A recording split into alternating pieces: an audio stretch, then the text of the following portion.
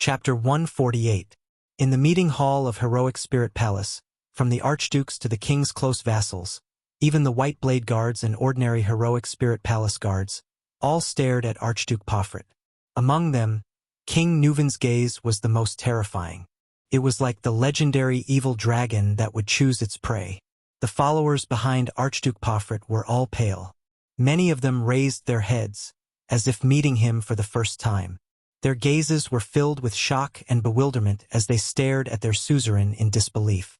Watching all this, Thales sighed softly. Sometimes, it's not a good thing to leave in such a hurry. In the face of all this, the young Archduke Pofrit only pursed his lips and said nothing. Not only that, the commander of the White Blade Guards behind him, the Star Killer Nicholas, stared coldly at the Archduke. His gaze was full of disdain.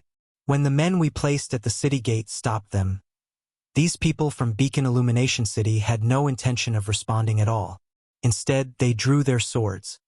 Nicholas' voice grew softer and more unsettling.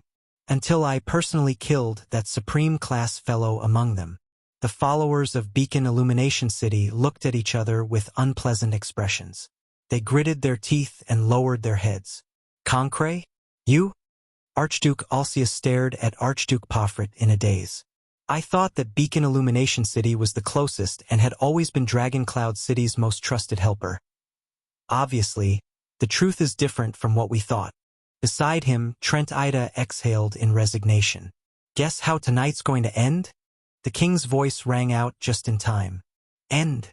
Neuven VII let out a terrifying sneer. His gaze was fixed on the silent Pofrit. Believe me, everyone, tonight's ending will be terrible.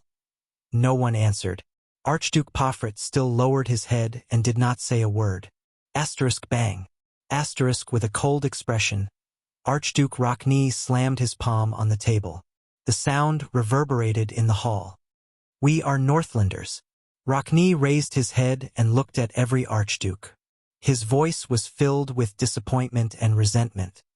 Not those Southern Empire people who eat conspiracies and assassinations. Thales pursed his lips and whispered, "Thank you for the compliment. Speaking of which, you really surprised me." Archduke Trentida's eyes shone with cunning and rumination. Our little guest from Constellation, are you really only 7 years old? A little venomous snake. Wuxia stared coldly at Thales and said, "It has a special sensitivity towards conspiracies." Thales took a deep breath. Conspiracy?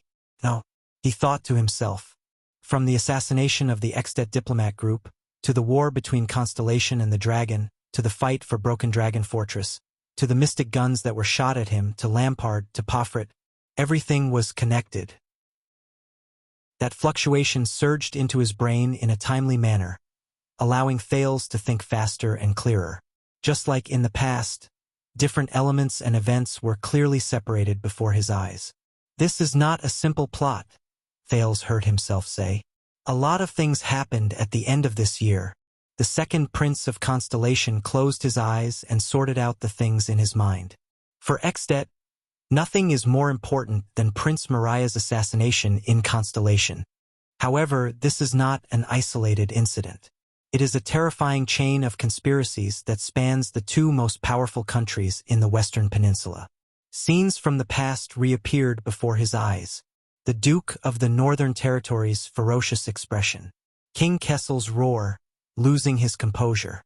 The various gazes of the Dukes of Constellation. The Archduke of Black Sand Region's emotionless gaze. Neuven VII's despair. And now the extensions in Heroic Spirit Palace. Thales opened his eyes gently. His gaze was solemn. This plan cleverly utilized the long-standing conflict and hatred between the two countries, which was amplified by the Fortress Treaty and accumulated for more than 10 years. The executors of the plan turned it into a sharp blade that pierced into each other's countries, attempting to reshape each other's power structure amidst the turmoil and reshape the Western Peninsula's situation. Everyone in the Hall of Heroes fixed their gazes on the Prince of Constellation. Even their breathing slowed. Only the vice diplomat of Constellation behind Thales, Lord Putre-Nemain, frowned slightly, as if worried about something. First, they killed Prince Mariah in Constellation, then instigated a war between Constellation and Extet. The Jade Star royal family suffered great losses in the internal conflict with the domestic nobles. King Kessel abdicated in defeat and condemnation. The Guardian Duke of the Northern Territory, Val Arund, took over the authority and crown of the Supreme King of Constellation with the support of the people and the glory of fighting against Extet. Thales lowered his head and spoke plainly, as if he was narrating something that had nothing to do with him. Just like the two wings of a butterfly, this is only the wing in Constellation. As for the one in Extet, Archduke Pofrit clenched his fists without realizing it. Thales' voice continued to travel faintly. Prince Mariah's death deprived the Walton family of the hope of choosing a king. King Neuvin's anger turned into nourishment for war. Archduke Lampard brazenly dispatched his troops in the name of avenging the king.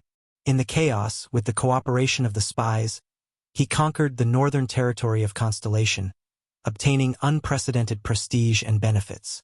In the end, the Archduke of Black Sand region returned with the glory of the battlefield, and with overwhelming prestige, he successfully chose a king. After the plan was completed, Constellation and the dragon would replace each other in the midst of their mutual hatred and be reborn from the ashes. Thales paused for a moment and gently concluded. An ingenious, grand, risky, ambitious, creative, and daring terrifying plan. The 5 archdukes had different expressions. Rocknee's expression was solemn. Alcius pondered in shock. Trent Ida glanced sideways at the other people in the hall, and the bald old Lekko blinked, his emotions indecipherable. Archduke Pofrit's breathing gradually became heavier. Young people, you think too much and have great ambitions. Archduke Lekko's murky eyes moved slightly as he asked Pofrit. However, you made an unnecessary move to assassinate the Prince of Constellation and exposed yourself instead? Pofrit did not answer him. He only stared at the ground in a daze, as though everything around him did not exist. I think it was not an unnecessary move. He had no choice but to do so. Thales raised his eyebrows. I just figured this out. The scene of me being assassinated in front of the fortress was to completely destroy Lampard. Archduke Lekko turned to him. According to the original plan, Lampard would ascend the throne and become King Chapman. I don't know how many generations this name is. Thales turned to Pofrit. And you, Archduke Pofrit, are his most secret collaborator in Extet. Finally, Pofrit raised his head, but he did not look at anyone. But the problem is, this plan failed at the first stage. Thales sighed.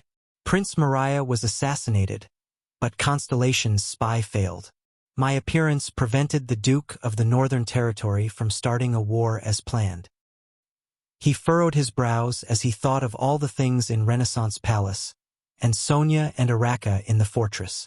Lampard also failed to gather the forces of the 3 southern archdukes to invade Constellation, and he also failed to take down Broken Dragon Fortress. The war between Constellation and the dragon could not happen at all. Archduke Lampard could not bring the glory of conquering Constellation's northern territory to take the crown that he aspired to get. Archduke Pofrit exhaled softly, and a low panting sound could be heard. What's worse is that, with Val Arund's failure in Constellation, Chapman Lampard's conspiracy was exposed. Thales laughed bitterly. The enraged King Neuvin will seek revenge and make Lampard and Black Sand region pay the price. Ah!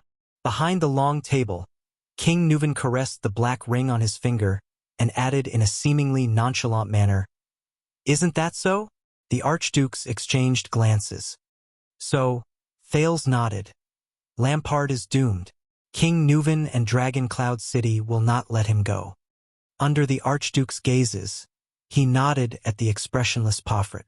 Under such circumstances, if Lampard is really forced into a desperate situation, how can Lampard's collaborator remain unscathed? Based on Lampard's personality, he will definitely drag his collaborator to hell. Thales shook his head. For his own survival, Archduke Pofrit must act first. He must completely eliminate his former collaborator and future threats. The long-haired Archduke Rockney snorted coldly.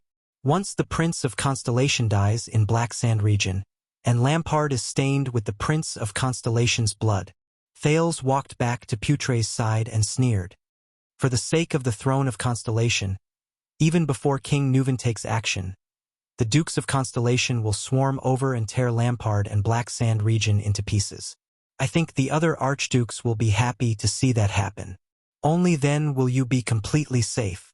The Prince of Constellation's voice faded away. In the hall, many people sighed with different intentions.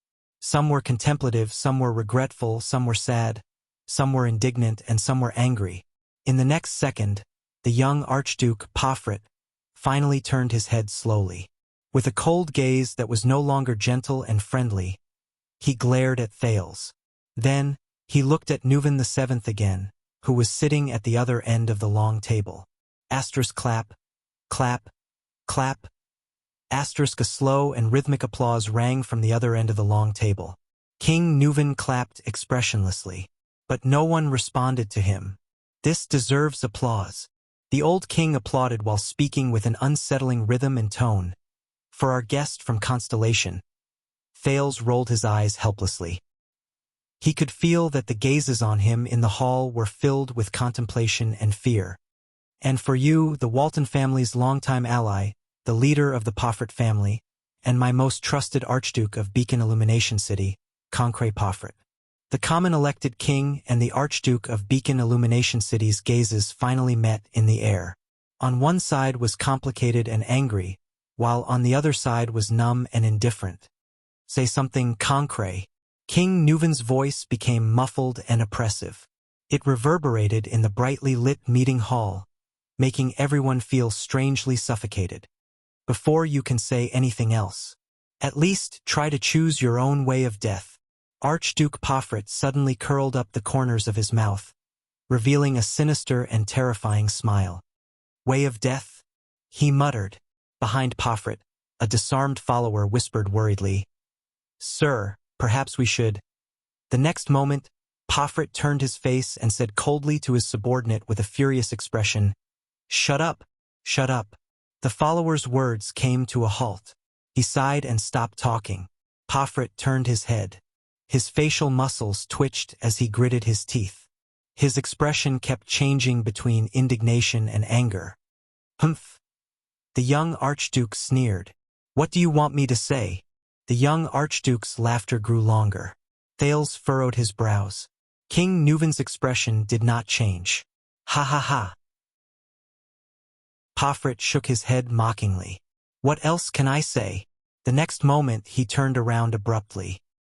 His eyes were as sharp as an eagle's as he scanned the entire hall. I don't know what you are talking about. Pofrit's cold words caused everyone's expression to change. I received an invitation from His Majesty to come to Dragon Cloud City to discuss the relationship between the two countries.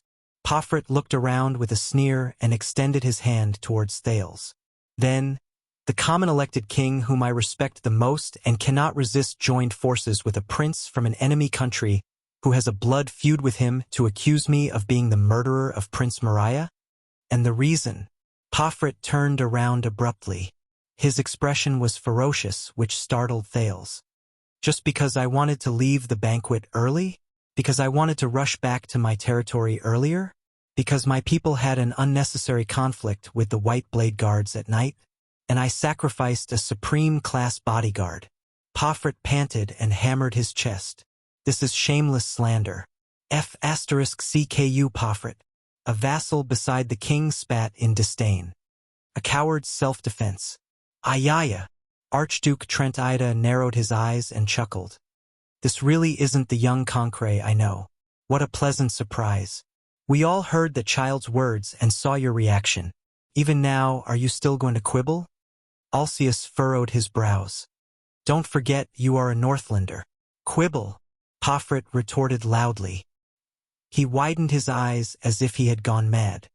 From the beginning until now, this damn brat has been spouting nonsense alone. Pofrit pointed at Thales and roared loudly. And you fools have been fooled by him alone, by a prince of Constellation, a remnant of the Empire. Thales shrugged helplessly and exchanged a glance with Putre behind him. Beside them, Marquis Shiles whispered with a face full of smiles. Wow! To be able to see this scene in the Extet Palace, It's really worth the trip back. Pofrit turned around and glared at King Nuvan angrily. I murdered Prince Mariah? I cooperated with Lampard. I orchestrated the assassination of this brat? The Archduke roared angrily with a twisted expression. Is there any evidence? Everyone knows that Mariah and I are of similar age, and we are close friends. What reason do I have to murder him?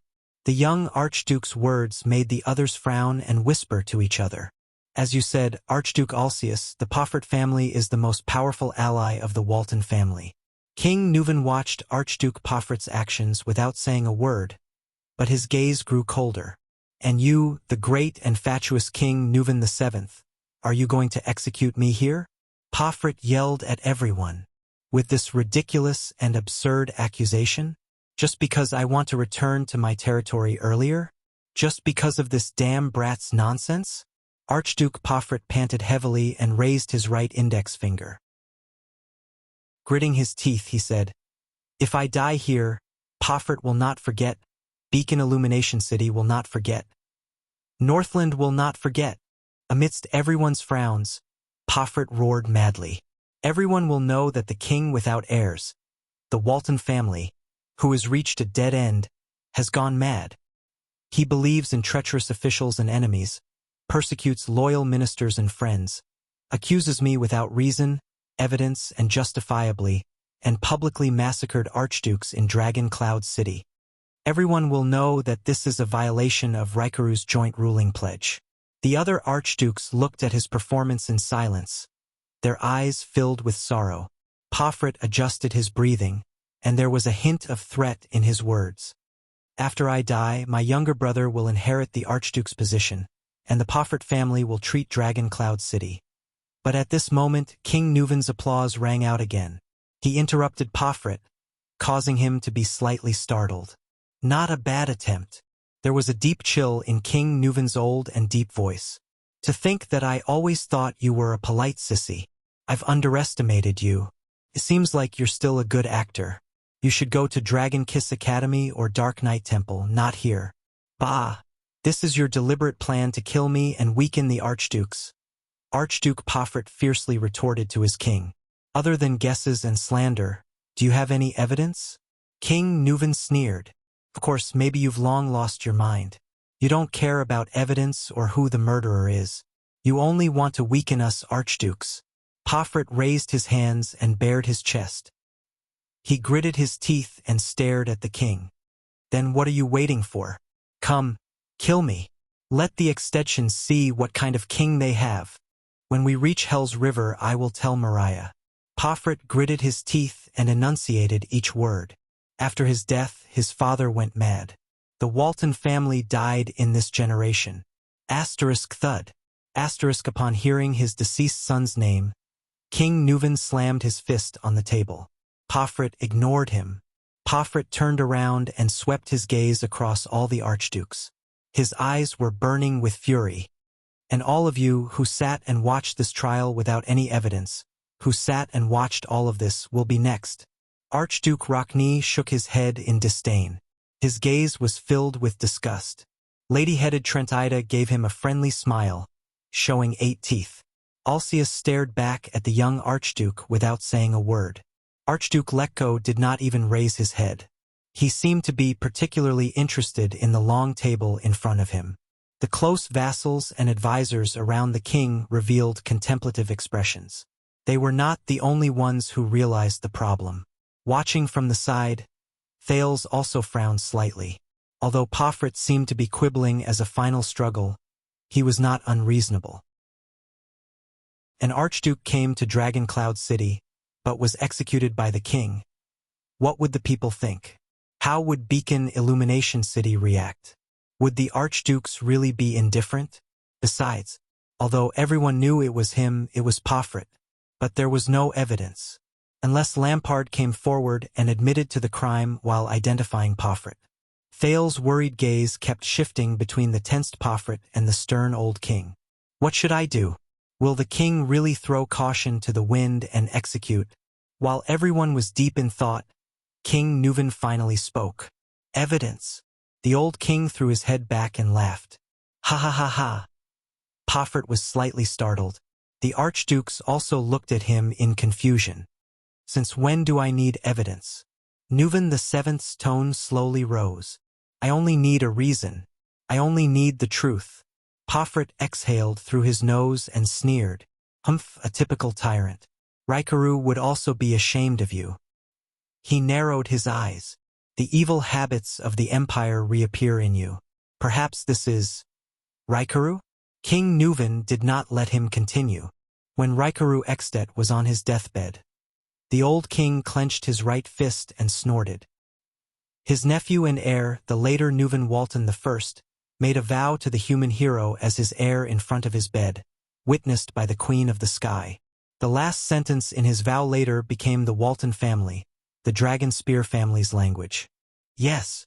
Under everyone's gaze, Nuven VII lowered his voice and said solemnly, as the son of Northland, the son of Northland, the way of Northland. Archduke Pofert was slightly startled and puzzled. Since we are Northlanders, King Nuven clenched his fists tightly. His eyes were burning with anger, but he suppressed his emotions and continued to speak solemnly. We should follow the way of Northland. Everyone's expression changed at the same time. Thales thought of a possibility. His face turned pale. King Nuven clapped his hands. The sound of 2 footsteps slowly came from outside the hall. Everyone's gaze was attracted by the 2 newcomers. Thales saw the newcomers clearly. He frowned and looked at Putre. Putre narrowed his eyes and shook his head at him. Pofert stared blankly at the newcomers.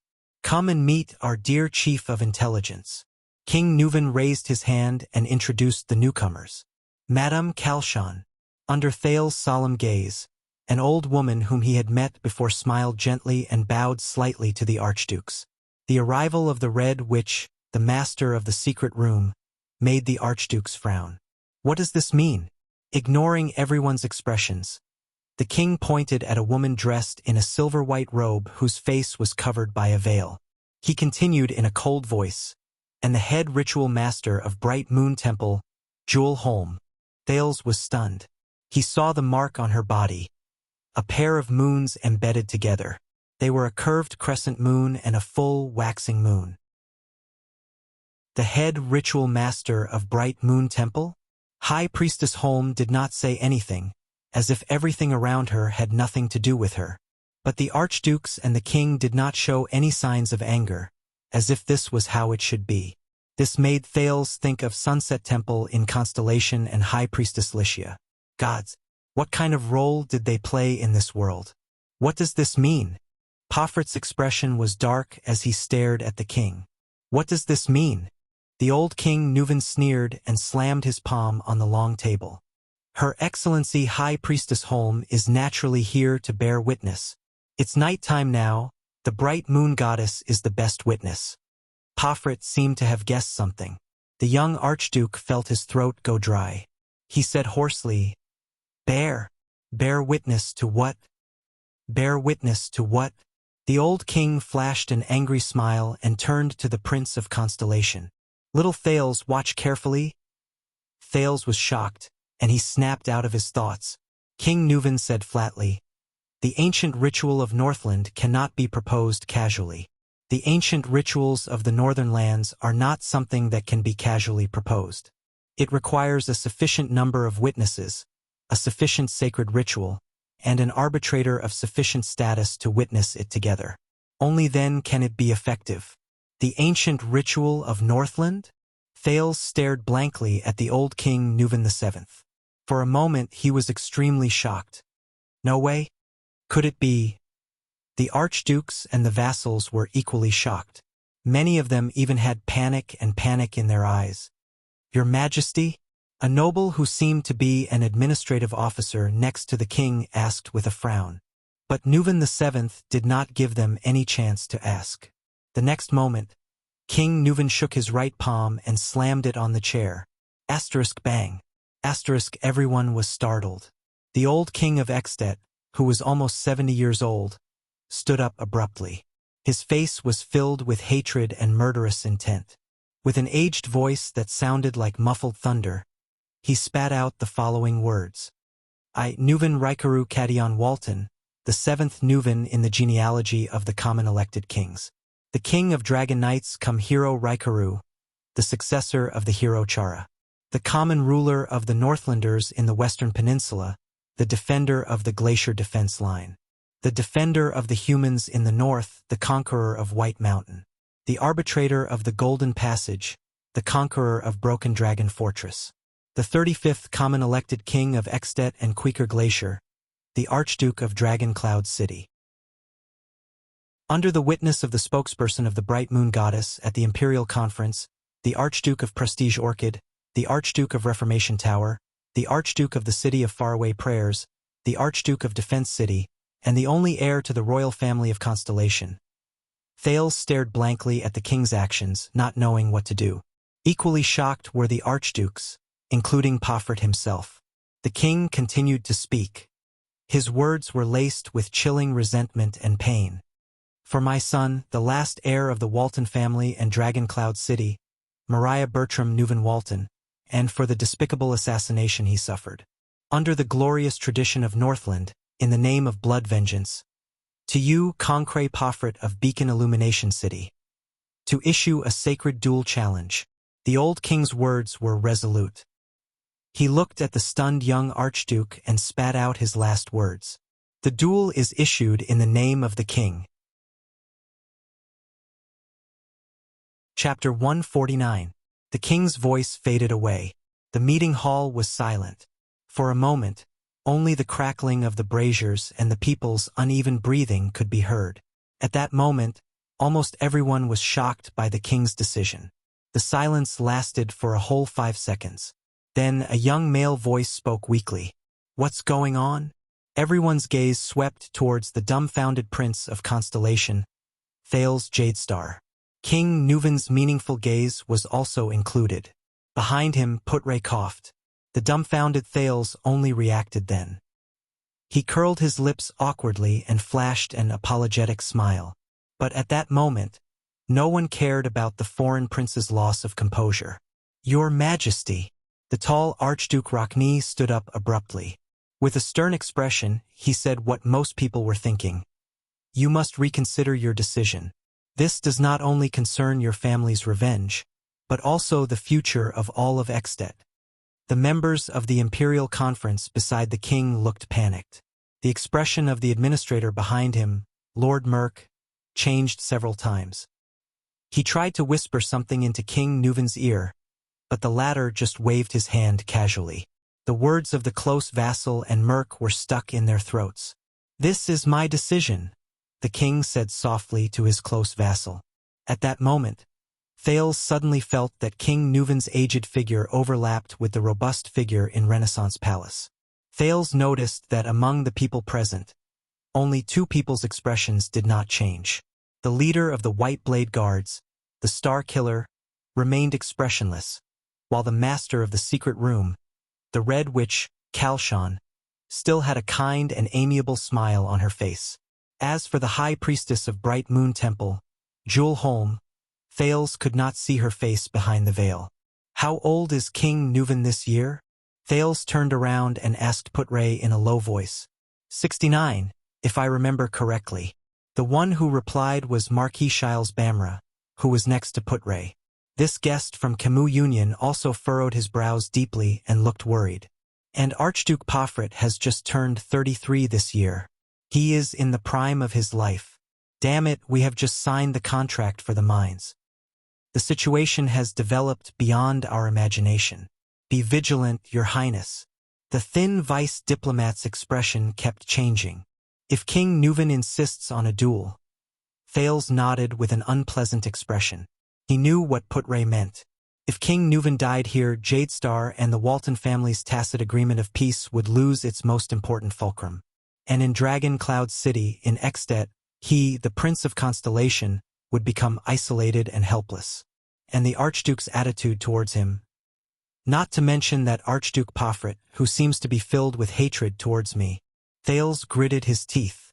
The next moment, King Nuven walked out of his seat and slowly walked forward. He smiled at the archdukes. "What's wrong, noble and proud Rockney?" King Nuven's old but powerful voice echoed throughout the hall. "Are you worried that my old bones cannot defeat the young?" The long-haired Archduke Rockne did not say a word, but his slightly swaying head had already explained everything. "I can't say that his words are unreasonable, Your Majesty." Archduke Trentida rubbed his right hand with a dark expression. He glanced at Archduke Pofrit, who was still in shock. It's one thing to snatch a woman from a young man, but to fight to the death in a duel. "You know your age, don't you, Your Majesty?" Archduke Alcius' words were even more direct.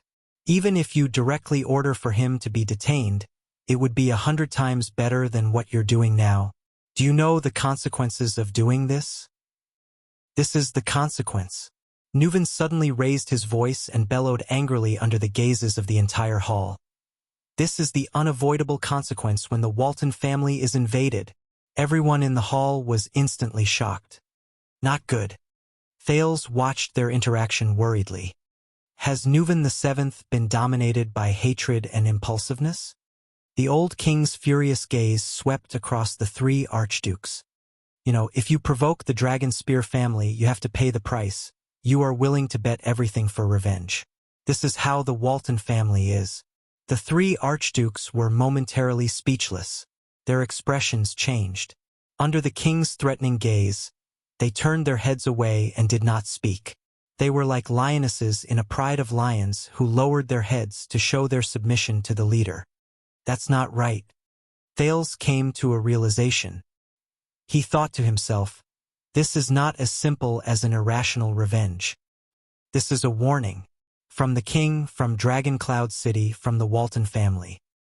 "Ha-ha!" Archduke Letko, who was sitting further away, laughed awkwardly. "Our king likes to joke, doesn't he?" King Nuven turned his head and glanced at him. Archduke Letko's smile froze on his face. "Joke?" King Nuven snorted softly and slowly walked up to Pofrit. His eyes seemed to burn with endless flames. "You tell me, Concret Pofrit, do I look like I'm joking?" Everyone looked at Archduke Pofrit, who was being challenged. You're crazy. A duel?"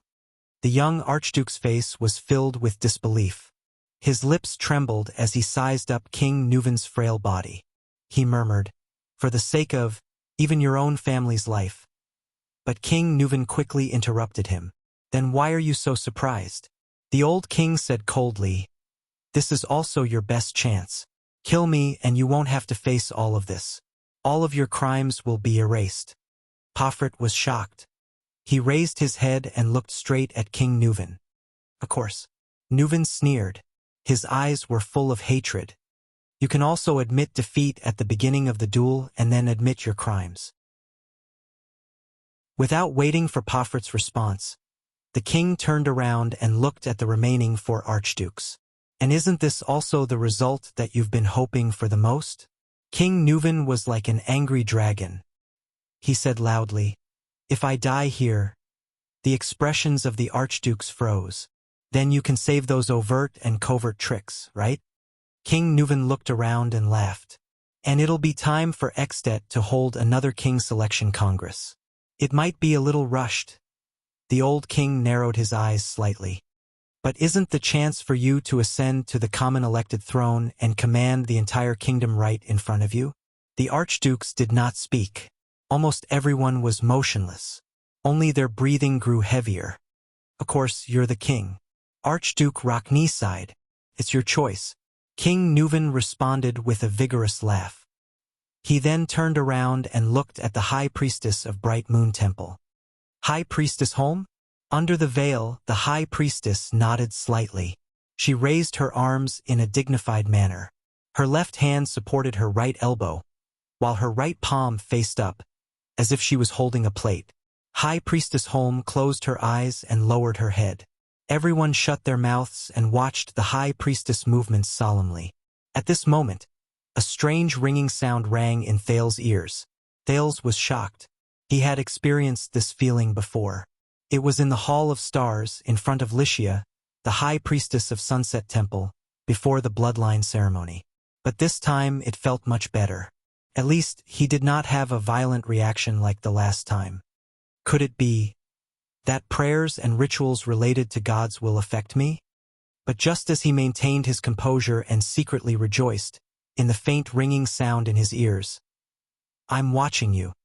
Thales raised his head abruptly, but he only saw an empty ceiling. "What?"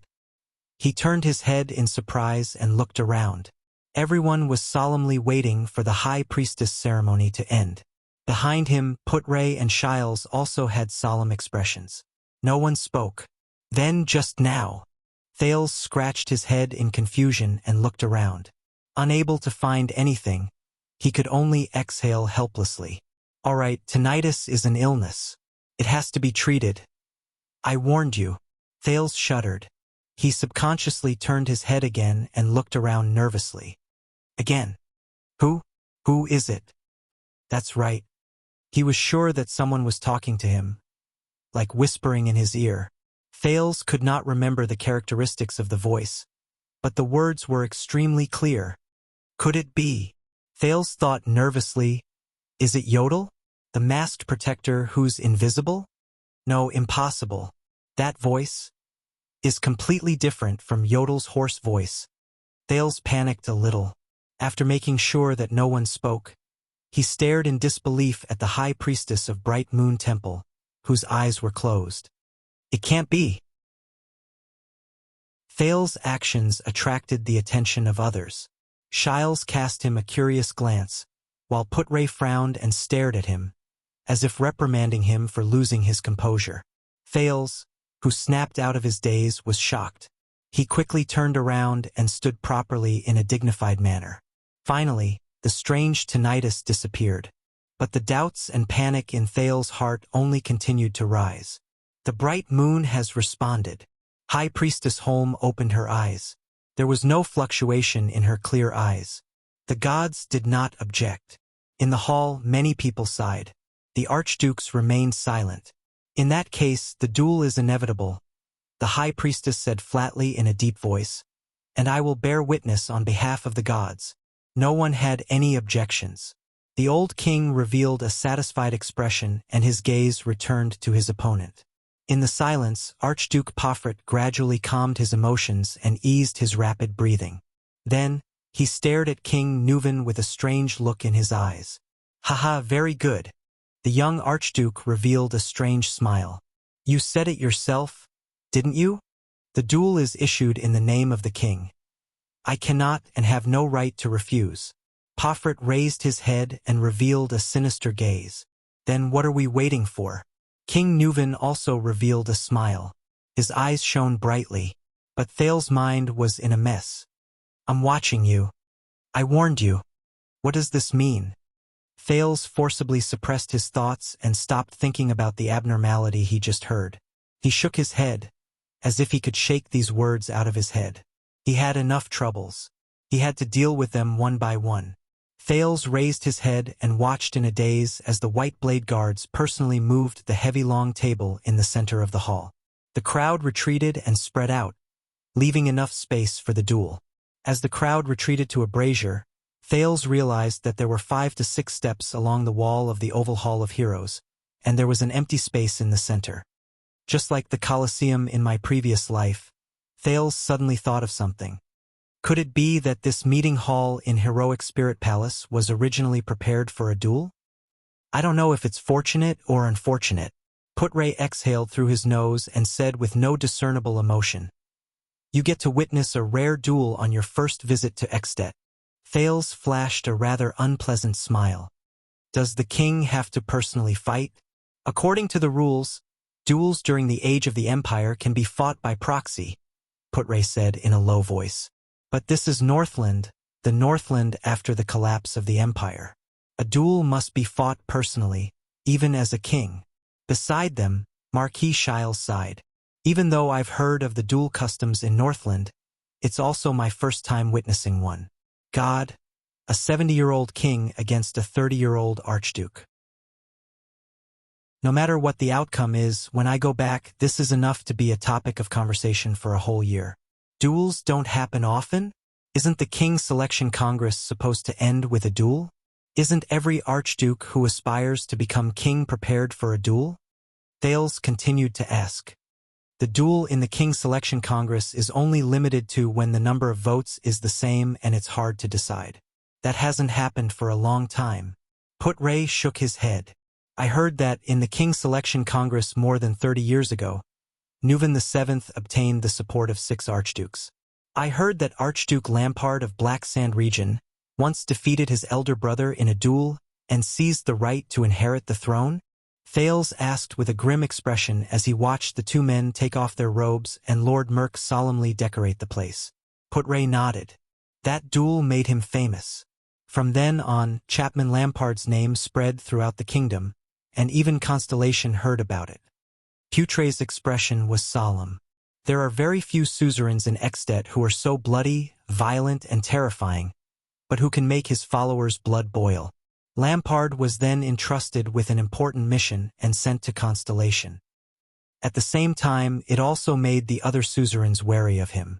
After all, he's a terrifying person who can even kill his own brother. Marquis Shiles pursed his lips. This is the conclusion I obtained after visiting all the cities in Northland. But this duel is too hasty. Are all Northlanders crazy? Thales gritted his teeth. Didn't he think about the consequences of losing? At this moment, a cold voice traveled into the hall. In Northland, duels are sacred rituals. The Star Killer, Nicholas, appeared beside them at some point in time. He stared intently at the 2 men facing each other in the hall.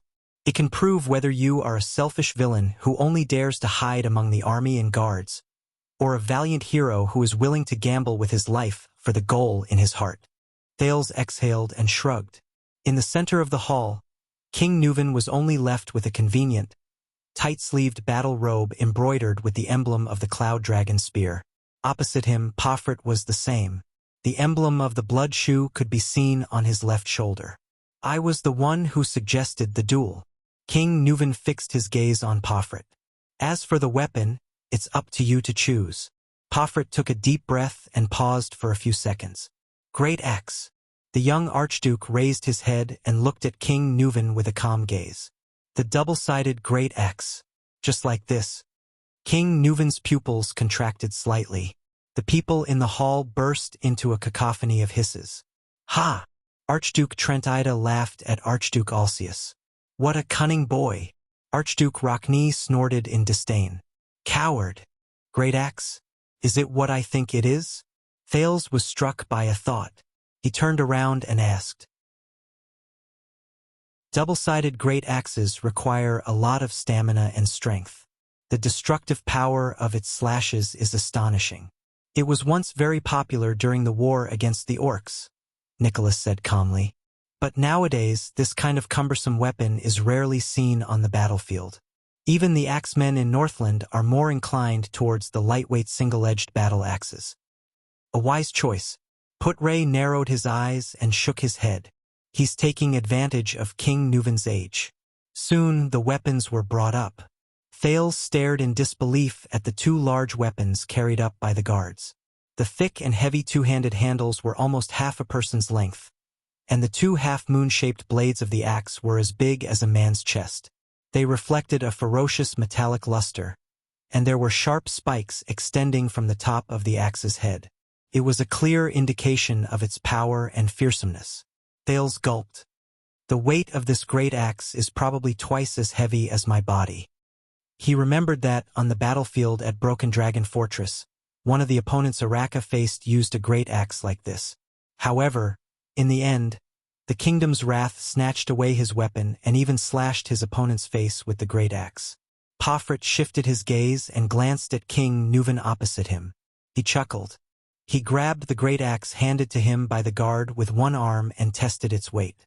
Immediately, the young Archduke's arm muscles trembled and he raised the great axe. Pofrit smiled in satisfaction. He turned around and swung the great axe back and forth. The sound of the axe blade slicing through the air could be heard clearly. Seemed to be quite easy. Thales stared at his relaxed posture and was speechless. This thing is terrible. Pofrit rested the great axe on his shoulder. He raised his head and stared sharply at King Nuven, who was also standing in front of the weapon. Be careful not to sprain your waist, your majesty. King Nuvan ignored him. The old king only extended one hand and pressed it gently on the axe's handle.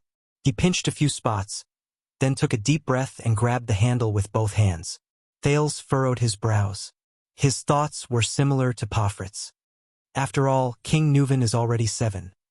Before he could finish his train of thought, he saw the old king clench his teeth and raise his giant axe steadily. King Nuvan even gently tossed the axe. The blade flipped in the air and returned to his hand along with the handle. Thales stared at the old but vigorous King Nuvan. His jaw dropped in shock. Like Pofrit, King Nuvan placed the great axe on his shoulder. It seemed to be the standard posture of holding an axe. He let out a long sigh. His gaze seemed to be brewing a storm. Don't worry about it.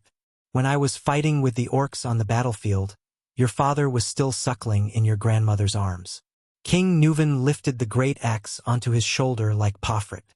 King Nuvan flashed a sinister smile. Brat. Pofrit's expression darkened. It seems that our king is still as graceful as ever. The bald Archduke Lekko sighed. If it were me, that axe would have. Don't celebrate too early. Archduke Trentida shook his head with a strange expression. In case something happens to our beloved king. Isn't that what you want? Archduke Rockney unceremoniously mocked them. That damned king's selection. Trentida turned his head away, inviting a rebuff. Archduke Alcius combed his beard and furrowed his brows tightly. He recalled the Black Sand region succession duel 12 years ago. While Thales was still worrying about what if King Nuvan lost, High Priestess Holmes slowly walked to the center of the arena and attracted the attention of the entire hall. Everyone's mood became tense at this moment. High Priestess Holmes stood between the two men. Behind her veil, she glanced at the two dueling men with her clear eyes. She raised her right hand and extended it towards King Nuvan. The priestess's cold voice rang out slowly. In the name of blood vengeance, this man challenges me to a duel. King Nuvan stared coldly at his opponent. The high priestess raised her left hand again and extended it towards young Pofrit. For honor and glory, this man will accept the duel. Pofrit exhaled with a solemn expression. In the name of the holy bright moon goddess, I will bear witness. The high priestess began to retreat slowly. Her posture was light, and every step she took was accompanied by a sentence. The weapons dance in the moonlight. Blood reflects the glory of the gods. Courage burns a great life. Death is but a long-awaited homecoming. King Nuvan and Archduke Pofrit's expressions turned solemn at the same time. Both of them removed the great axes from their shoulders and held them in their hands. King Nuvan lowered his body and widened the distance between his hands. His left hand pushed further and further, even grabbing the joint between the handle and the blade of the axe. Archduke Pofrit pulled the axe diagonally to his side. The blade of the axe brushed past his face and stopped in midair, assuming the most suitable posture for wielding it. Both of them stared at each other with solemn expressions. Thales narrowed his eyes. From their gazes, he read all the negative emotions humans could have. The high priestess slowly retreated to the edge of the arena. She took a deep breath and raised her arms towards the sky, as if making a final prayer. Everyone held their breaths at that moment. In the next second, the high priestess retracted her arms and gently placed her palms on her shoulders. She lowered her head and uttered her final words. Chapter 150. In the next second, without any delay, Archduke Pofrit's figure moved. He attacked head-on, roaring as he swung his great axe at King Nuvan. Asterisk bang.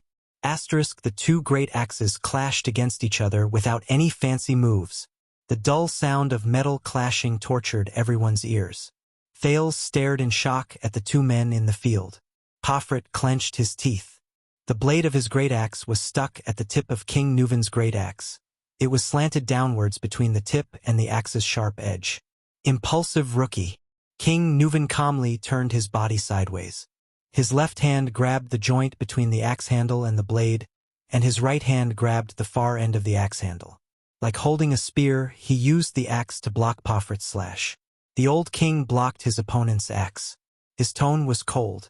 On the battlefield, with your weapon stuck, you would have been beheaded by now. As the two wrestled, King Nuvan used all his strength to push away his opponent's great axe. You know this is not a good idea, old man. Pofrit solemnly took a step back. He withdrew his great axe and moved to look for an opportunity to strike again. This is not a battlefield. This is a duel. The young archduke circled around the old king. His expression was indifferent. There are no white blade guards by your side. To protect your noble head, like an experienced warrior, King Nuvan followed Pofrit's movements and turned. The tip of his axe always pointed at his enemy. Only you and me. As he spoke, Pofrit's second strike came. This time, Pofrit's great axe drew an arc and slashed horizontally from the side, smashing towards King Nuvan's waist. Asterisk clang. Asterisk the sound of metal clashing rang again. King Nuvan turned his axe handle at the right time. Holding the axe in his left hand, he once again blocked Pofrit's horizontal slash. Yes, only you and me. King Nuvan clenched his teeth and deflected the enemy's axe. He panted slightly. This is much more exciting than the battlefield. Thales asked in a low voice, puzzled. Are they all so familiar with swinging their axes? His Majesty is not a child who has never touched a weapon before. The Star Killer's expression was solemn. While explaining, he did not forget to jab at Thales. As the King of Exdet, he once stood at the far north 38th century ground and personally fought against the invasion of the orcs from the north of the glacier. The skull of Syra Darkthunder, the human slaughterer, is still hanging high up at the first lookout point, intimidating the glacier beastmen. He also led his troops out of the Golden Passage and broke through the elves' defensive line in the White Mountain. Wherever his troops went, Camus Union, the White Elves, and the Alliance of Freedom were subdued. A brilliant light shone in the Star Killer's eyes. He was also the first northern sovereign in 300 years to conquer Broken Dragon Fortress and cross the border between Exdet and Constellation. When it comes to battle experience, he won't lose to any of the battle-hardened warriors in the White Blade Guards. Putre raised his eyebrows, and Thales stuck out his tongue. In the arena, Pofrit swung his great axe again and collided with King Nuvan's weapon in the air. Bang! The axes collided and sparks flew everywhere. King Nuvan did not seem to be able to do as he wished. He gritted his teeth and braced himself against the great axe. His arms trembled slightly. Are you tired? Pofrit seized the opportunity when King Nuvan took a breather. He roared and shook his arms. Old man. King Nuvan was forced to take a step back. While he was still adjusting his body, Pofrit swung his axe again and chased after him. Clang! King Nuvan once again parried the enemy's fierce attack. From the beginning until now, he had been passively defending. But this time, the enemy's attack did not end so easily. A surge of power surged into Pofrit's arms. His eyes were burning like a warrior who had gone berserk. He roared and swung his axe again, striking the king's left leg. In Thales' wave vision, Pofrit was filled with bright light. It was concentrated in his arms and flashed continuously. The power of eradication. Seeing that his king was in danger, Nicholas remained calm. He briefly explained, Beacon Illumination City's unique combo axe technique has given birth to at least 3 types of power of eradication. The old king roared and used all his strength to pull back his great axe. He struck Pofrit's great axe away, and the 2 axe blades clashed in the air, creating sparks. Clang! The king blocked Pofrit's axe. But unlike before, the old king did not manage to lock Pofrit's axe in the strike. Pofrit had no intention of stopping either. His axe spun in the air. Under its master's crazed expression, it brought with it a strong gust of wind as it chased after the king's head. Panting, King Nuvan struggled to adjust his posture. He lifted the heavy axe handle to his side and forcibly parried Pofrit's attack. Bang! A loud noise was heard. Thales subconsciously covered his ears with his hands. But Pofrit, who was supported by the power of eradication, did not get his axe stuck like the previous few times. He reacted quickly and reversed the axe. It slipped away from Nuvan's block in an instant. The next moment, the young archduke pursed his lips and pushed with both hands, thrusting the sharp tip of the axe forward. It was a sudden stab at the opponent. In the face of the enemy's sudden attack, King Nuvan, who was powerless, had no time to retract his heavy axe. He could only watch the tip of the axe stab towards his face, until the tip of the axe pierced straight into his left cheek. Ah! King Nuvan roared indignantly. At that moment, Thales felt his heart skip a beat. In the nick of time, King Nuvan suddenly turned his head sideways. Rip! The tip of the axe grazed the king's face, drawing blood. It also caused a wave of exclamations in the hall. With a terrifying scar that stretched from his cheekbone to the side of his left ear, King Nuvan narrowly avoided the fatal tip of the axe. Blood dripped onto the ground. The king then gritted his teeth, mustered all his strength, and swung his axe horizontally, forcing Pofrit to retreat. This was also Nuvan's first counterattack. Pofrit nimbly retreated 3 steps, dodging the wind from the king's axe. At the same time, he left his opponent's attack range. Like many people in the hall, Thales heaved a sigh of relief and patted his chest to soothe his nerves. Perhaps all of you have forgotten something? Thales turned around and said worriedly, "That old man, King Nuvan, is already 70 years old. As the king of Extet, a duel is a test he must undergo." Nicholas' gaze did not waver, but his lips parted slightly. "It has nothing to do with age. Every man in Northland has to undergo harsh combat training during their military service. Every suzerain of Extet has to do the same, and even awaken their power of eradication," Putray explained to Thales, who had a strange expression on his face. "This is how the country is, and the customs of the people dictate it." "My God!" Thales rolled his eyes and shrugged helplessly. "I'm so lucky to be born in Constellation and not Extet." Hearing this, the Star Killer smiled indifferently. "It's still the same old saying, 'Welcome to Northland.'" Thales shook his head and turned his gaze back to the arena. Putray's expression changed as he looked at Thales' back. "Being born in Constellation is a kind of luck?" Putray sighed silently. "It's too early to say that, young prince." "Ha ha ha." The young archduke looked at the blood-covered, panting king with satisfaction. He gritted his teeth and laughed nastily. "How many rounds has it been? Old man? You're already at your limit." "Nonsense, brat."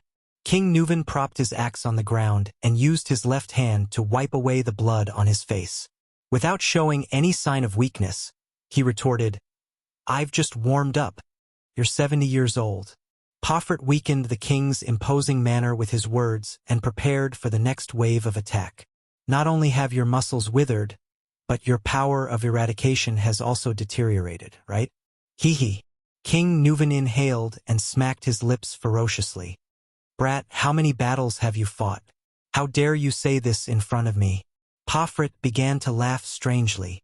"Yes, I still remember 12 years ago, when my grandfather was still alive, you gathered the armies of the 7 archdukes. With unprecedented pride, you went south to Constellation." As he spoke, Pofrit swung his axe without warning. Asterisk bang. Asterisk the blade of the axe ruthlessly struck the great axe that King Nuvan had raised. This time, the young archduke roared and pressed his entire body forward, wrestling with King Nuvan head-on. King Nuvan was pushed back 2 steps before he could stabilize himself. His face was contorted as he struggled to resist the young and aggressive archduke. His arms could not stop trembling. "You were strong, fierce, and in the prime of your life." Gritting his teeth, Pofrit pushed the axe in his hand forward and easily suppressed the aging king. "You were strong, fierce, and in the prime of your life. You weren't like this sickly and broken man now." In the next second, the old king finally lost his strength. He was pushed away and fell to the ground. His weapon fell to the ground. Asterisk clang. Asterisk many people held their breaths. Pofrit mercilessly smashed his axe down.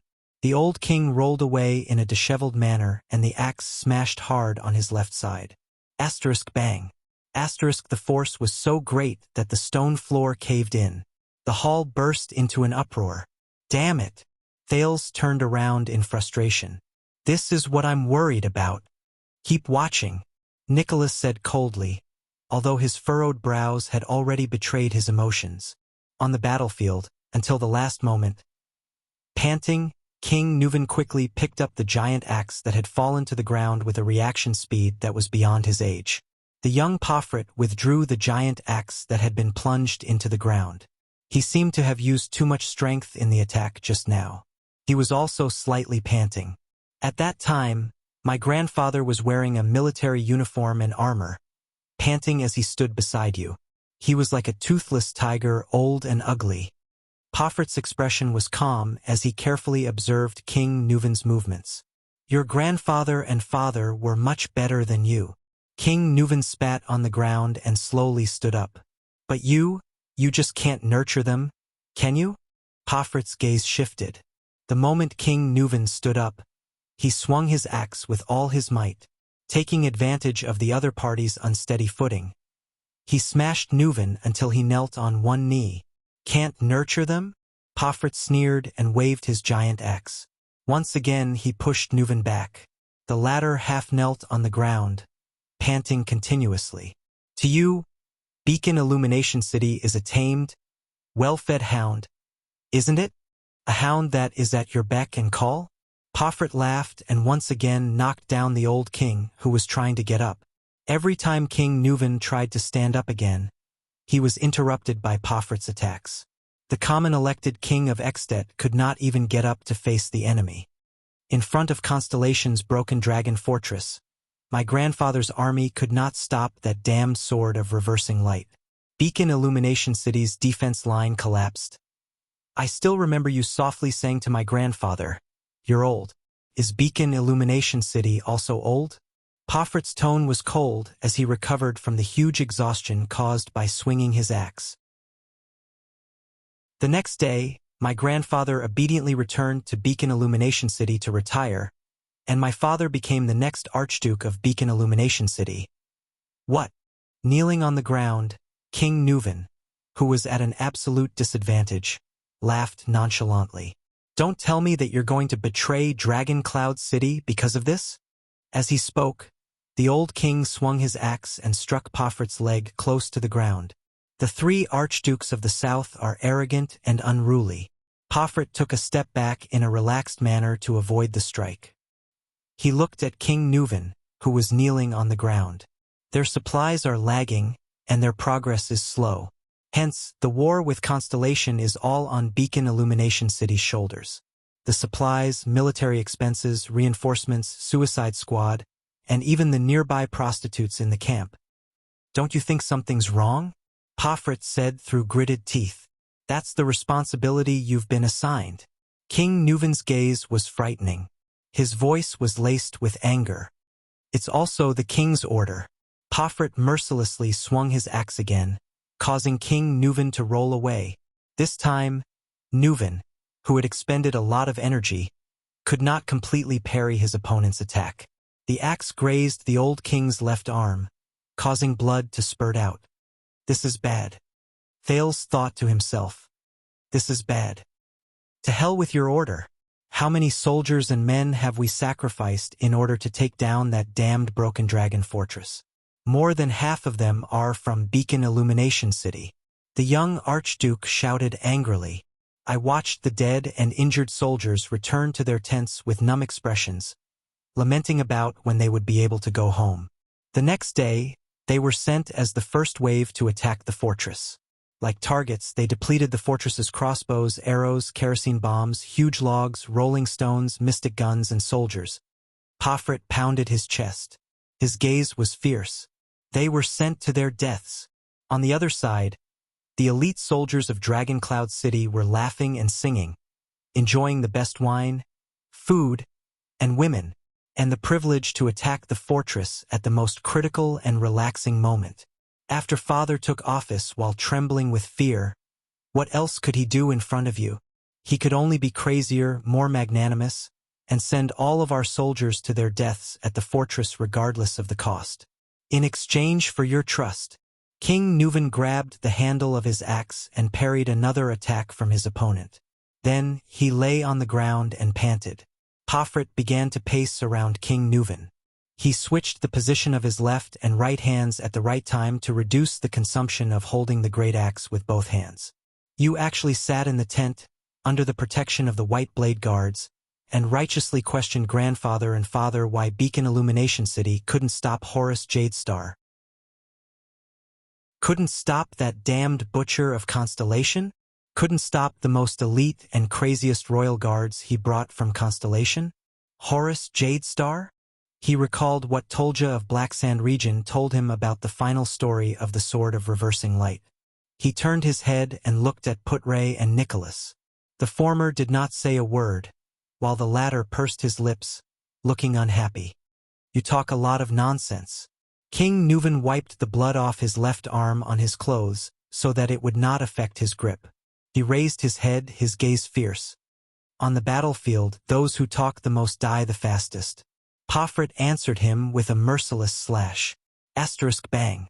Asterisk King Nuvan trembled as he parried the trajectory of the axe. He was already at an absolute disadvantage. Go to hell, Nuvan Walton. Pofrit spat, his face full of resentment. Conqueror of Broken Dragon Fortress, do you think you're worthy? King Nuvan got up on one knee, holding the great axe in his hand. He looked at Pofrit ferociously, as if he was preparing for the most crucial counterattack. Once again, Pofrit did not stop. His axe struck the handle of Nuvan's great axe. Asterisk clang. Asterisk King Nuvan struggled to resist his opponent's great strength. The two terrifying weapons were locked in a stalemate in the air. You told everyone to pack up and go home just because of the Fortress Treaty. At least you pretended to comfort and explain to the other archdukes. And to us, to Beacon Illumination City? No land, no spoils of war, no rewards, no consolation. You told us to leave with a wave of your hand. Pofrit gritted his teeth, looking crazy. I personally sent your grandfather and your family to the position of Archduke of Beacon Illumination City. I trusted him. King Nuvan clenched his teeth, his expression furious. I ignored them because they were my most capable assistants. Bullsh asterisk T-Trust. They're not even worth a penny. Pofrit roared. Countless corpses of Beacon Illumination City soldiers are buried in the fortress, in Constellation. If you have the guts, go and tell them. Assistance? Why don't I see you sending people from Dragon Cloud City to their deaths? However, in the next moment, the eyes of the seemingly disadvantaged old king flashed, and the muscles on his arms suddenly bulged. In the unique vision provided by the fluctuation, the old king's arms suddenly erupted with a dazzling light. Chapter 151. Pofrit's expression froze and his pupils constricted. King Nuvan, who had activated his power of eradication, raised his arms and forcefully pushed his great axe to the side. Pofrit held onto his great axe with all his might and stared in disbelief at the old king who had suddenly attacked. Within a second, King Nuvan's movements became swift and powerful. He decisively let go of the great axe in his hand and pounced on Pofrit like an eagle. The old king ruthlessly struck Pofrit's chest with his right elbow. Thud. Caught off guard, Pofrit grunted in pain and took a step back. Clang. Two great axes fell to the ground. In the hall, the spectators' moods were instantly stirred. Thales could not take his eyes off the king. He almost forgot to breathe. The king's counterattack had arrived. Without the great axes restraining him, King Nuvan's movements became as fast as lightning. He did not stop after the elbow strike. Instead, he steadily hugged his right arm and did not stop his feet. With a terrifying momentum, his right shoulder crashed into Pofrit's chest. Pofrit instantly lost his balance. The young archduke felt a tightness in his chest. He gritted his teeth in pain and kept retreating. Beautiful! Marquis Shiles clicked his tongue in admiration. The tables are always turned in an instant. With a ferocious expression, King Nuvan stepped forward. You talk too much. Whoosh! King Nuvan clenched his right fist and swung it violently in the air, causing the wind to howl. Never a good ending. Amid the king's low growl, the heavy punch hit Pofrit's abdomen. The muffled sound of fists hitting flesh reverberated in everyone's ears. Many archdukes frowned. These blows are really unlike a 70-year-old man. Trent Ida watched the king's counterattack in disbelief. Don't underestimate him. Archduke Alcius's expression was solemn. He is the sentinel of the glacier defense line. He has fought countless life and death battles with the terrifying orcs. With a pained expression, Pofrit instantly crouched down. His entire body suddenly shrank into a ball, as if he could not withstand the strength of the punch. King Nuvan immediately raised his left fist. His expression was calm but full of anger. Beacon Illumination City? Unfair? King Nuvan was like a lion that had successfully hunted its prey. He stared coldly at the young opponent before him. You caused the death of Mariah. The next moment, the king punched again with his left fist. With the terrifying force of the power of eradication, he hit Pofrit's heart on the left side of his chest. Bang! A terrible dull sound came. Pofrit's body shook violently under the punch, like a leaf floating powerlessly in the water. As he watched his opponent tremble, King Nuvan spat viciously. Coward! It was only then that Thales relaxed. You scared me to death. At this moment. Wait, Nicholas said warily. Something's wrong.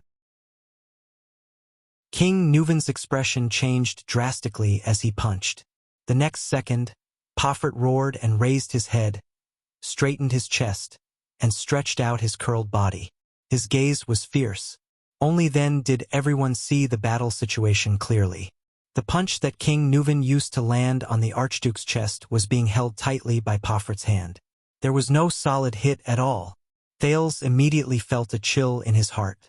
In the next moment, Pofrit grabbed King Nuvan's fist with his left hand and abruptly pulled it backward, pulling King Nuvan towards him at lightning speed. Then, he raised his right elbow and aimed it at King Nuvan's face. Thud! Pofrit's elbow landed heavily on the old king's skull. A terrible dull sound echoed in the hall. However, this time, the two parties engaged in a hand-to-hand fight had switched to offense and defense. King Nuvan seemed to be dizzy from the ferocious elbow strike. As he swayed, he fell backwards. Thud! King Nuvan fell hard on the ground. His head landed solidly on the stone bricks. Some of the spectators could not help but cry out in surprise. Thales stared blankly at the reversal of the battle. I've been waiting for this strike for a long time, Your Majesty. Pofrit laughed and rubbed his chest, which had just suffered a heavy blow. His tone turned cold. To think that I said so much nonsense to lure you into taking the bait. King Nuvan shook his head strenuously, as if he had lost his sense of direction and vision. You're used to fiercely counterattacking when the enemy has the upper hand, playing to your strengths and avoiding your weaknesses, and subduing the enemy with one strike, right? The young Archduke angrily raised his leg and kicked King Nuvan's chest. Amidst the gasps in the hall, he kicked him back to the ground. Your Majesty! King Nuvan trembled. He dragged his aged body and tried to stand up again. However, the blow just now seemed to be too heavy, or perhaps he had used up too much energy. The old king actually could not struggle to get up. My grandfather always told me stories about you, from your fighting habits to your footsteps. Archduke Pofrit panted and flashed a ferocious smile. My grandfather, do you still remember him? Panting in pain, King Nuvan flipped over and tried to grab his fallen great axe. But Pofrit was faster than the king. He abruptly stepped on the two great axes on the ground. The Archduke then kicked King Nuvan back to the ground. Many people in the hall were so shocked that their mouths were agape. Although they had expected it, when it really came to this. When I was young, my grandfather always said that there was a generous and just king in Ekstedt. He said that you clinked glasses with him and Archduke Stustel in the camp of the sentry. Pofrit picked up a great axe from under his feet. His gaze was bleak. But what did I see? They were the Archdukes of Beacon Illumination City for 2 generations. They were subservient, fearful, and lived worse than dogs in front of you. Grandfather died of depression on the way back to his hometown. Father trembled in fear and wore a distressed expression all day long. He was afraid that he would disobey you and lose Dragoncloud City's support. Even on the way back, he had to prepare camp prostitutes for you. Pofrit looked at the king and growled indignantly. They all lived in your shadow. They suffered humiliation, fear, and pain. The young archduke swung his axe at him. King Nuvan panted. He had no choice but to abandon his weapon and roll away from Pofrit's attack range. Asterisk bang. Asterisk the axe hit the ground with a loud bang. Stone chips flew everywhere. Pofrit exhaled and panted for 2 seconds. Then, he picked up his great axe and walked towards the defenseless King Nuvan, who was panting on the ground. Many people in the Hall of Heroes clenched their fists. It's over. Marquis Shiles slapped his face in pain. The crystal drop mine contract with Dragon Cloud City. Putray narrowed his eyes. No one knew what he was thinking. Thales did not speak. His heart was heavy. Now, he truly began to think about what would happen after Nuvan's death. Shiles only had to worry about his contract. What he had to worry about was his own life. Pofrit walked towards the king step by step with the footsteps of death. Hey! Archduke Letko, who was watching the battle, sighed.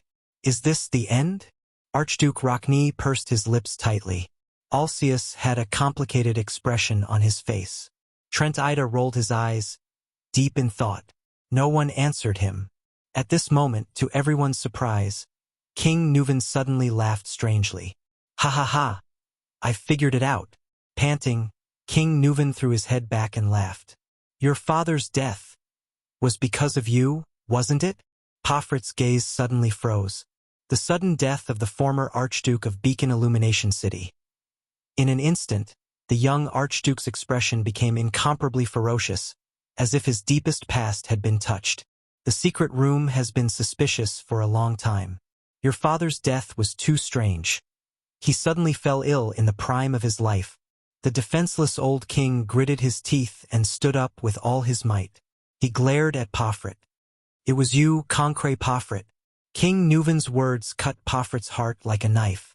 It also made the other people in the hall tremble with fear. It was his favorite son and heir. Nuvan's expression was solemn. His gaze was complicated. You killed your own father, didn't you? Pofrit's axe-wielding hand began to tremble. His face was contorted and his teeth chattered. No. Pofrit's face was pale.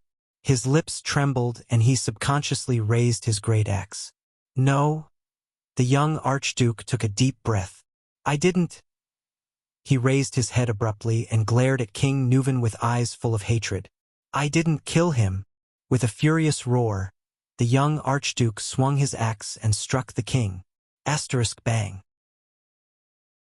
Asterisk King Nuvan dodged the fatal blow in a flustered manner. As he retreated, he fell to the ground again. Pofrit's power of eradication once again increased his arm strength and speed. The Archduke roared and instantly pulled back his axe. In a frenzy, he raised the great axe with both hands and stabbed the tip of the axe at King Nuvan, who was lying on the ground, under everyone's nervous and fearful gazes. King Nuvan roared and reached out with both hands to grab the handle of the axe that was stabbing towards him. The old king dangerously blocked the blade and the tip of the axe in front of his chest. Another gasp could be heard in the hall. Thales was dumbfounded as he stared at the king, who was forced into a corner. My father was accidentally injured. It was bad, very serious. Pofrit murmured with a sorrowful expression. I did nothing. I just let him sleep in peace. He didn't live a happy life anyway. From then on, there was no more anxiety, no more fear, no more anxiety. At the same time, the Archduke who was wrestling with King Nuvan did not stop. He pushed the blade of the axe towards the king with all his might. He roared madly, no more nightmares from Dragon Cloud City. King Nuvan gripped the handle of his opponent's axe tightly and moaned in pain. But his face was flushed and his arms trembled more and more violently. After roaring, Pofrit came back to his senses. His gaze gradually focused, becoming firm and numb. From that moment on, I will bear the humiliation and pain of Beacon Illumination City. I will end it. Watching the tip of the axe getting closer and closer to his chest, King Nuvan's old face contorted in pain and suffocation. Ha ha! Even if you kill me, you are still a coward. The powerless old king refused to show weakness. He gritted his teeth and said, "Ha ha! Even if you kill me, you are still a coward." Pofrit shuddered. He raised his head sluggishly and looked at King Nuvan. He slowly narrowed his eyes. Yes. Pofrit continued to exert more force, causing the old king to moan again. "This is all our fault. We are too weak." The muscles on Pofrit's arms swelled to the limit. His eyes burned with indignation. "Look at the 3 archdukes in the south. None of them are obedient. Trent Ida of Reformation Tower always obeys your orders and cuts corners. Alcius of Prestige Orchid Region has a special identity given to him by Raikaru. He ignores you. Lampard of Black Sand Region is a thorn in your side." The spectators tensed up, especially the 2 archdukes whose names were called. Their expressions froze. But they have gained respect. Pofrit gritted his teeth and spat out words at the exhausted king. "You treat them as worthy opponents, while we, Pofrit of Beacon Illumination City, a dog that crawls under the dragon's shadow, wags its tail and begs for pity, are the weakest targets to be bullied. You do whatever you want to us just because you support grandfather and Pofrit to become an archduke. Because we, the 2 generations of archdukes, are cowards." King Nuvan gradually could not withstand the young man's tremendous strength. The struggle between life and death had reached its final juncture. The tip of the axe began to move towards the king's chest. "Just because of this?" King Nuvan's words became incoherent. "You turned to Lampard?" The old king's eyes were bloodshot. "Of course, that's not the only reason." Pofrit's expression became cold again. "But why should I tell you?" Nuvan howled in indignation. "When you arrive at Hell's River, please send my grandfather and father my regards." The young archduke said coldly, "My beloved late king, your majesty." King Nuvan let out the most sorrowful and indignant roar in pain. Pofrit's pupils shrank. His power surged and he thrust the axe in his hand. *rip. *, the ferocious spike at the top of the axe sank straight into the old king's chest. King Nuvan stared at Archduke Pofrit in front of him. It was as if he could not believe what he was seeing. Blood stained the king's robe. Thales gently lowered his head and shut his eyes tightly. Chapter 152. King Nuvan lay quietly on the ground. His hand was still tightly wrapped around the handle of the great axe, as if it was his lover. The 2 sharp spikes in the middle of the axe blade sunk deep into his chest. Everyone in the Hall of Heroes watched the scene unfold before their eyes. Shock, doubt, sorrow, and grief. Countless emotions intertwined. The victor of the duel, Archduke Pofrit, was sweating profusely. His hand on the handle of the axe slowly slid down. As his body relaxed, he knelt beside King Nuvan and panted violently. Pofrit's eyes were lifeless and his chest was heaving, as if he had just experienced a nightmare. Archduke Alcius, who was watching the duel, widened his eyes. He looked at the motionless king, and his complicated emotions instantly turned into indescribable sorrow. Archduke Rachni's expression was sorrowful. Archduke Letko's brow seemed to be laden with a heavy burden. Trent Ida shook his head, as if expressing his disdain for the duel. Thales lowered his head and stared at the ground in a daze. He did not know what kind of expressions Nicholas and Putre had on their faces behind him. Damn it! How could this be? He slowly clenched his fists. King Nuvan died here. Who will control Dragon Cloud City? Who will control Dragon Cloud City? Who will control Dragon Cloud City? His thoughts became a jumbled mess. Freed from the duel, Archduke Pofrit half knelt in front of the king's body in a daze. Nuvan, the born king. Nuvan Walton, the monarch who ruled Extet for nearly 30 years. Already dead. The young archduke suddenly let out a low laugh. Ha ha ha! He raised his head, and his laughter grew louder and stranger, as if he was a morbid lunatic. Ha ha ha! Then the young archduke laughed maniacally and suddenly turned to look at the witness of the duel, High Priestess Holm, who represented the bright moon goddess. Ha ha ha ha! His body trembled as he laughed. The female priestess stared straight back at Pofrit. Behind her veil, Her beautiful eyes were calm and unruffled. Under her gaze, Pofrit felt an invisible pressure quietly bearing down on him. His smile gradually faded. The priestess remained calm and did not show any expression. Pofrit stopped laughing. His face slowly darkened as he furrowed his brows in confusion. Thales was in a daze, desperately thinking about his future. At this moment, "I see." Nicholas, the star killer, suddenly said softly from behind Thales. In the next moment, two loud sounds of collision resounded. Bang! Tong! Clang! What followed was the clang of metal falling to the ground. Thales shuddered and snapped out of his thoughts. At the same time, many people in the Hall of Heroes exclaimed in disbelief. Thales raised his head swiftly. Then his eyes widened and he frowned. He saw the most unbelievable scene. Couldn't be. The shocked Thales even forgot to breathe at that moment. King Nuvan, who was supposed to be lying dead on the ground, had somehow struggled to his feet. Instead, he pinned Pofrit face down onto the ground. The great axe which had pierced through the king's chest lay at their feet, still trembling. Like the others, Thales stared fixedly at the scene before him in bewilderment and confusion. The old king of Extet had a fierce and aggressive expression on his face. His left arm was in the shape of a ring, tightly gripping Pofrit's right forearm from behind. His right hand was firmly pressed against Pofrit's upper right arm, and his left knee was pressed against Pofrit's back. King Nuvan had locked Pofrit's right arm and pinned him to the ground. Thales widened his eyes in disbelief and shook his head subconsciously. How could it be? That injury. Thales was not the only one who thought so. Everyone in the hall, from the archdukes to the vassals, from the servants to the guards, were shocked to see this unbelievable and incomprehensible turn of events. No, you clearly. Amidst the intense pain, panic, and fear, Grand Duke Pofrit, whose right arm was locked and whose head and face were pressed to the ground, desperately exerted his strength in an attempt to break free. At the same time, he shouted with a face full of fear, "No, impossible!" He could not believe that the king, who had been pierced through the chest by his axe, could stand up in an instant, as if he was unharmed. The old king's right chest and the front and back of his robes were soaked in blood. It looked extremely terrifying.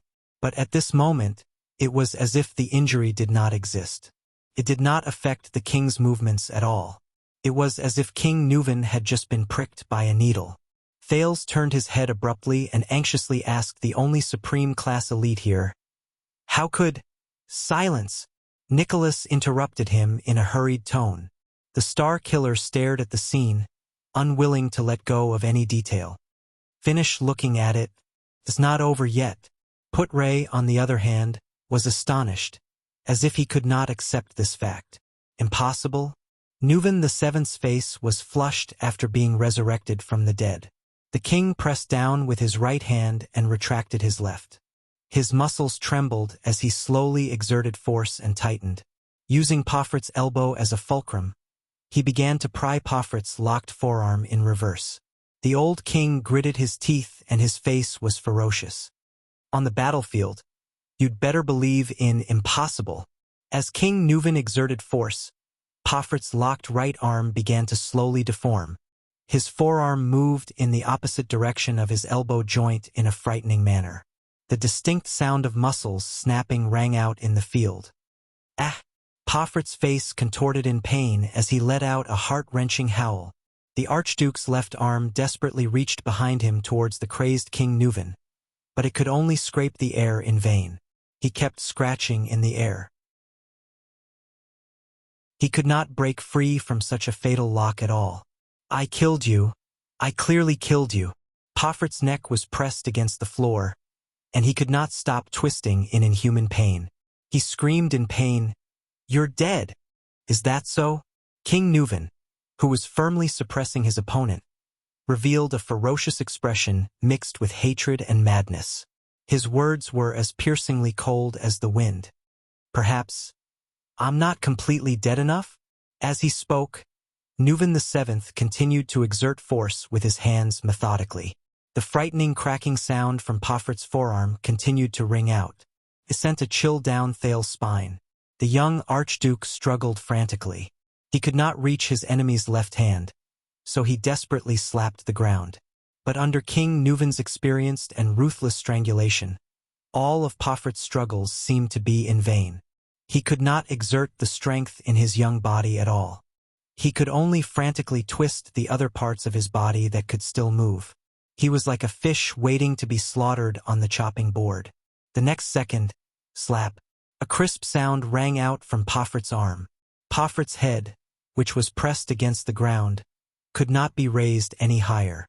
His face was contorted, and tears flowed uncontrollably from his eyes. His mouth was widened to its limit in pain, and he let out an unprecedented, frenzied howl. Ah! No! No!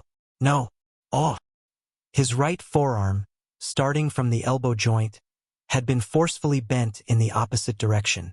Under the intense pain, Poffert trembled as he resisted King Neuvin's strength. He even lifted his chest an inch off the ground. But Poffert's nightmare was not over yet. King Neuvin suddenly raised his right hand, which was pressing against Poffert's upper right arm. He abruptly clenched his right fist and hammered the back of Poffert's head. Thud!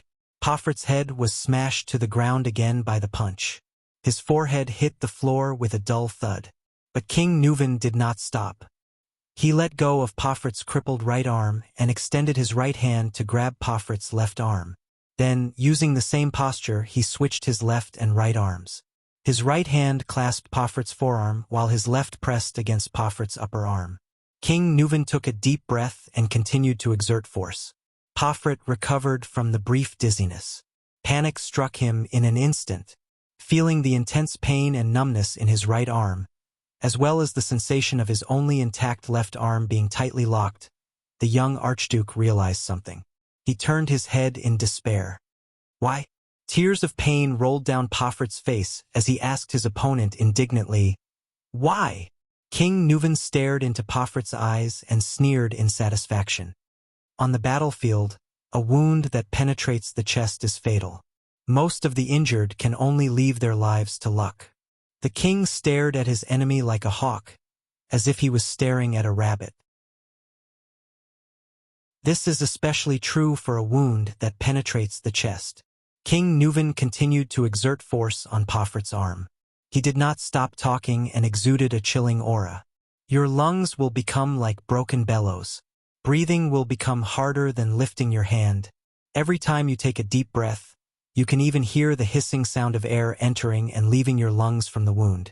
You will start coughing, and the coughing will become more intense and painful. Breathing will become softer, more painful, and more difficult. Blood will also slowly soak into your lungs. Then, as you breathe and cough, it will continuously flow out of your throat, mouth, and nose. In the intense pain and tightness in your chest, you will feel an incomparably heavy chest.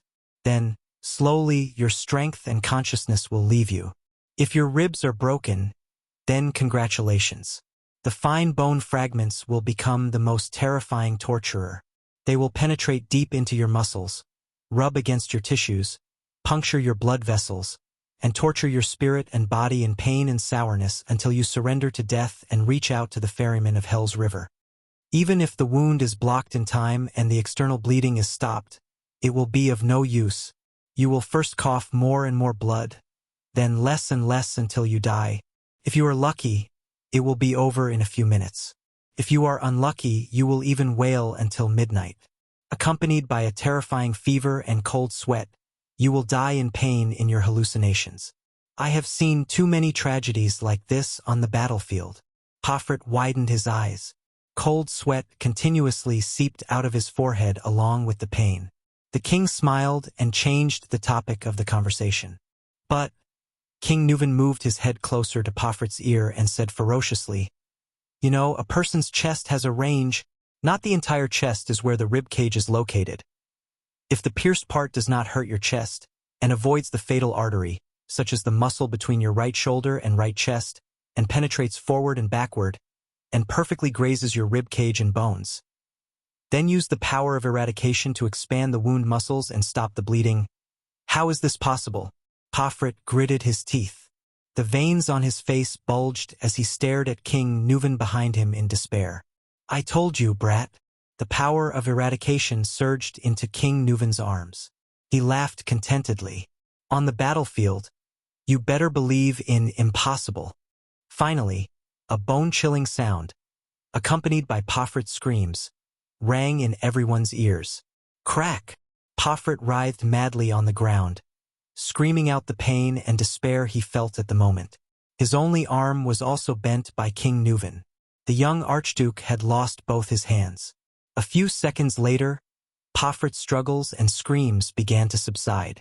His body twitched continuously and he let out miserable moans. The Archdukes stared at the scene before them in disbelief. "What does this mean?" Archduke Trentida tried his best to regulate his breathing. The one who answered him was Archduke Rockne, who had not spoken for a long time. The latter said coldly, "It means the end." Thales watched in a daze as the king completed his counterattack in an instant. It was quick, violent, and effective. It was a counterattack that ended things once and for all. He did not even have time to see how the king's reversal began. His Majesty was lying on the ground and was pierced by the axe. Nicholas sighed behind him. Whether it was us or Pofrit, we only knew that His Majesty's chest was pierced, but we could not clearly see the penetrating position on his back. There was no way to tell if it was a fatal wound. And that was exactly what the king calculated. Thales stared at King Nuven's chest, especially at the area on the right that was soaked in blood. King Nuven panted. He flung away his enemy's useless arm and stood up. At that moment, Thales felt that this valiant figure was incomparably tall. King Nuven looked around at the people in the hall. He was greeted by different gazes and breaths, ranging from excitement, surprise, and doubt. "Wine!" King Nuven suddenly roared loudly. "Strong rye wine!" Thales was momentarily stunned. "The strongest kind." The servants and guards in charge hesitantly looked at the High Priestess of Bright Moon Temple and the Archdukes. However, High Priestess Holm was still unmoved. The Archdukes only stared at the king in a daze. Pofrit, who was on the ground, stopped moaning. He struggled to lift his head and looked at his opponent with a face full of despair and numbness. "Enough!" King Nuven roared impatiently. "I won't suffocate him to death with a wine cup. Motherf asterisk cur. Bring me the wine. In the name of the king." The king's administrator, Lord Merk, sighed and waved his hand, granting the king this privilege. A wooden barrel full of rye wine was quickly carried to the hall. King Nuven grabbed the metal wine cup that was brought over, opened the lid of the barrel, scooped up the wine, threw his head back and poured it into his mouth. Wine seeped from the corner of his mouth and flowed through the king's short beard that stretched from his chin to his neck. The old king downed the wine in the cup in one gulp, wiped his chin happily, and scooped up another cup. This time, King Nuven tore off the clothes on his right shoulder, revealing his aged but still firm muscles. The wounds caused by the axe just now were obvious. There was one on his chest and one on his back, but they were all away from the center of his chest and even close to his shoulders. The wounds had already been filled up by the compression of his muscles. Gritting his teeth, King Nuven raised the wine cup and poured the wine on his wounds. The muscles on his right shoulder trembled and shivered under the strong wine. However, King Nuven's expression was as cold and indifferent as usual. It was as if the wine that had soaked his wounds was not strong wine. Everyone in the hall watched this scene in silence. No one interrupted him. On the ground beside him, Archduke Pofrit, whose arms were broken, growled in a low voice. Once again, his eyes were filled with indignation and hatred. He used his head to prop up his upper body and tried to get up with the help of his knees. What welcomed him was a heavy, merciless kick from King Nuven on the Archduke's back, forcing Pofrit back to the ground. Pofrit first let out a painful groan. Then his groan turned into an indignant roar. "No, how did you do it?" The young Archduke's face was gloomy. He glared at King Nuven as if he wanted to dig a piece of flesh out of him. Did you think you could pierce my chest with the axe so easily? King Nuvan's expression remained the same. He scooped up another cup of wine and drank it in one gulp. Brat, I lured you to stab me. My strength is not as good as yours, neither is my endurance. In a battle with a great axe, I would lose sooner or later. King Nuvan stepped on Pofrit's back and spat at him in disdain. But even a supreme-class elite, once he lets down his guard. King Nuvan's eyes shone brightly. You're useless. Pofrit's eyes widened. He pressed his face against the ground and his lips trembled. Once again, he let out an indecipherable roar. It was filled with desolation and pain. I'll give you a piece of advice. Before you break your enemy's neck, don't relax. King Nuvan slowly exhaled. Feeling his exhaustion and fatigue, he said in a cold tone, This is the most valuable experience we've gained in thousands of years of bloody battles with the orcs. King Nuvan raised his head again and drank the third cup of wine in one gulp. Behind Thales, Putray asked faintly, Is this what the army often talks about, the so-called fighting instinct of a warrior? Instinct? Nicholas, the Star Killer, replied with a cold chuckle. This is a battle tactic. From the beginning to the end, the duel went according to His Majesty's calculations and rhythm. It went according to the pace he planned. Putray revealed a puzzled expression. From the beginning, His Majesty lured Pofrit to stab him with the tip of his axe instead of slashing him with the blade. The Star Killer crossed his arms. There seemed to be a smile in his eyes. His Majesty seemed to be passively defending with his axe, unable to counterattack, and retreating step by step. In fact, with every blow they exchanged, the distance between them unknowingly shortened. When His Majesty fell in the end, the distance between him and Pofrit was so close that they were face to face. It no longer allowed Pofrit to slash him with the blade of his axe. Thales thought of something. He looked at the distance between the two men in the field and the position of the two great axes. Pofrit was led by His Majesty to end the duel with the thrust of the axe. The leader of the White Blade Guards replied faintly. His Majesty, on the other hand, was lying on the ground. He used both hands to control his opponent's axe to stab into the muscle gap between his chest and his shoulder blade. That was an injury His Majesty inflicted himself. It would bring him terrifying pain, but it was definitely not a fatal blow. Thales took a deep breath and looked at King Nuvan in the field. A shrewd and ruthless hunter. The only thing left to do was to wait for his opponent, who had been incited into a frenzy by his words, to think that he had won the duel. Putray added to the Star Killer's answer in a sentimental tone. Then, he would seize the opportunity to take advantage of an opening that could completely restrain Pofrit's advantage in endurance and strength, and launch a decisive counterattack. I hope that you will watch this rare duel carefully and benefit from it, Your Highness. The prince's vice-diplomat said faintly to his prince. Thales could only shake his head slowly. Pofrit claimed that he understood His Majesty's fighting style from his grandfather, but he did not understand anything at all. Nicholas' pale face shone in the firelight. This is the real, fierce counterattack, subduing the enemy with one strike. Deep impression, the Marquis of Camus Union exclaimed by the side. You are not surprised by this, are you? Nicholas nodded slowly. Yes. Every step Pofrit took was within His Majesty's expectations. There is a saying in Constellation's Western front line. Putray sighed. On the battlefield, even a dying veteran is 10,000 times stronger than a rookie with boundless strength. A veteran meets a rookie. The leader of the king's personal guards snorted coldly. The outcome of this duel, from the beginning.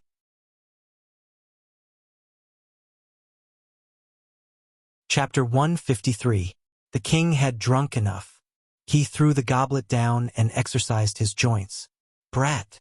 He snorted at Pofrit, who was on the ground.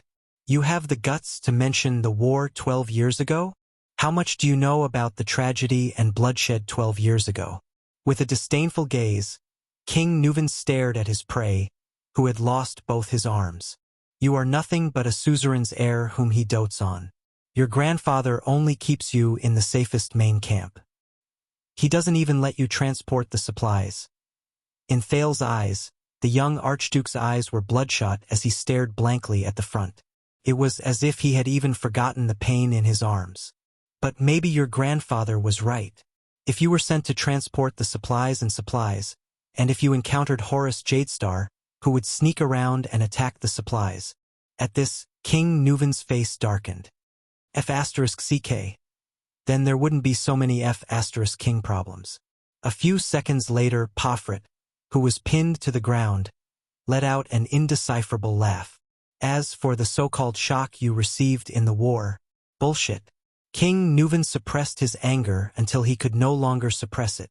Without Dragon Cloud City, without the Walton family, you are nothing. He let go of Pofrit's foot and kicked Pofrit's stomach. Thales frowned. He remembered his time in Abandoned House, the days when he was punched and kicked from time to time. After suffering the kick, Pofrit curled up and moaned in pain. And you shouldn't have gone after Mariah. King Nuven lowered his head and growled with a pained expression. He thought you were his friend. Despicable traitor. Hypocritical coward. The enraged King Nuven kicked Pofrit's chest again. Thud. The dull sound was clear. Pofrit curled up again. Under the heavy blow, he could not help but cough. Pofrit's cough gradually eased. Then, his curled-up body stretched out again.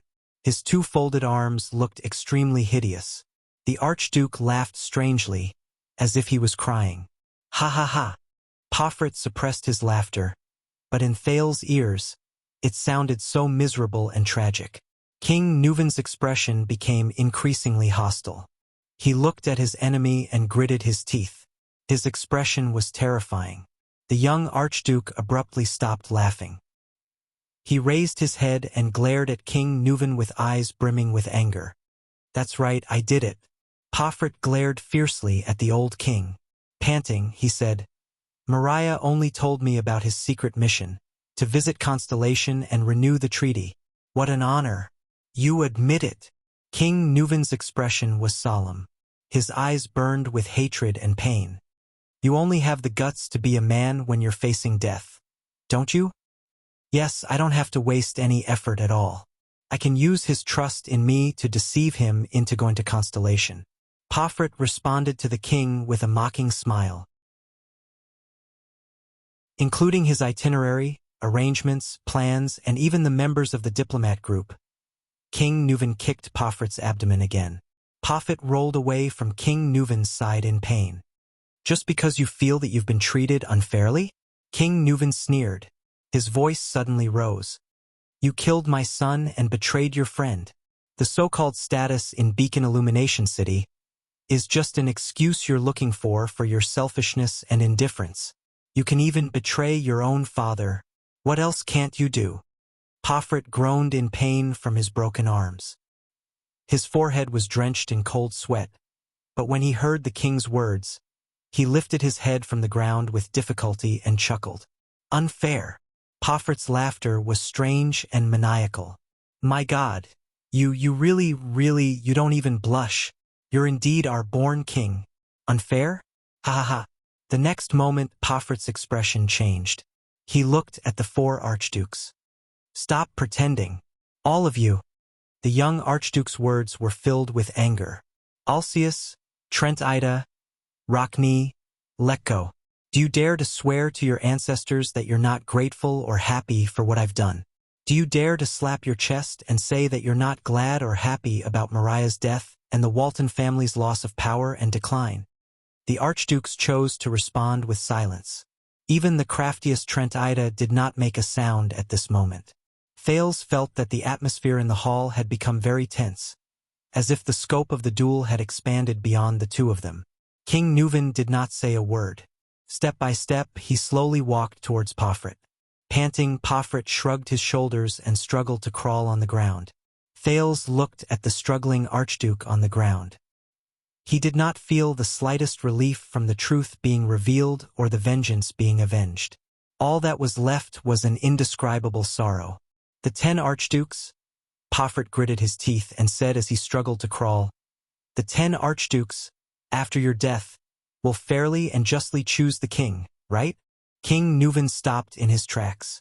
With his back facing King Nuvan, Pofrit crawled to the center of the hall. He tried his best to turn over and face King Nuvan. To the south, you promised Reformation Tower a long time ago that you would arbitrate on behalf of Trent Ida and obtain the disputed territory at the border of Elafir City in exchange for his support. In your hands, you have little Alceus, who fled to Dragon Cloud City after losing the fight for the throne. You have the bargaining chip to interfere with the inheritance of Prestige Orchid region. No matter how dissatisfied Archduke Alceus is, he does not dare to voice his anger. Since your father, you have relied on Dragon Cloud City's position to forcibly re-establish the trade route to the Glacier Sea in the northeast. You have threatened the Cameron family to cut it off unless they choose you as king. Of course, there is also us, the Pofrit family that you and your father supported to rise to power, the Beacon Illumination City that you tamed like a hound that will listen to you with a whistle. King Nuvan frowned deeply. The hall was filled with whispers. Thales also had doubts in his heart. Pofrit continued to speak with grief, indignation, and pain. To the north, the bald old Lecco of Defense City will only remain neutral and choose the family that is bound to win at the most crucial moment. To the north, the Stustel family of Sentinel region has always chosen whoever supports them in resisting the orcs. Pofrit rose from his kneeling position. He straightened his upper body and turned his head abruptly to look at the ice-cold King Nuvan. His voice was desolate. In the next King Selection Congress, you and your Walton family have already made arrangements for 4 of the votes. And with these votes, the 2 people in the north are destined to choose you. King Nuvan's face turned green. His clenched fists made cracking sounds. In the future King Selection Congress, we so-called archdukes have no chance at all. Unfair? This is the real unfairness. Pofrit roared in a low voice. His words sent a chill down the spines of everyone in the hall. Decades ago, before your grandfather died, he arranged for the king's selection and your father's coronation. Since then, all of you have used all kinds of disgusting methods to manipulate everything in the dark under the pretext of fair competition and open king selection, pushing the appointed person to the front and suppressing all dissenters and opposers. Our king selection is just a formality to send the appointed person to the throne. King Nuvan strode forward. Thales sighed in his heart. Is this the truth behind the king's selection? He remembered what Putray had told him about the history of the establishment of the Extet king selection system, the archdukes who had opposed each other since Raikaru's death. Pofrit's face was filled with disgust as he stared at his livid opponent. From then on, the Archduke Walton of Dragon Cloud City disappeared. There was only King Walton of Extet. Bah! He gritted his teeth as if he wanted to bite King Nuvan into pieces. Don't you know why we call you the Born King? It's not because you are a genius or powerful. It's because you were destined to be the common elected king of Extet since you were born. You motherf * king born king. What disgusts me the most is that you still have the cheek to proudly claim that Extet is governed by a joint king selection system. Pofrit's face was dragged across the cold floor tiles. He began to lose control of his emotions. Under the suppression of the Waltons, what difference is there between us and the rotten hereditary royal family of Constellation and the tyrannical system of the Empire? Sooner or later, a madman like Constellation's 80 II will appear and drag his entire country to hell. Hearing this familiar name, Thales' heart sank. That's my grandfather. Drag his entire country to hell? Suddenly, he felt someone pat his shoulder lightly. It was Putray behind him. Thales exhaled through his nose with difficulty and shifted his attention back to the scene. King Nuvan stepped forward with a cold gaze and mercilessly tripped him. Thud. The young archduke, whose arms were crippled and who could not even maintain his balance, was swept to the ground again. Pofrit fell back to the ground, but he continued to shout, verbally praising the greatness of the joint ruling pledge, hypocritically claiming that we have the freedom and right to choose our king, but secretly monopolizing all power and fixing the throne and interests. In this world, where else would a ruler be so shameless, despicable, hypocritical, sanctimonious, and disgusting? You have long turned Extet into the Walton family's hereditary kingdom, the Walton royal family. How ironic! Raikaru's joint ruling pledge has long been ruined by this shameless family left behind by his nephew. Thales sensed his erratic breathing. Everything that happened before his eyes was like a mirror to him. At that moment, as he listened to Poffert's accusations, he did not think of Extet. Instead, he thought of Constellation. It was Kessel's cold expression and the one-eyed dragon Koshter's solemn gaze. It was the Hall of Stars' 6 great clans and 13 distinguished families, each harboring their own ulterior motives. Thales sighed softly in his heart and unconsciously clenched his fists. That's not all. Poffert used all his strength, swaying as he struggled to get up from the ground. Your father married his daughter to the previous Archduke of Black Sand Region a long time ago, trying to meddle in Black Sand Region's affairs by controlling the Lampard family's bloodline. You maliciously purchased crystal drop ores from Camus Union and transported them to Elifure City in the east at a low price. Nominally, it was to guard against the threat from the Eastern Peninsula, but in reality, it was to cut off the supply at a critical moment and force the Gadro family to submit. God knows what other tricks you prepared for the West, for Rockney of the City of Faraway Prayers. I'm guessing it's that Camion whose territory is close to the City of Faraway Prayers, the hypocrite Marquis of Good Flow City, right? What is it this time? A contract that looks gorgeous but is actually full of traps? Hearing this, Thales could not help but turn his head and look behind him. Marquis Shiles of Camus Union felt everyone's gaze. He coughed awkwardly and turned his head away. Poffert's face had long lost all color. He no longer tried to get up, but lay on the ground as if he had accepted his fate.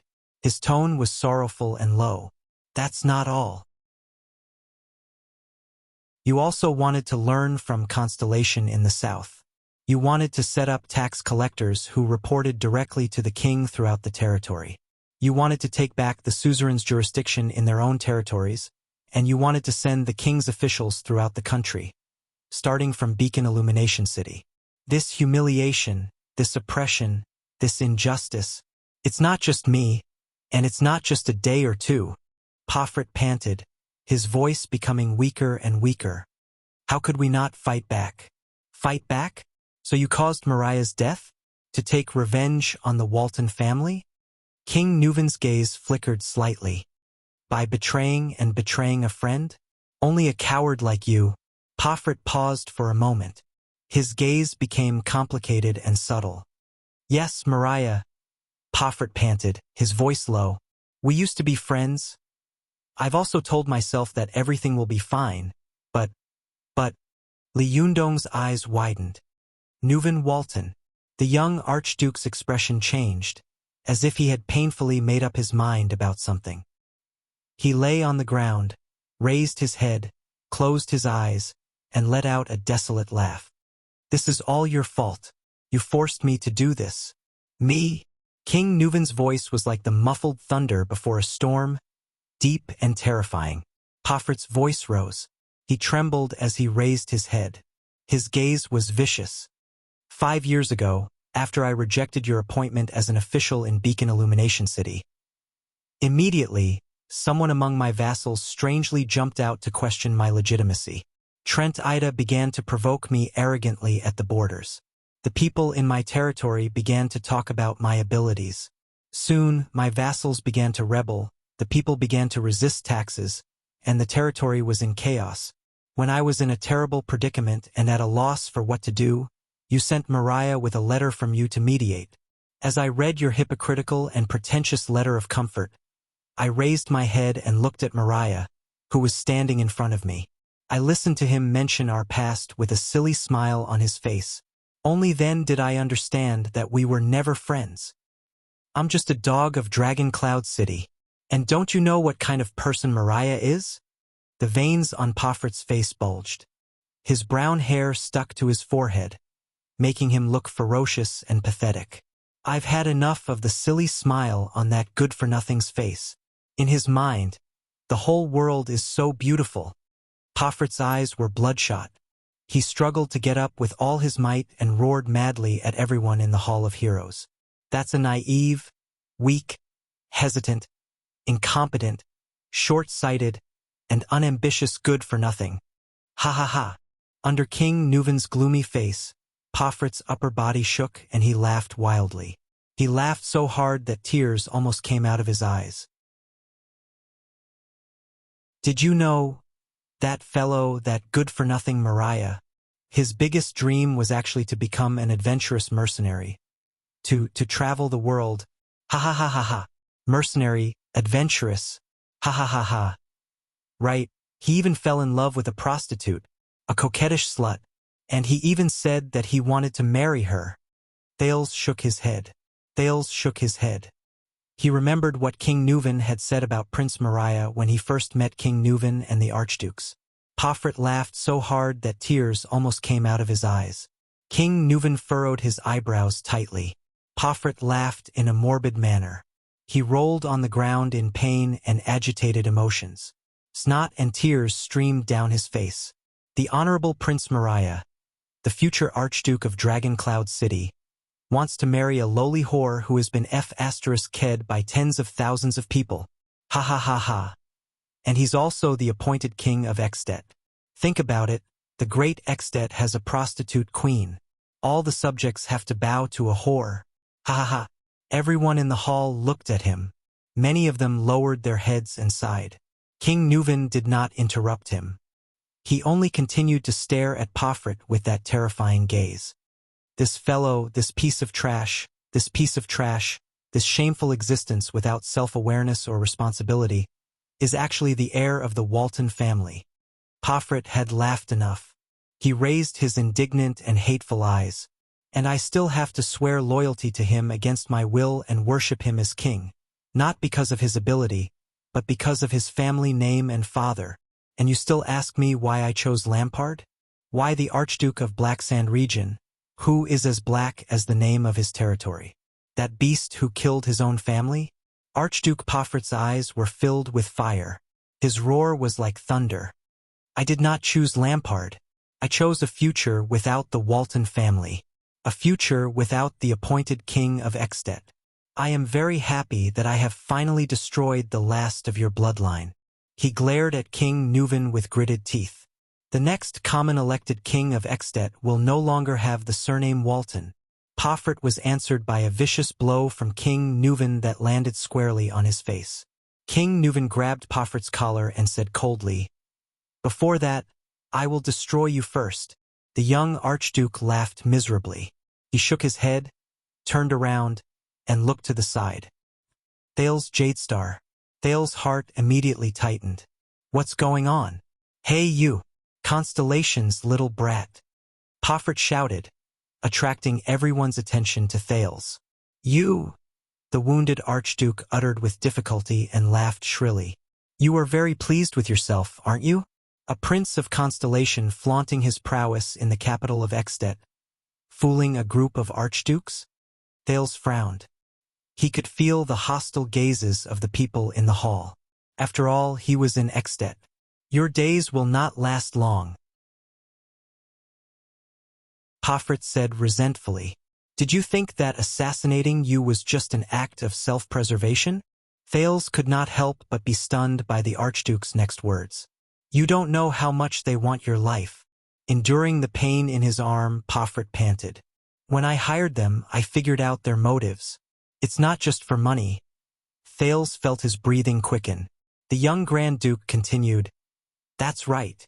Even in their dreams, they want to kill the entire Jadestar family and take over Renaissance Palace. They are wanted criminals that everyone in Constellation wants to kill. Of course, they can't do it, but here in Extet, when they accepted my money, they did not react at all. Pofret's eyes were like fire.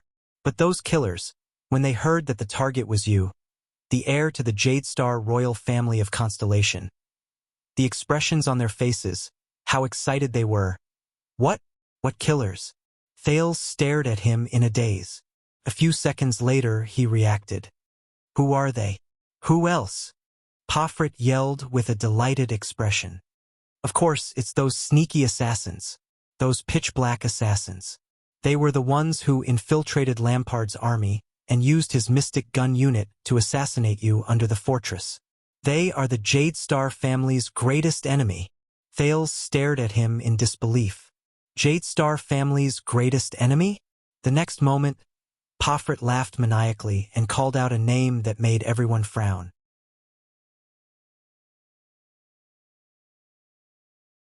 Chapter 154.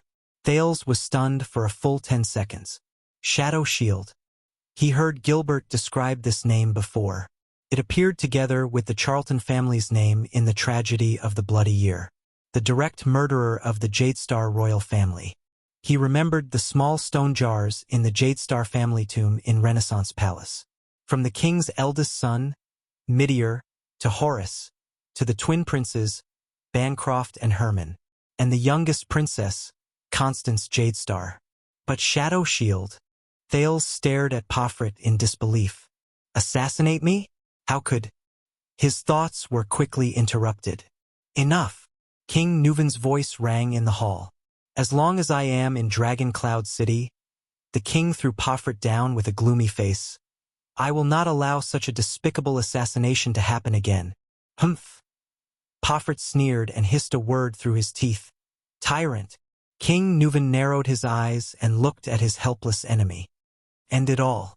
Pofrit curled his lips and his expression was cold. I will watch from the bottom of Hell's River how your family is destroyed. End it all. King Nuvan gently clenched his fists and was silent for a few seconds. His eyes were filled with complicated emotions. Finally, King Nuvan closed his eyes and exhaled through his nostrils. The duel is not over, but I can give you a chance. Under everyone's gaze, the old king opened his eyes and said flatly, Admit defeat to me now. Now admit defeat and admit to your crimes. Confess to the conspiracy between you and Lampard. You can still earn your life back. Pofrit was completely stunned. What? But you will spend the rest of your life in prison. Your younger brother will inherit Beacon Illumination City, and Pofrit will still rule that land. Other than you, Beacon Illumination City will not be punished. The old king's gaze was sharp. What do you think? Everyone in the hall was stunned. Pofrit stared blankly at the king. I killed your last son, he said absent-mindedly. Yes. King Nuvan's gaze darkened. You killed my son. Pofrit's gaze gradually changed as he looked at the king. Thales saw struggle and pain in it. The young archduke lowered his head, breathing rapidly. Thales pondered over the king's choice. At that moment, Putre whispered into his ear. If he agrees, if Beacon Illumination City still wants to rule it stably in the future, it must never make an enemy out of the Walton family. Thales nodded in realization. Nicholas snorted coldly by the side. After a few seconds, Pofrit slowly raised his head. A bitter smile appeared on his desolate face. Really? Yes, King Nuvan said flatly. As long as you say that word, you can continue to breathe the air of Northland. The hall was silent for a moment, but not long after, Pofrit, who was lying on the ground, stopped smiling. His face was like ice and his eyes were like steel. His expression seemed to be covered with cold snow that would not melt for 1,000 years. The young duke looked the king in the eye. Pofrit gritted his teeth, but said another word resolutely and decisively. Yes, absolutely not. Thales shook his head. This is Northland, Nicholas said softly behind Thales. Being forgiven by the enemy is also a form of humiliation. King Nuvan sighed, but he immediately raised his head and flashed a gentle smile at Pofrit. Good boy. The old king smiled with a complicated expression. Suddenly, Pofrit kicked the ground with his left leg and struggled to get up from the ground. With a roar, he charged towards King Nuvan. What welcomed him was a gentle kick from the old king that hit his calf bone. Asterisk thud. Asterisk Pofrit lost his balance again and fell to the ground face down. Pofrit let out a final howl of indignation. King Nuvan shook his head slowly. He stood up and knelt down on Pofrit's back. Then he reached out with both hands and grabbed Pofrit's head tightly, lifting him to a place where the 4 archdukes could see. The 4 archdukes, Alcius, Trent Ida, Rockne, and Letko, all stared at their king with solemn expressions. The next moment, the common elected king of Extet, Nuvan Walton VII, roared loudly in his old but heroic voice. "Look!" His roar echoed in the hall. King Nuvan's face was filled with anger. He roared loudly, "This is the enemy of the Walton family." Poffert's face was mournful, but he smiled as if he had been released. As many people inhaled, the old king twisted his hands forcefully. Asterisk crack.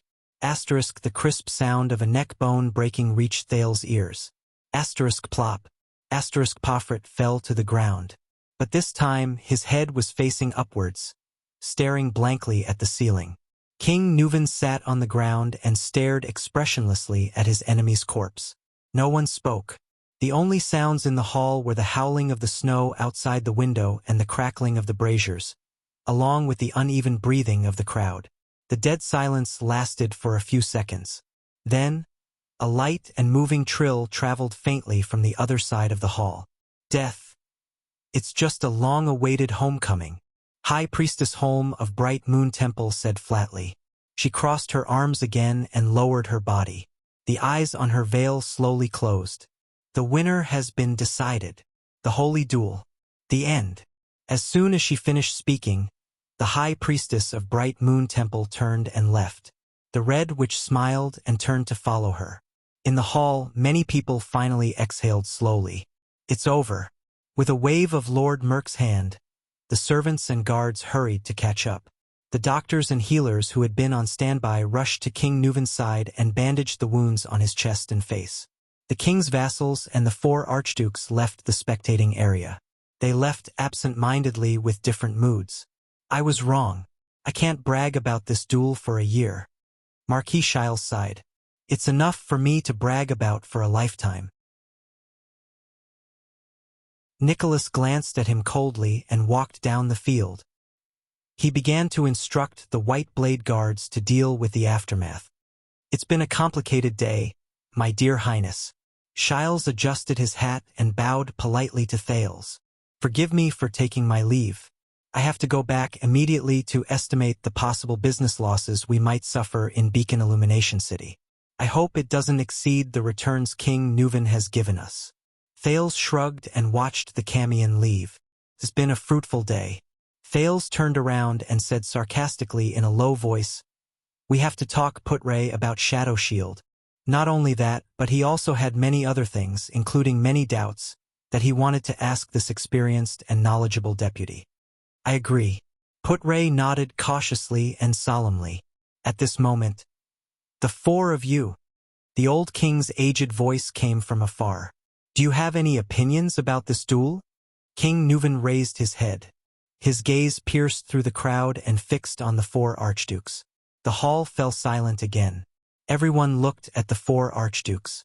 The archdukes had different expressions, but Thales could feel the solemnity and vigilance on their faces. After all, a colleague had just died here. No. The one who answered the king was the cold Archduke Rockney. He only said softly, "This is a holy duel. It is a righteous vengeance. It is fair and just." Poffret also confessed to his crimes. Trent Ida was still smiling. Alcius did not say a word. Letko looked elsewhere, his expression indecipherable. King Nuvan stared at the long-haired Archduke for a few seconds and suddenly sneered. "It'd be strange if you didn't." King Nuvan sneered. "Your dissatisfaction has been going on for a long time, right?" Thales suddenly felt the atmosphere in the hall become tense again, until King Nuvan's next words. "You don't have to worry anymore." King Nuvan sighed slowly. "I will send a messenger crow tomorrow. The Archduke of Beacon Illumination City has died gloriously in the duel. Beacon Illumination City will be inherited by this fellow's younger brother. He must have been looking forward to it for a long time." The archdukes were slightly stunned. "The Walton family has no hope in the next king selection," the old king said desolately with his head bowed. "We don't have a candidate who has enough prestige and legitimacy." Archduke Alcius frowned. "Your Majesty." King Nuvan did not stop talking and interrupted Alcius.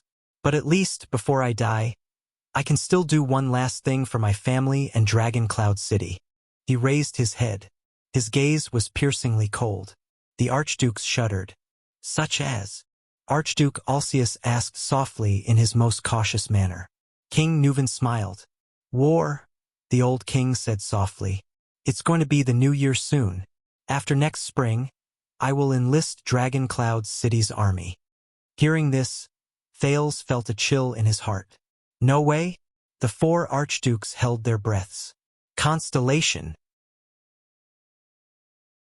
Archduke Alcius glanced at Thales with an unfriendly expression, causing him to shudder in fear.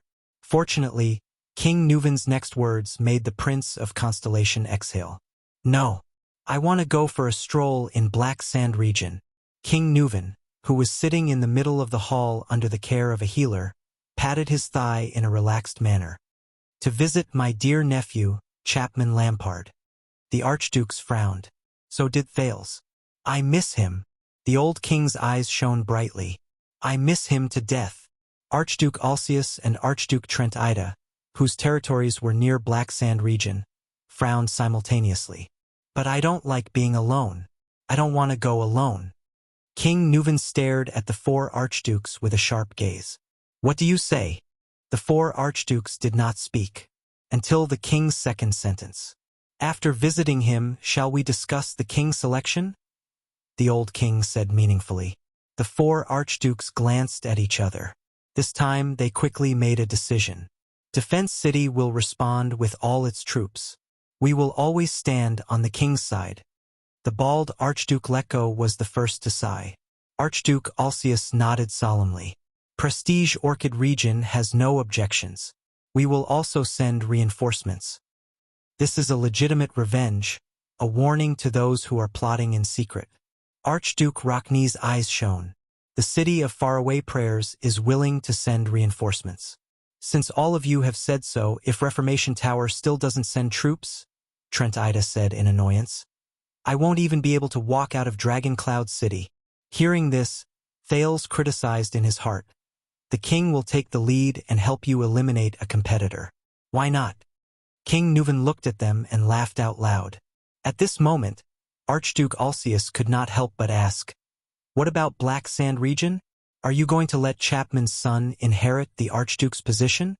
King Nuvan stopped laughing and shook his head gently. I have a candidate in mind. He's definitely a good candidate for the Archduke's position. He stretched his newly bandaged right arm. Castellan Lampard, Chapman's uncle. He used to be the captain of my personal guards. Thales was stunned. He thought of the sturdy old man in Hero Tavern. I heard that he has no interest in power and that he hates his family, Archduke Rockney said flatly. Yes. King Nuvan laughed softly. But it's not up to him. The archdukes were slightly stunned. All right. The old king pushed the doctor aside and stood up boldly. He shouted angrily, Everyone, go up. The banquet is still going on. King Nuvan looked around at everyone and laughed. Don't spoil the mood. The four archdukes looked at each other. With different expressions on their faces, they bowed and left. The members of the King's Imperial Conference also left. Thales noticed that when everyone turned around, the old king's smile disappeared from his face. All of you should leave too. King Nuvan shook his head and said to his white blade guards, Just stand guard outside the hall. Nuvan the seventh sighed and grabbed the wine barrel. He walked to the stairs where the battle was held and sat down. His expression was desolate. I'll sit here alone. Nicholas and Merk looked at each other and nodded. Thales and Putre looked at each other. Both of them carefully left with the crowd. Tonight is long enough. And fulfilling enough. At this moment, King Nuvan's voice rang again. Thales, my dear guest. Thales jolted violently. The people in the hall who had yet to leave looked at the Prince of Constellation. Especially the archdukes, such as Archduke Lecco, who seemed to be deep in thought. Why don't you stay? King Nuvan patted the stairs beside him. His expression was calm. I still have to thank you properly. Shall we have a drink together? Thales opened his mouth and looked at the king awkwardly. What a joke. After I offended a bunch of archdukes, after you broke an archduke's neck, after you forced the other archdukes to join the war with you, you want me to have a drink with you? What I need to do now is to disappear quickly and keep a low profile. Once the time is up, I'll return to my country immediately. Even if you want to attract hatred, you can't do it this way. He turned around and looked at Putre. The latter shook his head slightly. It's an honor to drink with you, but I'm only 7 years old. Thales turned to look at King Nuven. He said politely and embarrassedly, and I'm very tired. But, Bulsh *T. 7 years old. King Nuven interrupted him with a displeased expression and raised his wine glass to the second prince. When my father brought me to drink for the first time, I was only 5 years old. As the future king, how can I not know how to drink? Thales looked dazed.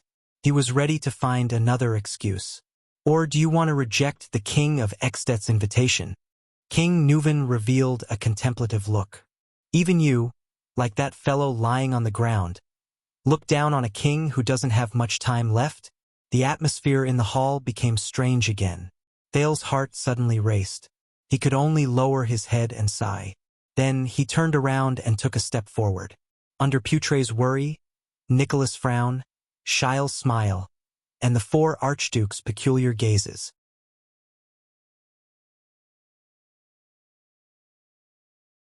Chapter 155. Everyone retreated from the meeting hall. Only 2 figures, one big and one small, were left, sitting side by side on a flight of steps at the edge of the hall. Thales felt slightly uneasy. This old man, why did he keep me here? It can't really be for a drink, right? King Nuven was draped in a thick cotton robe, revealing his wrinkled but well-defined muscles. He looked at the bandages on his body with an unpleasant expression and raised his goblet. I'm old after all. King Nuven gulped down a mouthful of wine and moved his left arm. A pained expression appeared on his face. In the past, I could have fought a battle of this intensity for a day and a night, but now... The old king snorted coldly and poured the rest of the wine down his throat. Thales did not speak. He was trying his best to calm his slightly nervous breathing. It was not that he did not have the experience of being alone with a king. In fact, his nominal father, King Kessel of Constellation, gave him more pressure. However, when Thales sat next to Nuven VII, he always felt extremely uneasy, especially when the smell of the mixture of potion and blood wafted into his nostrils. Perhaps it was because King Nuven had just killed someone with his own hands. Perhaps it was because the old king had lost all his blood relatives and lived alone in the unpredictable world. Perhaps it was because, your plan is very risky. Thales' thoughts were interrupted. King Nuven scooped up another goblet of wine from the wine barrel and slowly said in his old voice, if the murderer Pofret, faced with such a situation, remained calm and did not react at all, what would you do? Thales exhaled. What should I do? There is still a way. The Prince of Constellation tried his best to put on a warm smile. Then, you can announce to the Archdukes that you want to bring them along to meet Chapman Lampard openly and sincerely, shake hands and make peace. I guess the murderer will definitely not be willing to go. He knows that if you and Lampard combine the information you have, it will be enough to force him into a corner.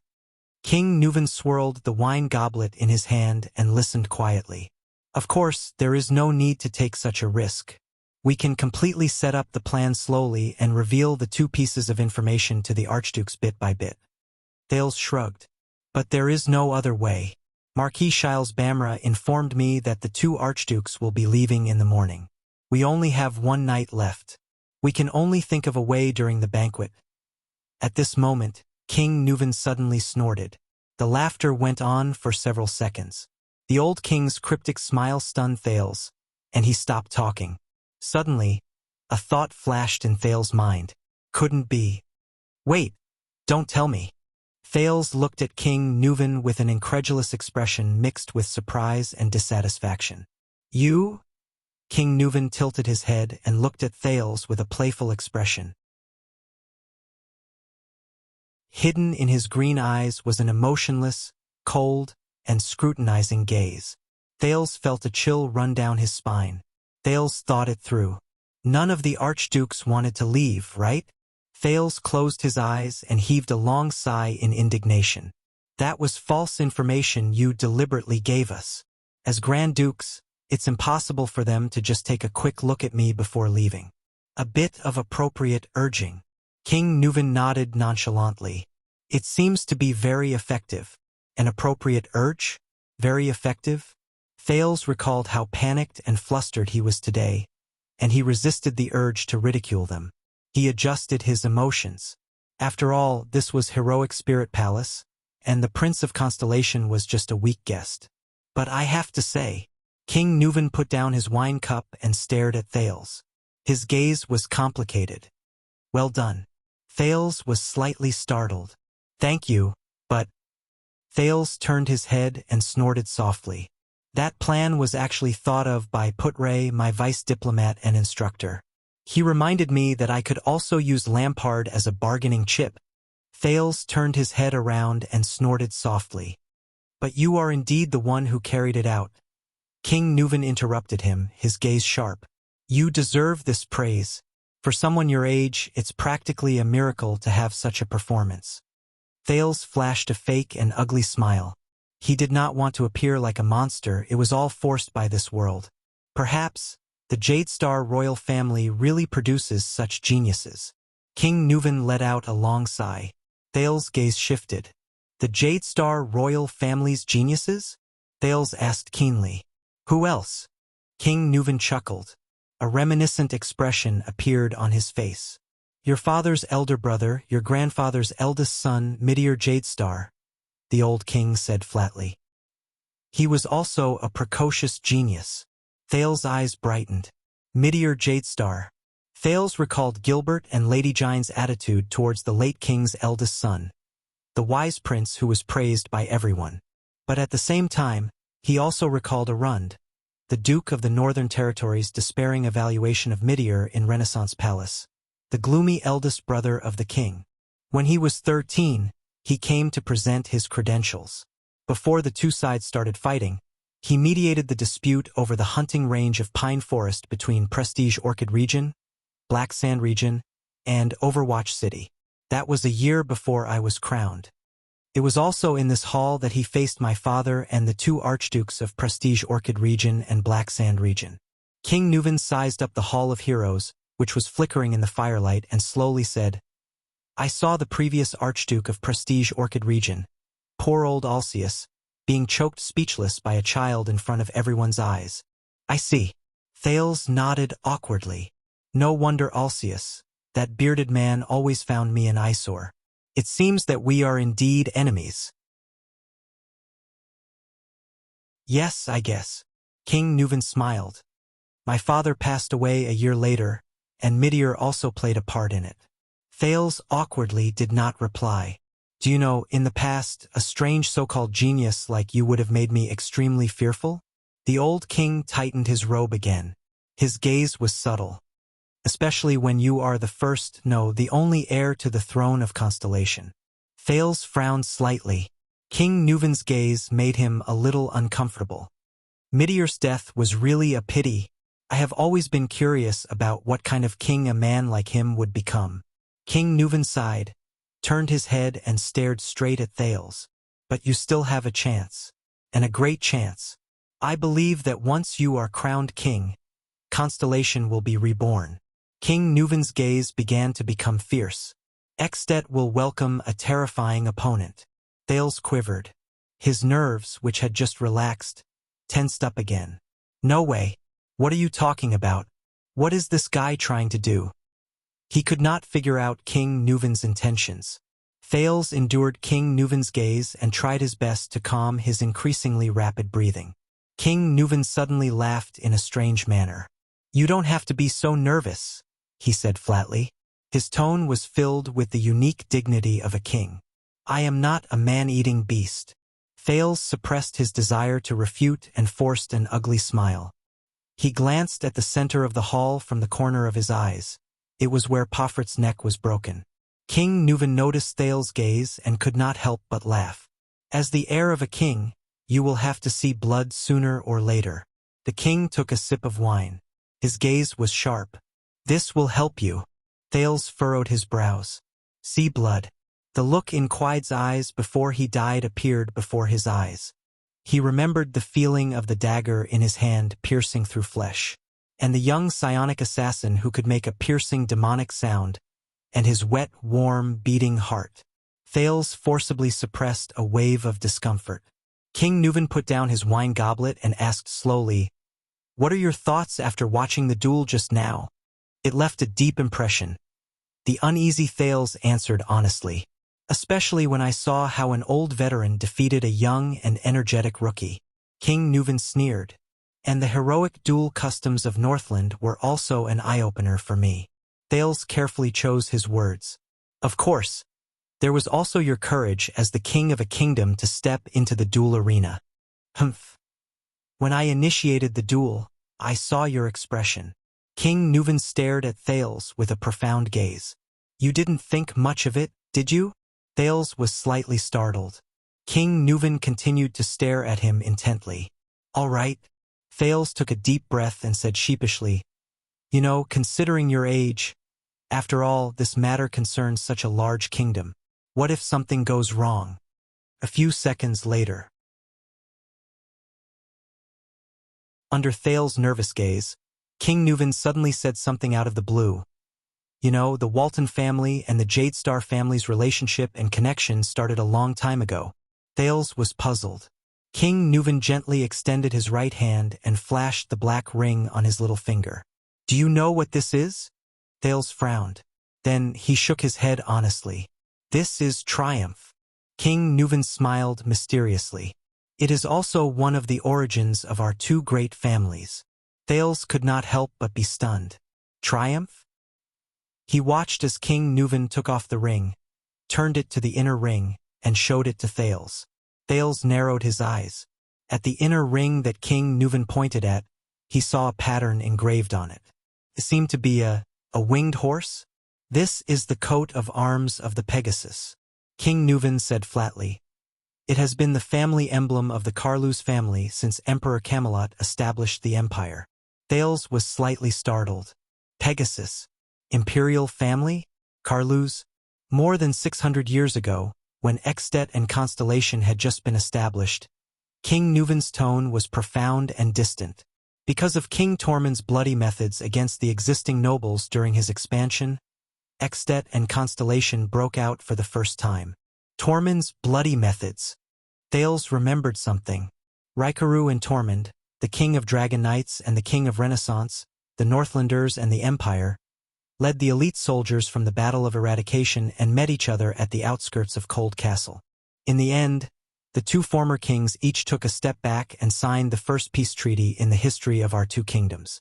They agreed that the two kingdoms would govern the north and south separately, expand separately, and not interfere with each other.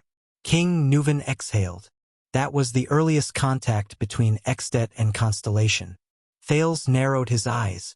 He remembered what he saw in the library yesterday afternoon. King Nuven was probably talking about the peace treaty signed by Tormund and Raikaru. If I remember correctly, Calendar of Eradication Year 11, Raikaru and Tormund, Extet and Constellation's agreement to deal with the border issue? That's the name, right? What the history books did not record was that the two former kings exchanged an ancestral treasure in private as a keepsake of the treaty. King Nuven put the ring back on his finger. "This ring is the keepsake that King Tormund gave to King Raikaru." King Nuven inhaled and said to Thales, "It was passed down from Raikaru to his nephew, then to the Walton family." King Nuven took a deep breath and said to Thales, "This ring was the keepsake that King Tormund gave to King Raikaru. It has no name, but all the previous archdukes called it Triumph." The king's tone was a little ethereal. His gaze drifted to another place. "Triumph." Thales frowned slightly. "It's a good name," he said cautiously. "It sounds inspiring." "Inspiring?" King Nuven could not help but laugh. "As I said, it was originally an ancestral treasure of the king of Renaissance, Tormund. It came from the first emperor of the final empire, who is also one of your ancestors." King Nuven stroked triumph. His gaze was sharp as he said, "Kessel Carlos VI." Thales' gaze shifted. "Kessel? An emperor with the same name as my father? King Nuvan raised his gaze. This ring once belonged to the famous Emperor Kessel VI. It was passed down to King Tormund, who then gave it to Raikaru as a testament to their alliance. This Kessel VI did not have a good reputation. His life was neither long nor short, but it was full of ups and downs. Countless opponents fell under his schemes and schemes.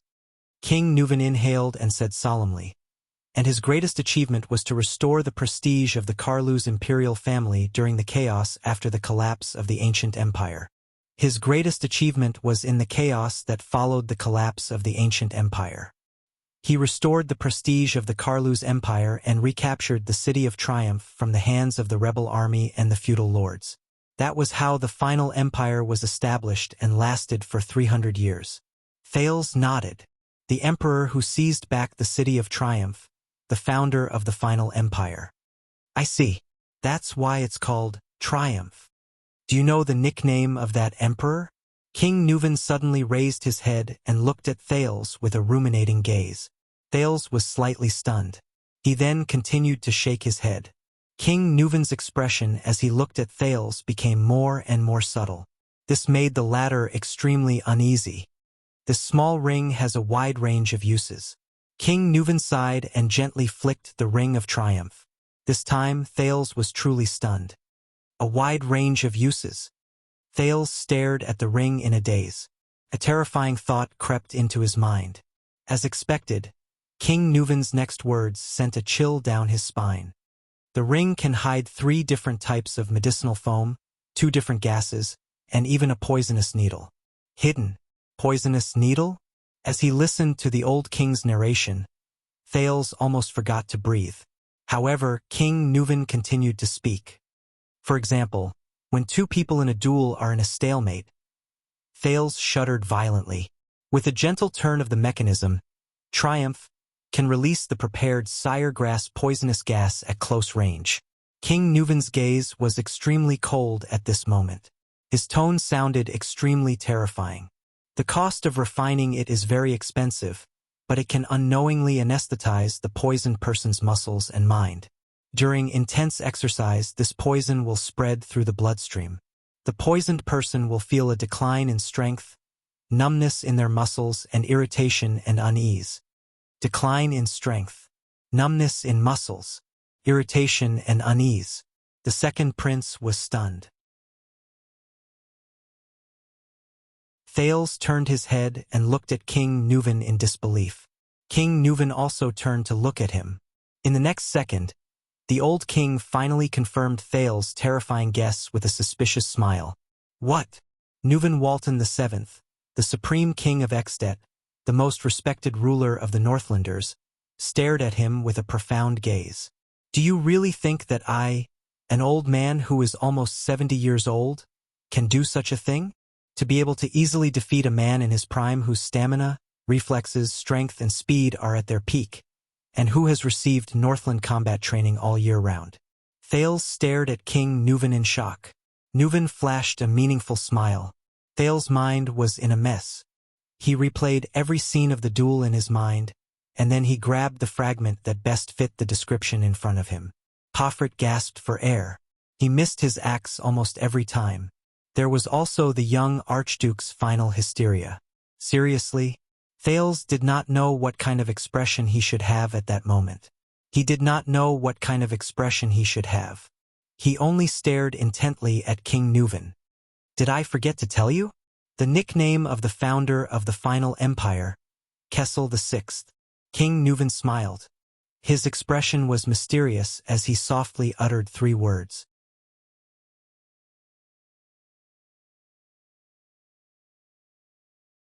Chapter 156. Thales stared at the black ring with an unpleasant expression on his face. It was the triumphant return of the Emperor of Poison. He did not know what emotions he should use to face this matter. The ups and downs of the duel, the brilliant reversal at the end, the duel that could be said to determine the fate of the 2 kingdoms. Actually, a few seconds later he said with difficulty, "So, in the duel you triumphantly returned like this?" King Nuvan smiled softly. His gaze was cunning and pleased. As you said, he returned Thale's words to the second prince, word for word. After all, this matter concerns such a large kingdom. What if something goes wrong? Thale's thoughts were in a mess. The image of Nuvan VII that he had just built up in his heart from that duel was a heroic, old, and heroic image of Nuvan VII. Collapsed with a loud bang. What replaced it was an old, scheming, and cunning king who was twirling the ring behind the long table. Remember young Thales? King Nuvan said meaningfully. A king should never be hot-headed, replace rationality with impulsiveness, and resort to an uncertain gamble for the sake of pleasure. You are not only yourself but also the entire kingdom. Thales ignored his words. His brain was spinning rapidly at that moment. After a long while, Thales recovered from the shock and tried his best to grasp a few clues from his chaotic thoughts. Based on his understanding of Northland along the way, once the secret was leaked, King Nuvan would become the target of thousands of curses. This was enough to destroy the reputation of the Walton family, end the rule of Dragon Cloud City, and even endanger the dignity of the entire Extet and all Northlanders. But Thales turned his head and looked at King Nuvan, who was silent and had a complicated expression on his face. He asked in disbelief, "Why tell me? Shouldn't this be a top secret that will rot in my stomach forever and be brought to my grave? Do you know how serious this secret is?" Thales felt his heart beat faster. He unconsciously clenched his fists. However, King Nuvan only looked at Thales calmly and flashed a happy smile. He did not show the slightest hint of nervousness or seriousness after his secret was exposed. "Of course." King Nuvan snorted lightly and said nonchalantly, "This is the greatest stain to the way of Northland. It is even disrespectful to the gods and belittling the archdukes. Even the most lowly Northlanders would despise the king they once loved the most because of this matter. Once the new king ascends to the throne, he can even use this reason to banish the Walton family from the ranks of archdukes forever." After he finished speaking, King Nuvan narrowed his eyes and looked at Thales with a dark expression. "Now you know the secret, don't you?" the king said playfully. Thales furrowed his brows. He met King Nuvan's gaze. The doubts and uneasiness in his heart grew deeper. "Your Majesty Nuvan, what exactly do you want to do?" At that moment, Thales felt that the old man in front of him was like a dark, bottomless whirlpool. He himself was like a small boat in a whirlpool. A few seconds later, "This is a show of sincerity," the old king said lightly. "Sincerity?" Thales repeated doubtfully. King Nuvan scooped up a goblet of wine and calmly took a sip. "I gave you a bargaining chip." King Nuvan's expression was calm and his tone was calm. "And as long as you hold onto this bargaining chip, you can destroy the Walton family at any time." "What do you mean?" The puzzlement in Thales' heart only increased. At this moment, King Nuvan's tone changed again. "Previously, you seem to have mentioned this to Nicholas." King Nuvan did not care about Thales' expression. He said softly, "After you cooperate with me to find the mastermind, you want some benefits from me?" Thales' eyebrows twitched and he gritted his teeth slightly. "This is your so-called benefit?" Thales asked with some difficulty. "Of course not. How can this be considered a benefit?" King Nuvan could not help but laugh. "This will only make you uneasy, especially when you are still in Dragon Cloud City, within my jurisdiction. Because of this secret, you will constantly worry about your own safety." Thales took a deep breath. He felt his mouth and tongue dry. At this moment, he felt as if he was sitting on pins and needles. The Dragon Spear family is never stingy. The old king stopped smiling. His words only made Thales' heart tremble. "So, after seeing you yesterday afternoon, are you satisfied with your reward?" Thales raised his head abruptly. "Yesterday afternoon?" Thales frowned. "Yes." King Nuvan looked at him with a profound expression. "Yesterday afternoon." The expression on Thales' face changed. "Yesterday afternoon. After he came out of the Hall of Heroes, he got lost in Heroic Spirit Palace. Then, under Thales' incredulous gaze, the old king stroked the ring on his finger and said slowly, "Why? Do you think a foreign prince who has just arrived here To be able to wander around my heroic spirit palace freely and unfettered? King Nuvan glanced at Thales. His eyes flashed, and coincidentally wandered into Raikaru's library? Thales' heart skipped a beat. He stood rooted to the ground, stupefied. Merc lured you there on purpose, King Nuvan said calmly and flatly. So, you have met my granddaughter, Thales.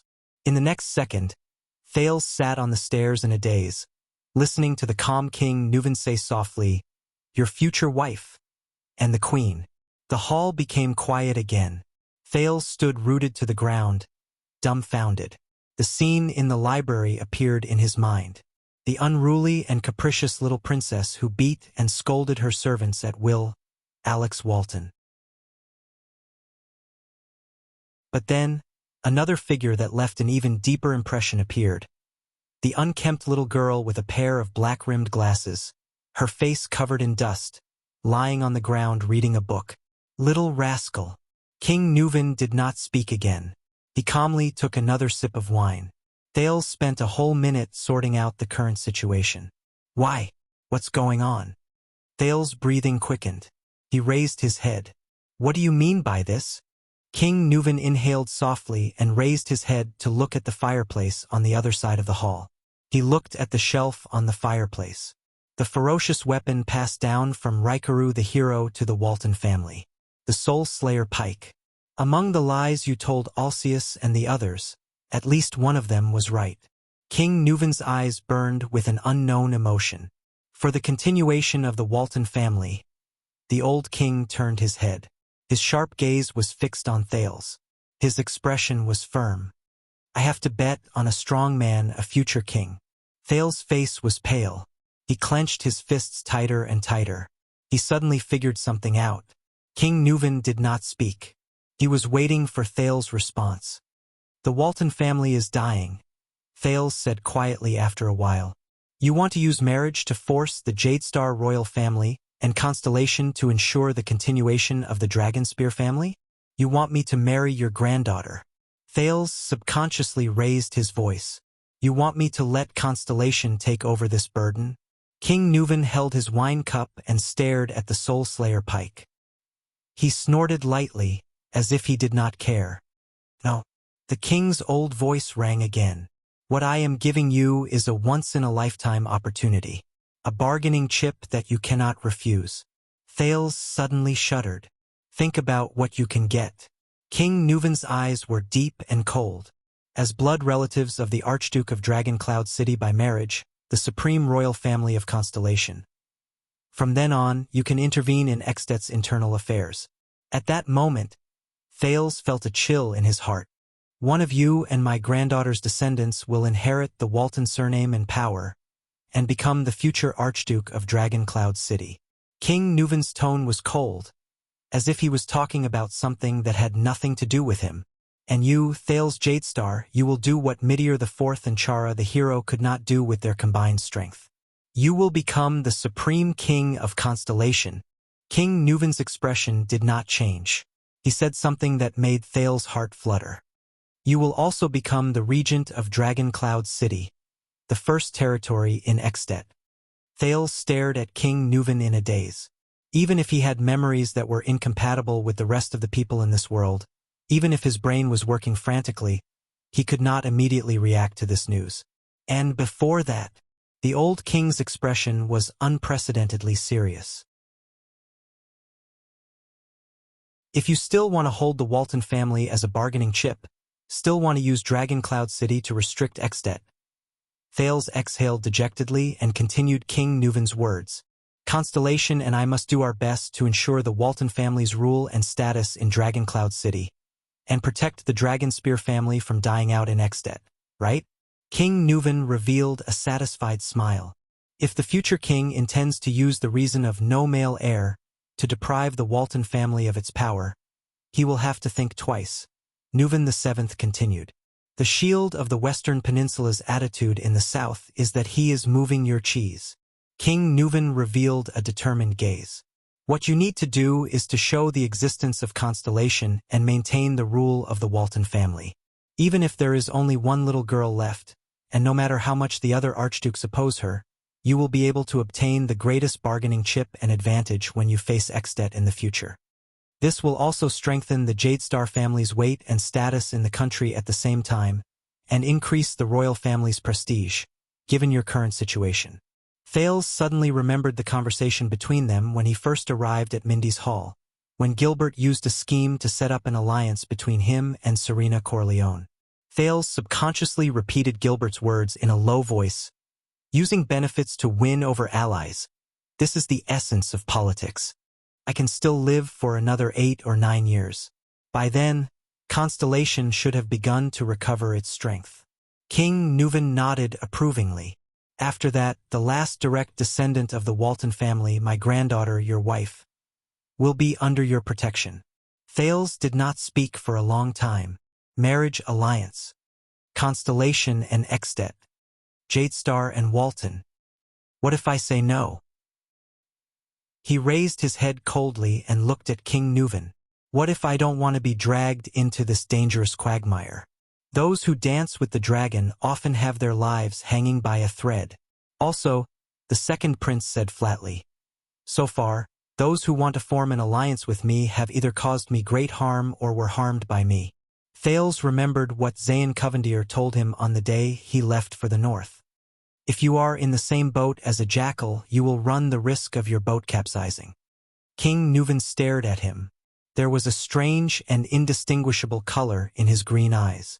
Thales stared back at the king without showing any sign of weakness. This has nothing to do with your wishes. Finally, the old king nodded slowly. The messenger crow carrying the king's warrant will fly to Eternal Star City tomorrow. Your father will decide on this matter. Thales could not help but tremble. What if he? My father also doesn't agree. Thales gritted his teeth and heard his own hoarse voice. Doesn't agree to drag Constellation into this quagmire. Oh, about that, the old king replied nonchalantly. I gave you the secret of triumph, didn't I? Thales' pupils shrank and he stared at him in a daze. Constellation can use this bargaining chip to destroy the Walton family at any time. This is enough to win his trust. King Nuvan slowly enunciated his words in his old but powerful voice. When you discover a treasure, you may be worried that it is a trap and give it up. But when you have the ability to destroy it at the same time, will you still be convinced by your own concerns and choose to give it up? Thales was momentarily speechless. In the face of such a king of Exdet, faced with such a situation, even someone as slick as him felt that he could not handle it. His instincts also told him that King Kessel would definitely agree to such an alliance. But the effectiveness of triumph as a bargaining chip will gradually fade with your death. Thales took a deep breath and followed the old king's words. The benefits of using triumph will become smaller and smaller. In comparison, Kessel, my father, will definitely be more inclined towards the benefits that can be brought about by a marriage alliance, and will be more inclined to support the Walton family and ensure the Walton family's position. And obtain a nail that has been nailed into the kingdom of the great dragon, reversing Constellation's decline after the bloody year. King Nuvan raised his eyebrows. He scooped up another goblet of wine from the wine barrel and poured it down his throat. I guess the nobles in Exdet will not be happy, Thales said dejectedly. Including every archduke. Of course not. Every one of them can't wait to see the Walton family decline. King Nuvan's eyes flashed. He put down the wine goblet and wiped his mouth. But I am the king of Exdet, and I will remove the last obstacle for our cooperation. King Nuvan answered him calmly. The men of military age in Dragoncloud City will not be at peace for the next few years. Getting rid of Lampard is just the beginning.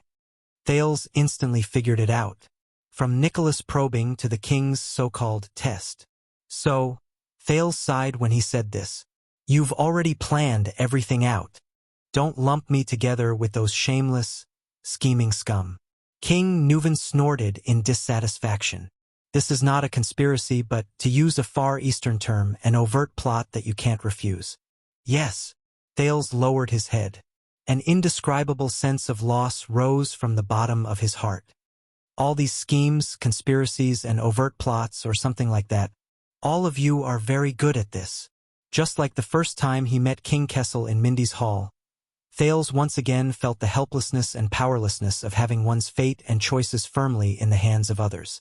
The powerlessness of going with the flow and drifting with the wind. King Nuvan stared at him quietly.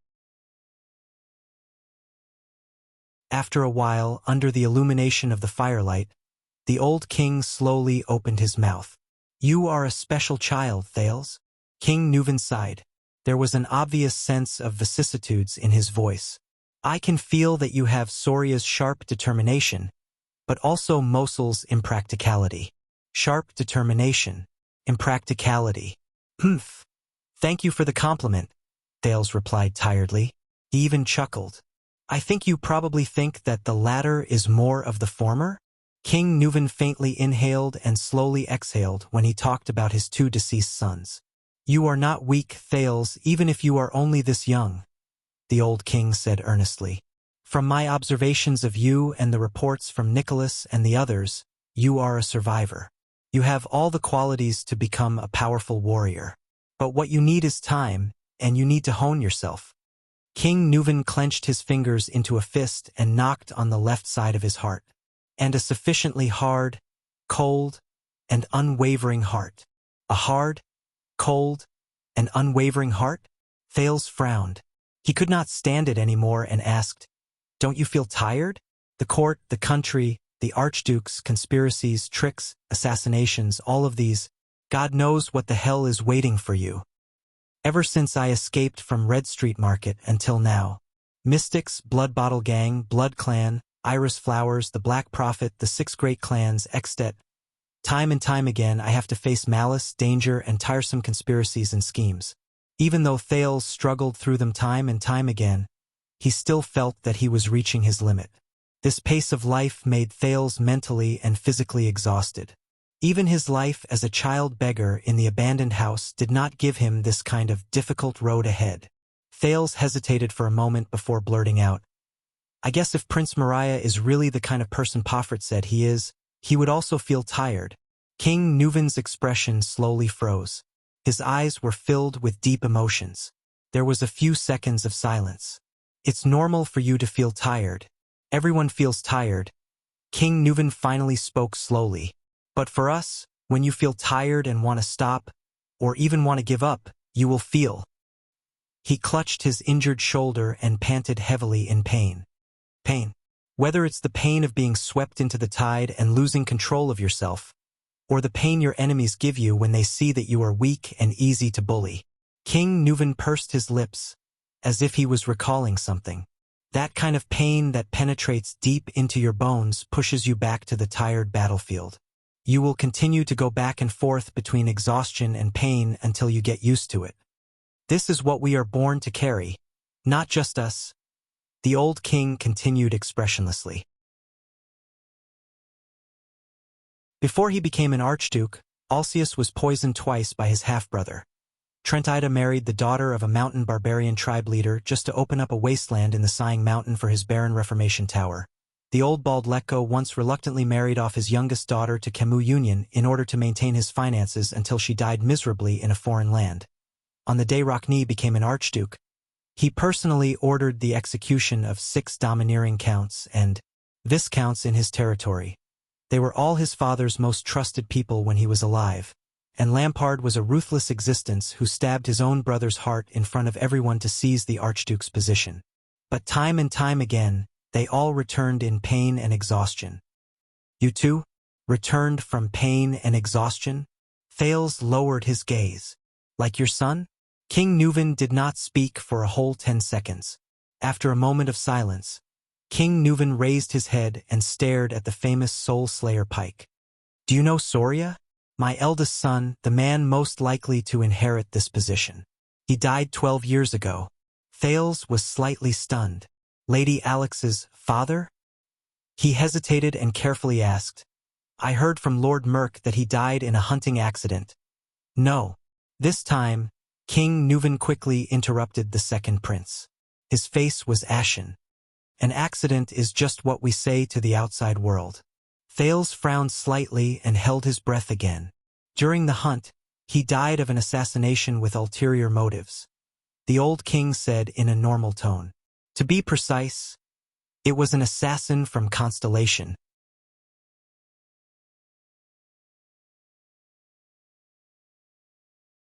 Chapter 157. The second prince of Constellation stared at the old king in astonishment. But I am here now. King Nuven turned to look at him. His tone was flat, but his gaze was complicated. I am betting the future of my family on a prince of Constellation like you. Thales suppressed the anxiety in his heart and heaved a long sigh. My two sons. King Nuven's expression was gloomy. Their fates, or rather, their misfortunes are strikingly similar. But I still want to stand here, manipulate the chips, and win a future for the Waltons. Hearing King Nuven's words, Thales secretly shook his head. Nobles and rulers are another kind of creature. They live on power, this is what Putre told me. So you better get used to it. King Nuven put away his gloomy expression and revealed his tough and cold face again. For your own good. Thales gently closed his eyes. King Nuven's expression suddenly changed. He narrowed his eyes and looked at Thales mysteriously. Speaking of which, they didn't tell you, did they? The old king clasped his hands together. About the truth of your bloody year? Thales opened his eyes in surprise and looked at King Nuven. The first thing he recalled was Queen Kia's hysteria, followed by the names of Charlton and Shadowshield. Lastly, the Jadestar family tomb in Renaissance Palace. The second prince shook his head slowly. They didn't say much. King Nuven snorted softly. Then maybe I shouldn't say too much. King Nuven turned his head back. It's best not to interfere with the education of the Jadestar family. You've interfered enough already, Thales secretly criticized. But Extet was a direct participant in the bloody year, these invaders from the north. Thales thought, maybe he knows something? Do you have any special news for me, your majesty? Thales carefully used honorifics and shrugged. If you really treat me as your future grandson-in-law. Hearing the way Thales addressed him, King Nuven revealed a thought-provoking gaze. Then the old king laughed out loud. See, the old king winked at him. Actually, you will soon get used to it. Thales responded with an ugly smile. You will learn about everything else from your instructor, from Constellation, and from your father. King Nuven stretched his elbow. His expression was subtle. But I can tell you one thing, as one of the bargaining chips I will give to my allies. Something that even your kingdom's secret intelligence department doesn't know about. Thales' expression changed. Even the secret intelligence department doesn't know? His breathing quickened. Who do you think would kill the Jadestar royal family? King Nuven smiled mysteriously. The real mastermind. Doubts arose in Thales' heart. The real murderer? That mysterious assassin organization, the Shadow Shield, that Pofert mentioned just now. Gilbert had briefly mentioned it to him before, but he only said that King Kessel V had already taken all the revenge that could be taken. Thales slowly shook his head. The reason is actually very simple, so simple that you won't believe it. King Nuven fixed his gaze on him. The members of the Jadestar royal family were almost simultaneously attacked by a well-planned assassination, except for one person. I might not be sure about the others, but if the plan went smoothly, it seems that he was the one who benefited from the bloody year. King Nuven said in a strange tone, the members of the Jadestar royal family, except for one person? Thales' heart skipped a beat, but he immediately reacted. You are not the first person to accuse my father in front of me and try to sow discord between us. Thales snorted softly. King Nuven continued to stare at him with a strange look in his eyes. He stared at him until he felt goosebumps. A few seconds later, King Nuven said sarcastically, Use your brain, future guardian of Dragon Cloud City. I am not talking about your father. Thales furrowed his eyebrows and snorted. Who else are you referring to then? 12 years ago, all the Jadestars were. Suddenly, Thales' body trembled and he froze. Wait a minute. Besides Kessel, there is indeed another Jadestar. He did not die of murder. A Jadestar who did not die from assassination. Thales recalled Gilbert's words. In the tragedy of the Bloody Year, there was only one prince who didn't die directly from assassination. Can't be. Thales felt his heart begin to beat faster. The pale-faced prince raised his head and looked at King Nuvan in disbelief. 12 years ago, after we breached Broken Dragon Fortress, we captured Rudolf Nanchester. King Nuvan said quietly with his hand on triumph. Rudolf Nanchester? Information related to him immediately appeared in Thales' mind. That is, he was the Duke of Land of Cliffs region at that time. King Nuvan rubbed his ring and said flatly, "That man was very strong-willed, but the Northlanders despised him for his cowardly act of refusing to send troops from the fortress and watching Prince Horus be destroyed." Thales recalled the conversation he had with Putray when they were at Raymond Pass to pay their respects to the former second prince, Horus Jadestar. He was one of the commanders of Broken Dragon Fortress and the previous Duke of Land of Cliffs region who witnessed the second prince's destruction. He was also the elder brother of the one-eyed dragon, Duke Koster Nanchester. According to Putray, he was captured by Extet and later died in prison. We left him in the dungeon and ignored him. We waited for the start of spring before continuing our journey south to the hinterland of Constellation. As expected, King Nuvan's description was similar to Putray's, until the king's next sentence. But when the news of the Jadestar royal family being assassinated came, Rudolf, who was barely alive, struggled to see me. King Nuvan's expression became more and more solemn. In the fortress, he shed tears and told me an unexpected secret. Thales clenched his fists and quietly listened to the king's narration.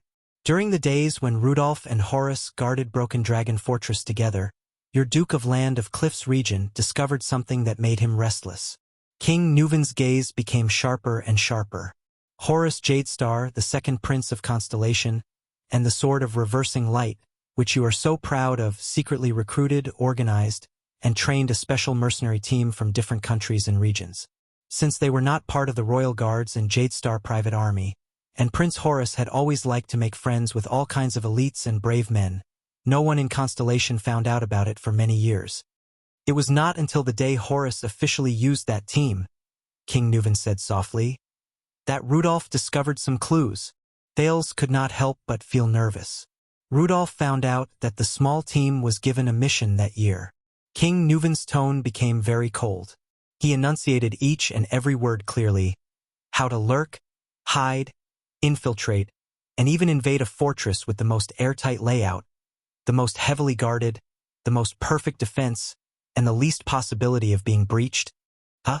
Thales said in surprise. Fortress? The doubts in his heart deepened. King Nuvan nodded. His eyebrows were as dark as water. When Horus took the risk to attack and harass our supply line, Rudolf Nanchester, who had long been suspicious, found a lot of things in Prince Horus's bedroom, from coded communications to secret ledgers. King Nuvan pulled over his outer robe and took out a thick piece of folded paper from the inside pocket. He said coldly, "There's also this thing." Thales looked at King Nuvan in surprise. "You prepared it a long time ago?" King Nuvan did not speak. He only waved the thick paper in his hand. Thales took a deep breath and suppressed his trembling hands. He took the folded piece of thick paper and unfolded it. The paper was made of the best material. It felt smooth and hard to the touch. It seemed to be able to be preserved for a long time. It was more than 2 meters wide, so Thales had to lay it flat on the ground and spread his hands before he could begin to observe it. There was a map drawn on the paper. There was a square building on the map. It was a flat top and side view. Soon, Thales could see that the map was very detailed. It used different colors and labels to clearly mark the wide and thick walls, the ubiquitous sentry towers, the terrifying city-guarding crossbows, a few narrow entrances, as well as the important entrances, passageways, and rooms in the building. Thales' pupils shrank abruptly. This, could it be? Thales put his face close to the map in shock. He stared at every inch of the map, not missing a single detail. There were also densely packed numbers, patterns, and arrows next to the map, from the front door to the interior of the building. He read the words on the map in disbelief. Guard shifts, number of guards, hiding places, available entrances, patrol times at the front and back doors, evacuation routes. Thales was stunned. No, it can't be. A few minutes later, the second prince of Constellation gently climbed up from the map. The astonishment and shock on his face had yet to dissipate. King Nuven took in the entirety of his expression. In view of the war with Constellation at that time, I hid the secret and sent Rudolph back to Dragon Cloud City to be detained in secret until he was sent to death row. King Nuven, who had just revealed the shocking secret, sighed. You can use this information as a bargaining chip when you need it, King Nuven said softly to Thales. Rudolph Nanchester, the coward who has always been reviled by the people, the Duke of Land of Cliffs region who did not help those in need, has been misunderstood for too long. He is the one who has been truly loyal to 82nd since the beginning. Thales rolled up the map in his hand. His frown deepened.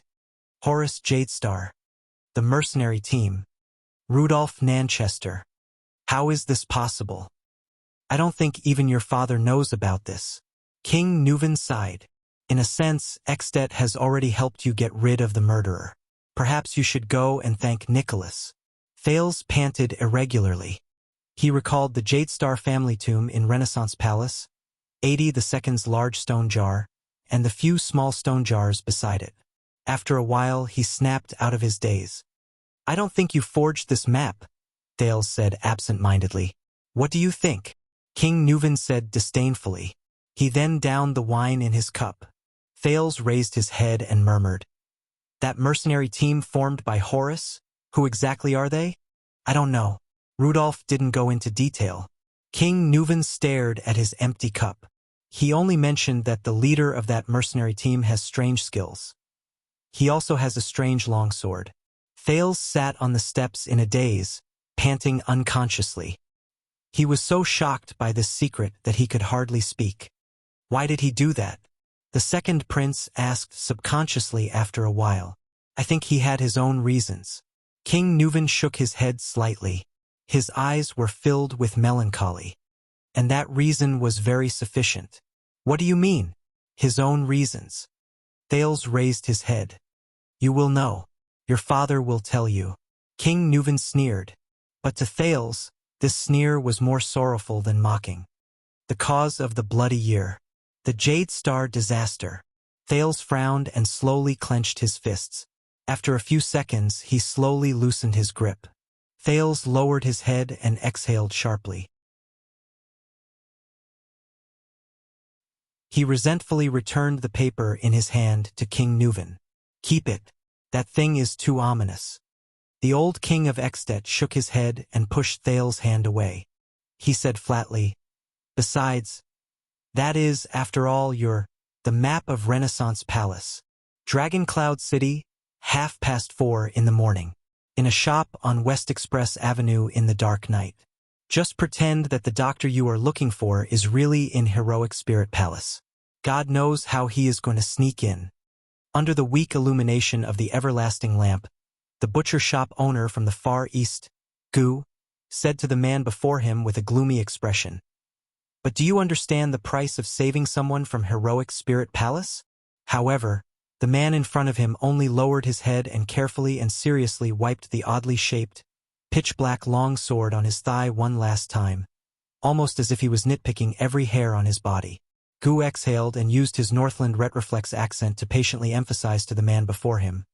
You have to climb all the way up the slope, avoid the disciplinary officers and patrols on the street, go up through the nobles' districts that are heavily guarded by private soldiers, and then go over the many towers and sentry posts. Before you are discovered and shot through by arrows and bows, or hacked to death by hundreds of people with swords and axes, you have to reach the sluice gate that separates the city area from Heroic Spirit Palace. The man stood up and threw away the cloth he used to wipe his weapon. He raised the strange black sword in his hand and pointed it at the ceiling. Gu continued, Then you have to climb over the 10-meter-tall sluice gate. Tonight is the night of Heroic Spirit Palace's banquet. The man raised his head and narrowed his eyes at his sword, as if he was observing the curve of the sword. His nondescript voice traveled into Gu's ears. That sluice gate will open at dawn. I don't have to climb the wall. My chances are higher than usual. How? Do you want to sneak past the palace guards inside and outside the sluice gate, and even between them, under the illumination of the moonlight and firelight, and under their wide-open eyes that are bigger than fists? Gu suppressed his breathing, but he could not help but raise his voice. Even if you break through the gate, you'll still have to face countless patrolling heroic spirit palace guards. They're all elites selected from the local recruits and personally trained by the instructors of the White Blade Guards. They're fierce, loyal, brave, alert, and have sharp gazes. The man hung the strange sword back on the sword belt at his waist and tightened the cloth-wrapped weapon on his back. But Gu was still trying to stop him. Let's assume that you can avoid alerting them, but what about after you sneak into Heroic Spirit Palace? You will still have to face the White Blade Guards, the dragon's Imperial Guards. There might only be 200 to 300 people on duty, and they are scattered throughout the palace, but every single one of them is a veteran with rich frontline experience. There are countless superclass elites, and there are even supreme-class elites like the Star Killer who possess the Severing Soul's blade. The man exercised his joints, turned around, and walked towards the door. Gu followed behind him and said in a profound tone, "Do you know what a veteran is? It's not as simple as having fought in a war and seen blood. According to Extet standards, once you are entangled by one of them." The man did not listen to Gu. He pressed his hand against the door, and a strange force surged. In an instant, the man understood everything on the street outside the door, from the patrols in the distance to the hounds in the vicinity. Even if it's you actually want to sneak into a heavily guarded, impregnable palace without any support, and even fish someone out. After talking for a long time, Gu sighed deeply and stroked his forehead. "You are really crazy." The man did not answer. He stood up, looked at the frowning Gu, and nodded. "Gu," he said flatly. "Next time, if you want to lie to me, find some other reason. At least, don't use the sensory mystic." Gu was stunned, and a puzzled expression appeared on his face. Only Gu himself knew that at that moment, there was already a storm raging in his heart. "What did you say?" The Far Easterner used what he thought was a flawless response and asked with a face full of doubt, "What reason?" The man patted Gu's shoulder. Gu frowned. "I don't understand the sensory mystic." The man revealed a stiff smile. "But I understand you, Gu." Gu was slightly stunned. "You are good at hiding all kinds of emotions, but I can recognize." The man pressed his black sword and shook his head gently. "A person who lives with a mask also lives with pain." Gu silently clenched his fists under his sleeves. "Also," the man turned around, pushed the door open, and left behind one last sentence. "Send my regards to Morat. We haven't seen each other for 12 years. I really miss him." At that moment, Gu's smile froze on his face. Gu stood rooted to the ground as she watched the man disappear into the darkness outside the door, just like how he was in the past. The next minute, the man's figure appeared on the roof of a low house.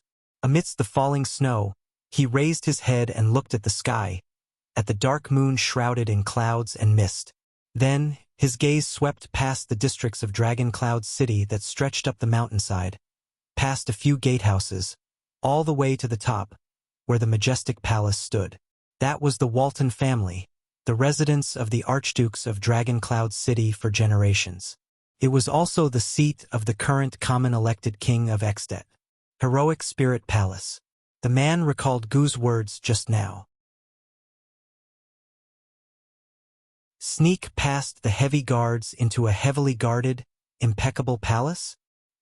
He gently patted the strange black sword at his waist, and a smile appeared on his lips. "Sigh. In this regard, I can be considered." The man closed his eyes gently. "You're experienced, aren't you?"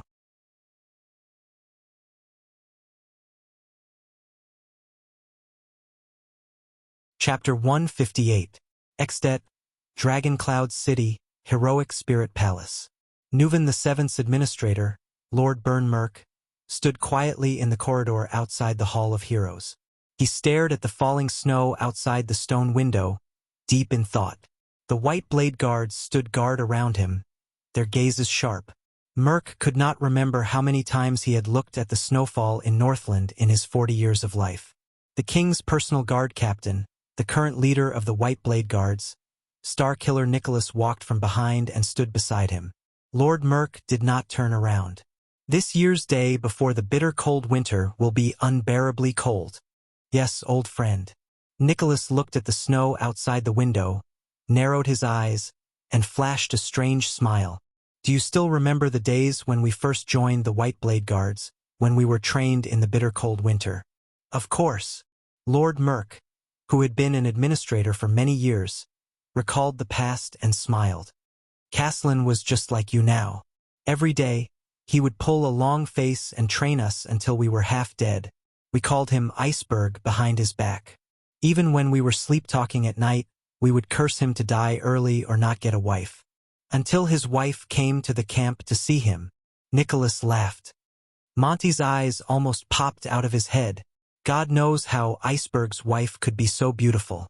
It's so unfair. Merc's gaze drifted into the distance. Yes. He still remembered when he first joined the White Blade Guards more than 20 years ago. The famous commander of the Earthshaker, Caslin Lampard, used a leather whip to chase the group of recruits outside on the bitter cold winter at 4 o'clock in the morning. Even though those who could join the White Blade Guards were all tough men who had been through the front lines. Do you think it's cold? The north wind and the bitter cold are the master of mountain's most generous gifts to the Northlanders. They make you stronger, harder, and more unstoppable. That was what Caslin had said at that time. Merc still remembered his old superior's huge body, which was comparable to that of a grizzly bear, and his frost-covered but fierce face. Stop dawdling. Take off all your clothes and start running. There's hot water at the finish line. If you can't reach it in half an hour, you'll freeze to death on the road. When he thought of this, Merc's gaze flickered and he asked Nicholas, "Are you guys still going on with the greeting gift? All the new guards have to run around naked in the day before the bitter cold winter?" Of course, we were kept up so badly in the past. Nicholas chuckled and said, "If we don't let the newbies experience it, wouldn't it be a pity?" Merc exchanged a smile with him. At that time, among the White Blade Guards, the almost undefeatable legendary Caslin was still in his prime. Blood Hammer Dominic had not sacrificed his life in White Mountain. He always wore his signature hateful smile and helped them count laps. Inextinguishable Flame, Terend still carried his silver and black motionless bow on his back. His every move was majestic. At that time, 3 of the future 5 war generals were gathered here. Sorry Nicholas was an arrogant soldier who disliked everyone. He had not earned his nickname Meteor at the fortress. And no one believed that this troublemaker, who was always beaten up, could become Caslin's successor in the future. Isaiah Salian, who was later nicknamed Prickly Wind, was named the Prince of the Guards because he was picky about his meals every day. 7 years later, he would lead the legendary battle where he shone brilliantly in the 38th century ground. Probably no one would believe that the terrifying Raven of Death, Ned Monty, was a country crossbowman who was full of obscenities, had shifty eyes, and liked to nag about the size of girls' buttocks when he had nothing better to do. They were all young and hot-blooded warriors, each more arrogant and impulsive than the other. Merc could still remember how Nicholas was tied to a wooden stake in front of all the new guards because he did not listen to orders. Then, he was whipped by Caslin with a barbed whip until his skin was torn and his flesh was torn. He had to bite a piece of wood and moan in pain. Under Caslin's cruel hands, they were forged into King Nuven's most reliable daggers and the sturdiest dragon's imperial guards. They fought fiercely in the glacial defense line of the Sentry Ground, in the deep valley battlefield of White Mountain, in the complicated Golden Corridor, and in the tragic Broken Dragon Fortress. They left behind countless corpses of their comrades. They wept and mourned when they failed, sang war songs during fierce battles, and drank to their heart's content when they won. In the end, their names were engraved on the platinum page of the legend of the White Blade Guards, on the same page as the Northland heroes from the ancient empire. Those days were like a dream. Of course, there was also the young man who hid his identity and trained with them with a hearty smile. He once fought with me for a bowl of meat soup. That bastard. When he thought of this, Merc could not help but smile softly. Then his eyes dimmed. Merc sighed. And now, even my daughter is 20 years old.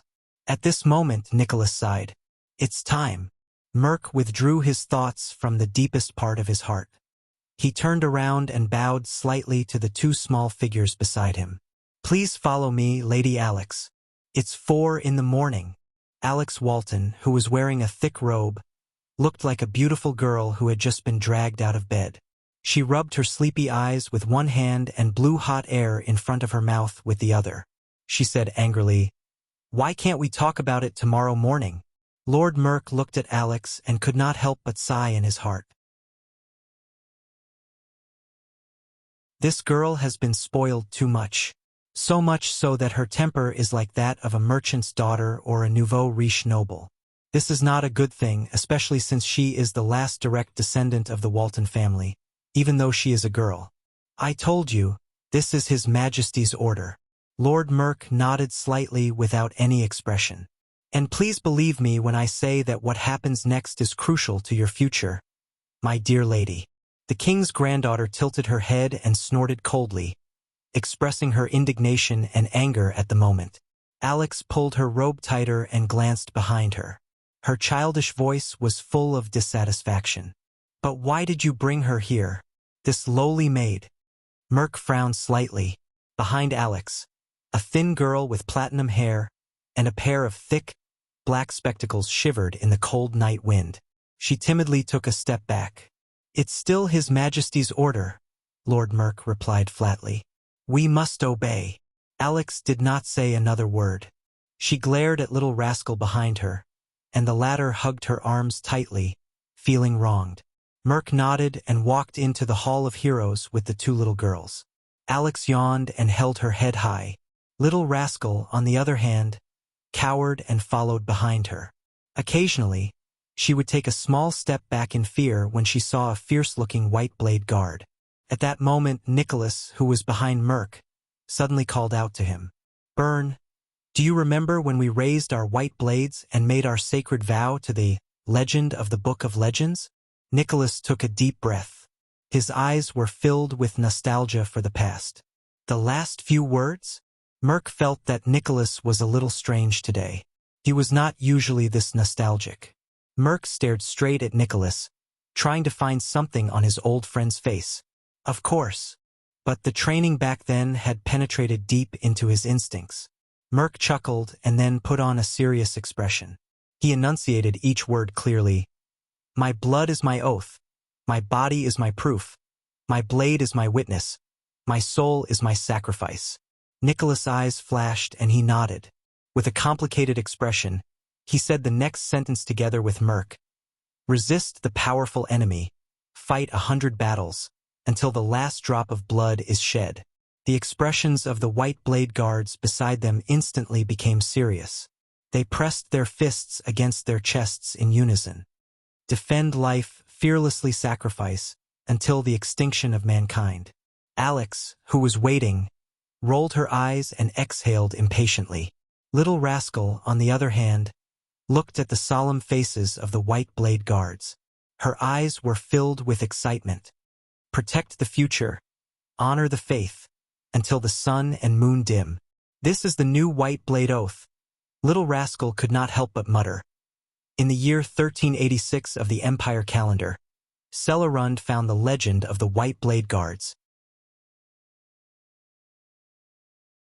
He rebuilt the famous white blade guards, combining the ancient white blade oath with the Empire's knighthood oath. Shut up, idiot! Alex cut her off fiercely. You're annoying. Little rascal's eyes reddened and she lowered her head. Nicholas and Merc looked at each other and recited the last sentence in unison. Pass on hope, shine with glory, until the eternal sleep of all things. Both of them were silent for a while. They looked at each other and smiled. Merc nodded. He brought the two little girls into the Hall of Heroes. The person he respected the most, Nuvan VII, who had just gone through a duel, was sitting on the steps at the edge of the hall. Next to the king was the envoy of Constellation, the subject of much discussion among the vassals, the young and precocious Prince Thales Jadestar. However, both of them were silent. They were not in a good mood, as if they had just had a rather unpleasant conversation. Merk brought the two puzzled girls to the king. "Your Majesty." The administrator nodded at the king and stepped aside. "Lady Alex." Thales looked up. "What's going on?"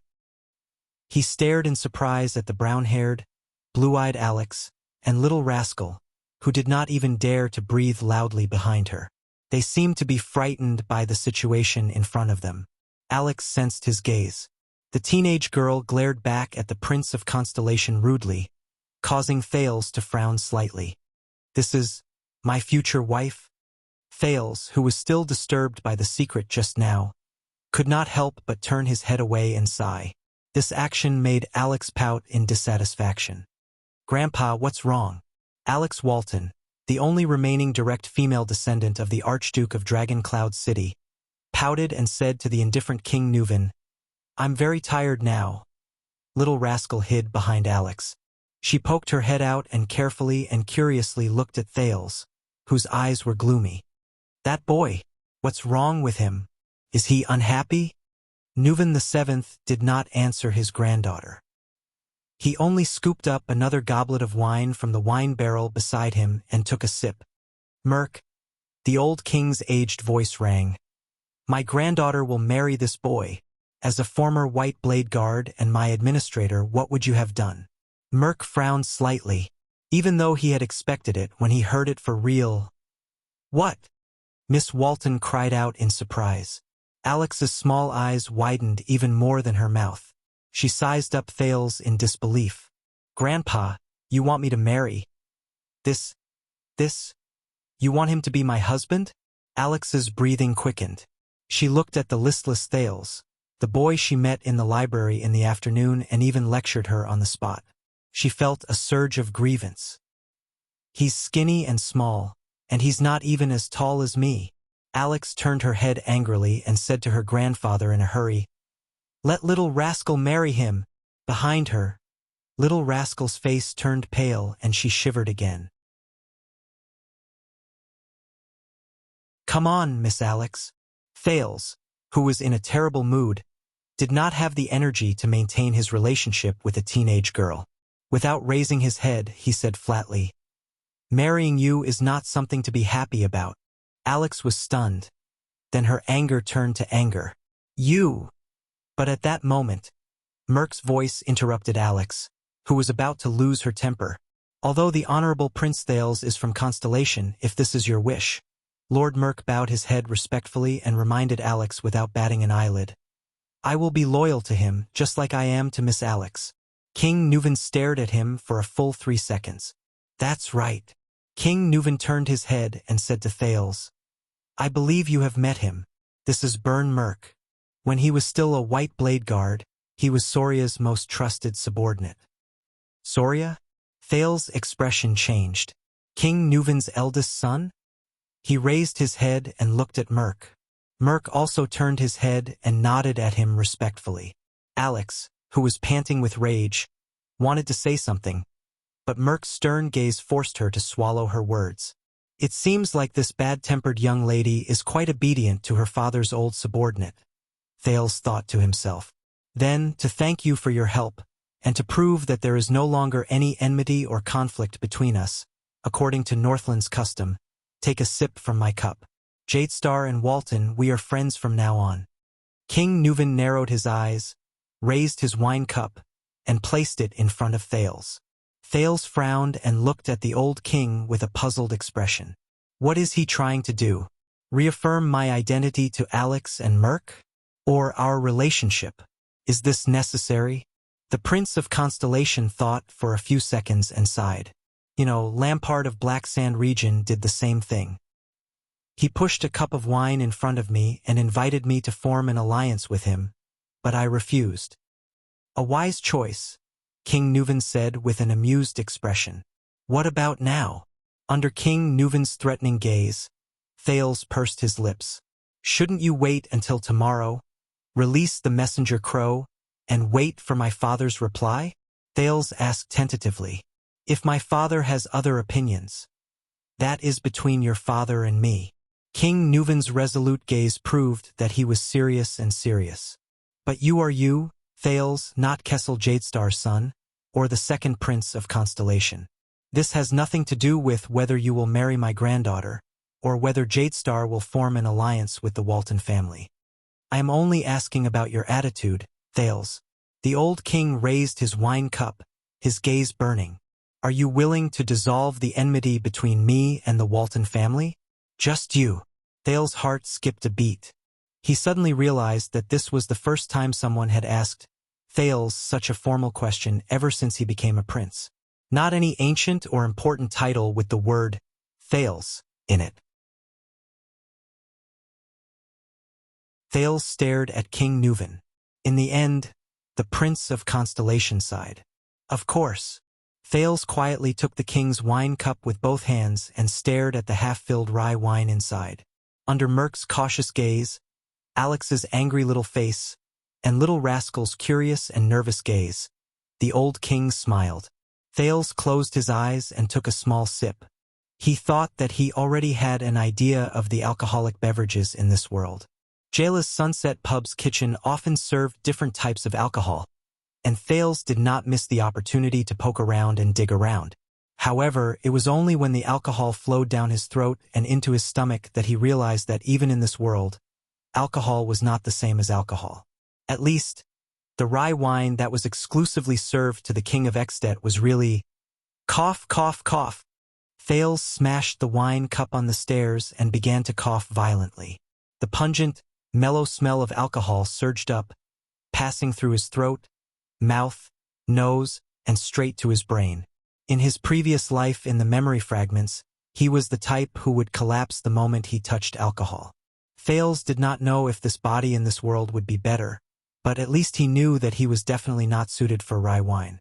Cough, cough. Thales coughed so hard that his face turned red and tears came out. Ha ha ha. Nuvan looked at him and laughed heartily. Maybe we should start with something lighter. Thales felt his face burn. It's okay, Caslin told me. Thales finally composed himself.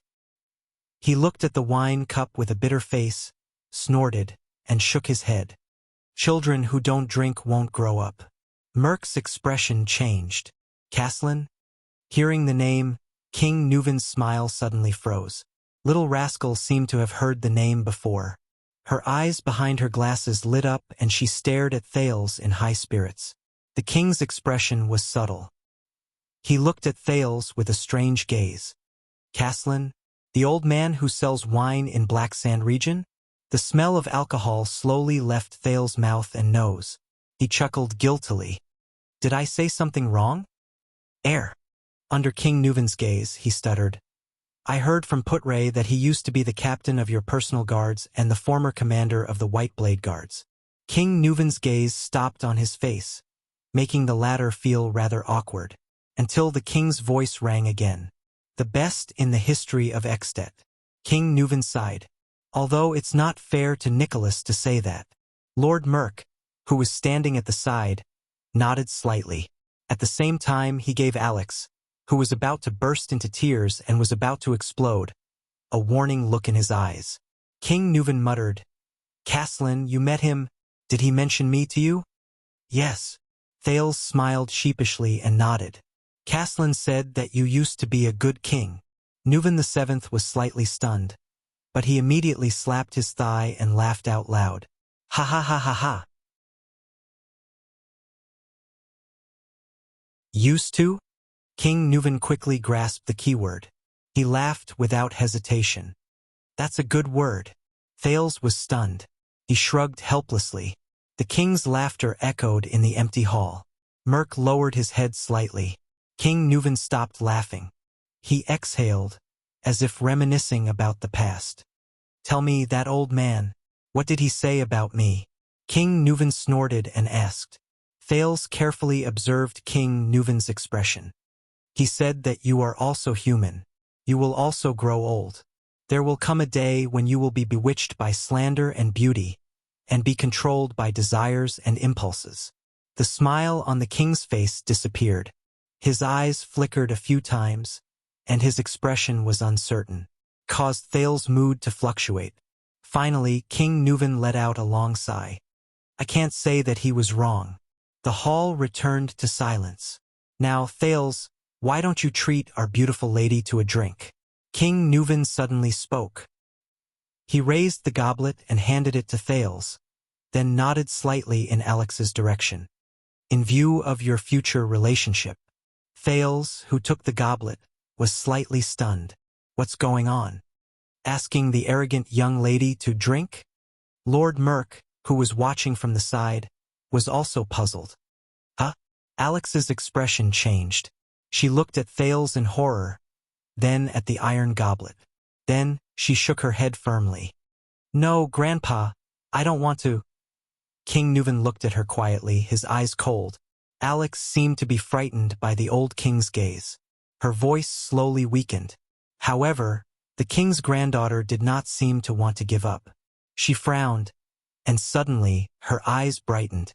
She turned around and pulled little rascal over. Her. Let her drink. After all, she's my maid. The unprepared little rascal was suddenly pulled out by Alex. The bespectacled little girl looked at King Nuvan in horror, then at Thales. She was about to cry.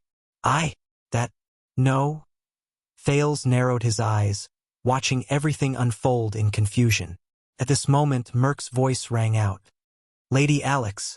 The king's administrator looked at Alex sternly. His eyes were filled with undeniable anger. Stop fooling around. Alex's voice suddenly faltered. She seemed to shrink back in fear. That's your grandfather, your king. It's his order. Merk unceremoniously pulled Alex away. Go listen to his orders, whether it's the wine or your marriage. Under Merk's stern lecture and King Nuvan's urging gaze, Alex took a step forward, feeling wronged. She reluctantly took Thales's wine goblet. With reddened eyes, she glared at the innocent Thales, then looked at King Nuvan pitifully, but the latter did not say anything.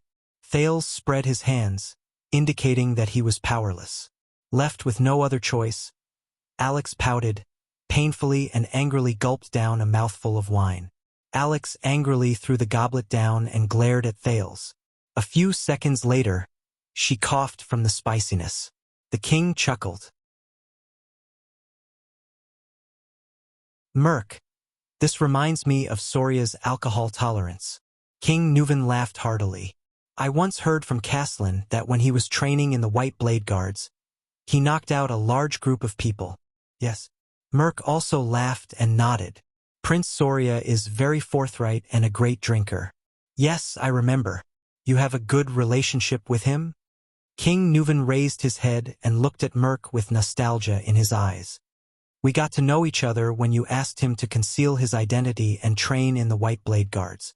Merk smiled and nodded. He's not just a prince. He's also my comrade and friend. I still remember his hearty laughter. King Nuvan's lips curled up. Thales ignored Alex's dissatisfied gaze. He watched as the king and his vassal reminisced about the past eldest son of the king, Soria Walton. He began to wonder, should I leave? Yes, he's a guy who likes to laugh. He's just like me. King Nuvan sighed. It's a pity that he married a wife who wore a sad face all day long. I still remember that every time they dined in front of me, they did not even look at each other. Madame Adele came from Vine City in the southwest of Camus Union. The climate there is warm and humid. She was also the daughter of a marquis and wasn't used to the harsh life in Northland. Lord Merk glanced at Alex and sighed. Lady Alex obviously inherited many of her mother's traits. Alex pouted for the third time. King Nuvan snorted. Thales. Just as Thales was about to leave, King Nuvan suddenly raised his head and stared at him coldly. I told you before, my eldest son didn't die in an accident. He died in an assassination. Merk's expression changed slightly. Soria? He looked at Thales and then at King Nuvan. He seemed to want to say something but stopped himself. The old king's next words made Merk's face turn pale. Tell him, Merk, King Nuvan said flatly. How did my son Soria die? Thales held his breath and looked at Merc. A new doubt emerged in his mind. Something's not right. The king's eldest son? Why did he mention something that happened so many years ago? Also, King Nuvan's change of topic is a little unnatural. Did he purposely bring this up? Alex seemed to know the seriousness of the topic. She quieted down and looked slightly fearful. Your Majesty, Lord Merc objected with an unpleasant expression. With Prince Thales' status. But King Nuvan interrupted him. Tell him. He needs to know. The old king grabbed the wine glass on the floor and said coldly, from the process to the outcome. Merc stared blankly at King Nuvan. The latter's expression had become very serious and scary. Sensing that the atmosphere was not right, Alex lowered her head and took a step back, bumping into Little Rascal. What's wrong? Thales carefully controlled his tone. Your Majesty, you just said that it was an assassin from Constellation, right? Merc was stunned. He didn't expect Thales to already know. King Nuvan cast a stern glance at Merc. Thales rolled his eyes and observed the situation. He regretted not fleeing earlier. It seemed like the atmosphere wasn't too good. The administrator let out a sigh and finally said, It was at the turn of autumn and winter 12 years ago. A thought struck Thales. 12 years ago. Wouldn't that be? Prince Soria brought Lady Adele and Lady Alex, who was less than a year old, out to Dragon Cloud City to hunt. Since I was originally in charge of Prince Soria's safety, Nicholas assigned me to bring a team of white blade guards to protect them. Merc lowered his eyelids. His voice was deep and pained, as though he was recalling that period of his life. But the accident still happened. Thales did not say a word and listened quietly. I don't know if it was a coincidence, but Harold Lampard, the eldest son of the previous Archduke of Black Sand region, was a guest in Dragon Cloud City at that time. He actually went to the same place to hunt. When Merc said this, he let out a breath, but his voice began to tremble slightly. That assassin is among Harold's entourage. Thales narrowed his eyes. The assassin snuck under Lady Adele's carriage and waited for Prince Soria to return after his conversation with Harold. Then, Merc clenched his fists and exhaled through gritted teeth. King Nuvan was silent. He sat on the stairs without any expression on his face. His gaze was numb. I shot a signal arrow to ask for help. Thales could tell that the day Merc went through must have been very painful and difficult. The latter closed his eyes and his face twitched. Nicholas intercepted the assassin on the way, but he still managed to escape in the end. Prince Soria was severely injured and lost too much blood. He died on the spot. To protect Lady Alex, Lady Adele also. When he said this, Merc closed his eyes in agony. I couldn't protect them? Alex lowered her head and stared at the ground in a daze. Behind her, Little Rascal did not even dare to breathe loudly. A few seconds later, Lord Merc finally recovered. He gulped and said mournfully, Although there is no evidence, the secret room is very sure after their investigation. That assassin came from Constellation and was even directly under the orders of the palace. Thales furrowed his brows. No way. The assassination 12 years ago? But wasn't Constellation going through the bloody year at that time? His train of thought was interrupted. King Nuvan raised his head slightly. His tone was heavy and sorrowful. Thales, 12 years ago. There was a reason why we sent troops south to Constellation. Constellation, Eternal Star City, an unknown underground place. Asterisk clang. Asterisk the sharp metallic sound of an iron gate being violently pulled echoed clearly in this dark place. 2 torches soaked in eternal oil were lit. 2 men dressed in guard uniforms appeared in a dark corridor. The torches lit up the cells with thick iron bars on their left and right sides. Following the noise and the light, there was a commotion in the cells. Damn it! Don't you have any sense of time? In one of the cells, a well-groomed but shabbily dressed man, suspected to be a nobleman, seemed to have just been woken up. He was lying on his bed and yelled with sleepy eyes, It's definitely early morning or late at night. If this was in the past, in the Department of Foreign Affairs, the two guards holding the torches ignored him, as if they were already used to it. They respectfully moved to the sides and made way for a sturdy figure in the middle. Your Majesty, King 80, you're finally here. This was an unkempt old man with disheveled hair and a perplexed and fanatical expression. Stimulated by the light, he pounced forward and shook the iron bars with all his might. He roared madly, "Please consider my words. Even if you don't think for yourself, what about Prince Midir? Are you willing to hand him a constellation riddled with holes?" Under the direction of the sturdy figure, the two guards looked at each other, walked in front, and began to lead the way. The prisoners on both sides woke up one after another. They behaved differently, but most of them were either acting abnormally or screaming madly. "You're all going to die, ha ha ha." This was an old prisoner lying on the ground. He roared madly, "Even if you're from the royal family, you're all going to die. How dare you, ha ha." The three figures ignored him and continued to move forward. "Look who we've welcomed." A rather imposing, middle-aged prisoner leaned against the bars and squinted at the light. He seemed to be very clear-headed. "Isn't this the fifth prince, the disgrace of the royal family? Why aren't you working hard on a woman's belly, working hard for your pitiful bloodline? Why are you here in the cold wind?" "It wasn't me, it really wasn't me." A prisoner hugged his head and wailed, "I didn't even touch Prince Bancroft's wine glass. No, it's all Jenkins' fault. He's the one who poisoned me." "Norfolk, yes, Norfolk." This was a prisoner with his back facing the corridor. He could be seen carving something on the wall as he muttered to himself, "I know that he's planning something behind Duke John and Count Caribbean's back. Maybe it's related to the rebel army. I've suspected him for a long time, but that hateful woman, Sonia Cecere." The three of them continued to move forward. "Hey, brat." A prisoner with a scar on his face pounced on the bars when he saw who it was and shouted, "How's the situation at the western front lines now? Did we regain Bladefang's dune after you conquered the desert god's altar? What about the orcs? What about the 8 great tribes under the dragon skeleton throne? Tell me, tell me." The well-built figure turned a deaf ear to the voices on both sides and moved forward. Two guards with calm expressions brought him to the next area. There were no prison cells with transparent bars here. Instead, there were sealed cells sealed off by thick, heavy iron doors. There was only one opening on each iron door, and it was the only connection between the sealed cells and the outside world. The two guards brought the newcomer to the innermost room. One of them knocked on the iron door forcefully. Asterisk bang, bang, bang. Asterisk the other guard looked at the well-built newcomer. The latter nodded slightly. So, the guard grabbed the iron bolt on the iron door that controlled the opening and pulled open a hole that was only the size of half a person's face.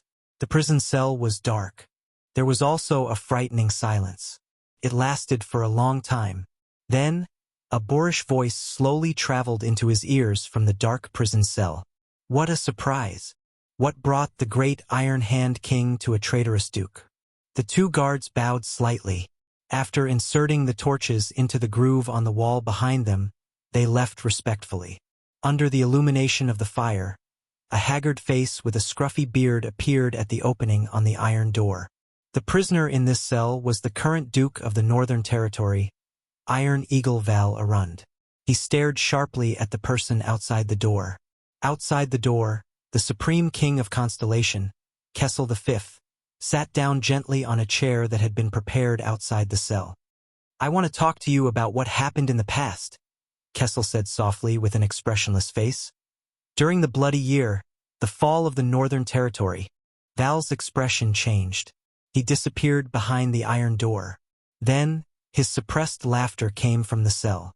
Under the flickering light of the fire, Kessel was silent and did not speak.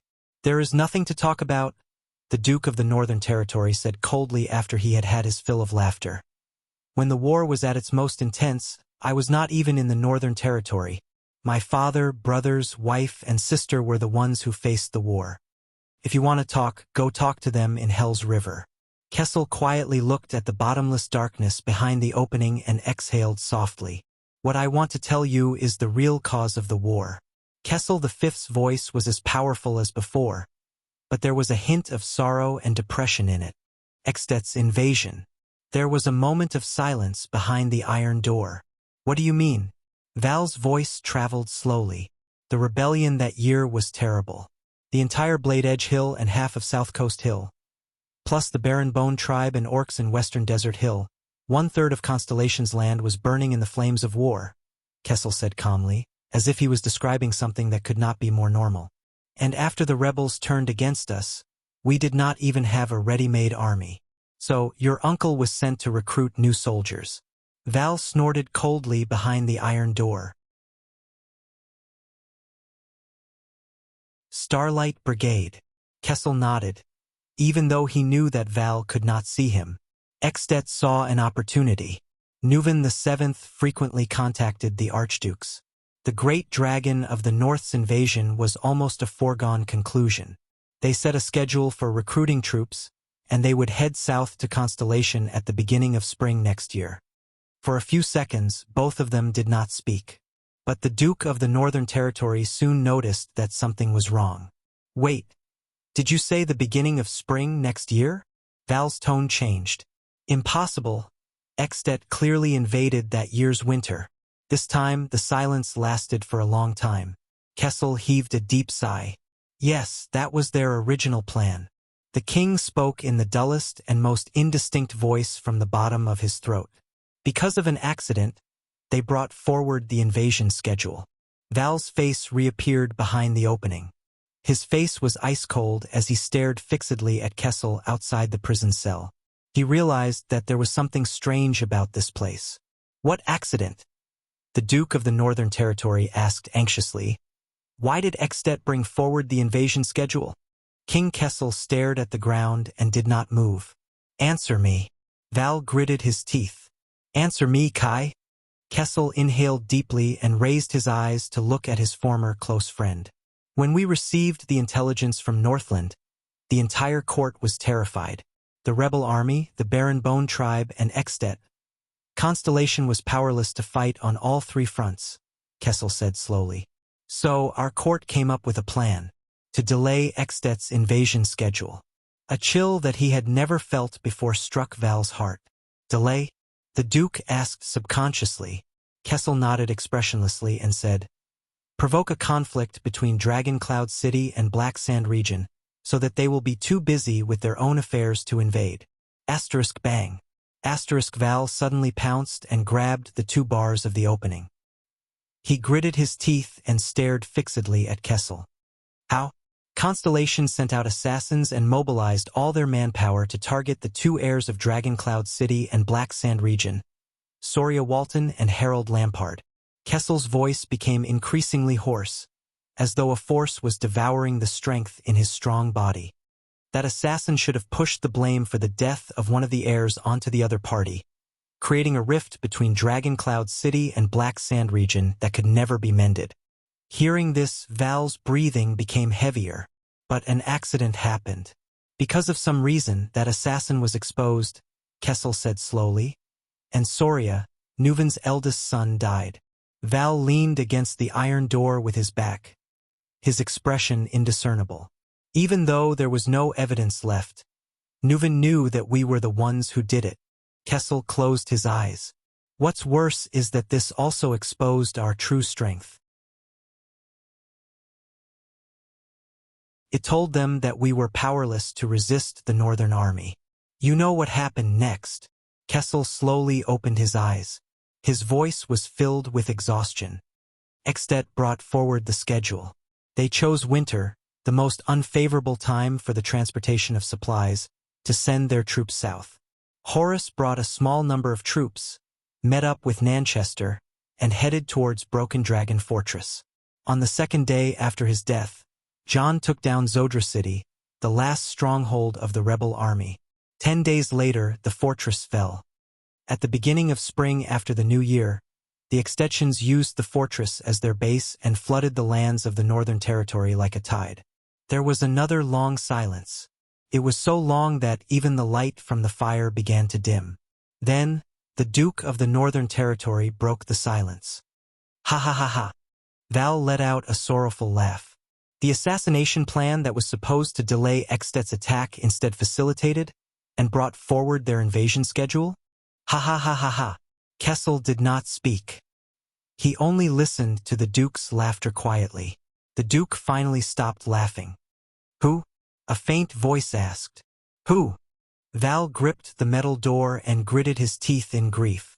Who came up with this damned plan?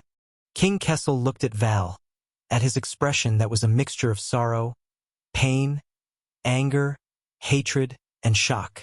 The king shook his head. Father had no choice. Starlight Brigade suffered a series of defeats at first. John retreated step by step from Jade City to the Land of Tusks, then all the way out of Walla Passage. The rebel army even penetrated deep into Eternal Star City. No one expected that John would be able to achieve such a great victory in such a short period of time. At that time, the entire palace was shrouded in the shadow of the kingdom's demise. Kessel took a deep breath. That's why that assassination happened. Val's expression slowly froze, but his hand, which was holding the cell door, kept trembling. If there was no such plan, no assassination, the Duke of the Northern Territory subconsciously murmured. Kessel pressed his hands on his knees and lowered his head slightly. Yes. Kessel's face was slightly contorted. He tried his best to control his neck and nodded while trembling slightly. If Extet had waited until the beginning of spring to attack, John's Starlight Brigade would have been able to head north in time to support your father and the fortress. Broken Dragon Fortress would not have been breached, and neither would Cold Castle or fall into the enemy's hands. The Northern Territory would not have had such a tragedy. Val slid down behind the metal door dejectedly. Asterisk bang. Asterisk the muffled sound of two knees hitting the ground came from behind the metal door, and the Duke of the Northern Territory's suppressed, pained growl. You mean, Val said hoarsely, your father, those bastards at the Imperial Conference, their stupid plan, caused the deaths of thousands of people in the Northern Territory? Haha, we always thought that Nuven seized the right opportunity to invade and took down the fortress. In the end, ha ha ha. Kessel did not answer. He only waited quietly. The flickering firelight illuminated the side of his face. The King of Constellation's eyes were filled with numbness. After a long while, what about that stupid assassin? That guy who failed in his assassination and exposed himself? Val's sorrowful voice, which had slightly changed its tone, came from behind the metal door. There was deep hatred in his words. Didn't you dig out his heart? Kessel V turned his head and stared at the empty space. It was as if someone was standing there. There was silence. For a moment, there was only Val Arun's low and suppressed sobs in the air. Kessel's gaze was filled with complicated and indecipherable emotions. Yes, after an unknown amount of time, the Supreme King of Constellation, Kessel V, stared at the empty space and slowly said with an emotion that was difficult for ordinary people to understand. For that failed assassination with grave consequences, that assassin is paying the price. He is forever imprisoned behind a cursed mask, never to see the light of day. The king stared at the empty space. His voice was extremely quiet. In endless loneliness and boundless darkness, he has tasted pain and suffered all kinds of torture. With the rest of his lowly life, for that tragic war, for the countless dead souls he owes.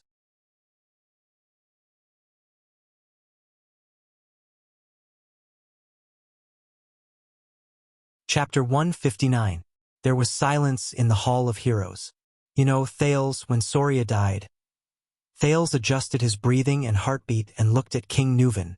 Anger, madness, hatred. It made me want to unleash the wrath of the Walton family and Dragon Cloud City at all costs. The old king's eyes were lifeless, as if he was looking at another world through Thales. In comparison, gaining benefits and even conquering Constellation seemed to have become secondary. Thales did not speak. It was inappropriate for him to say anything at that moment. King Nuvan slowly raised his eyes and looked at the grief-stricken Merc. Merc, why didn't you protect him and Soria? The king's expression was very unpleasant. You are a white blade guard.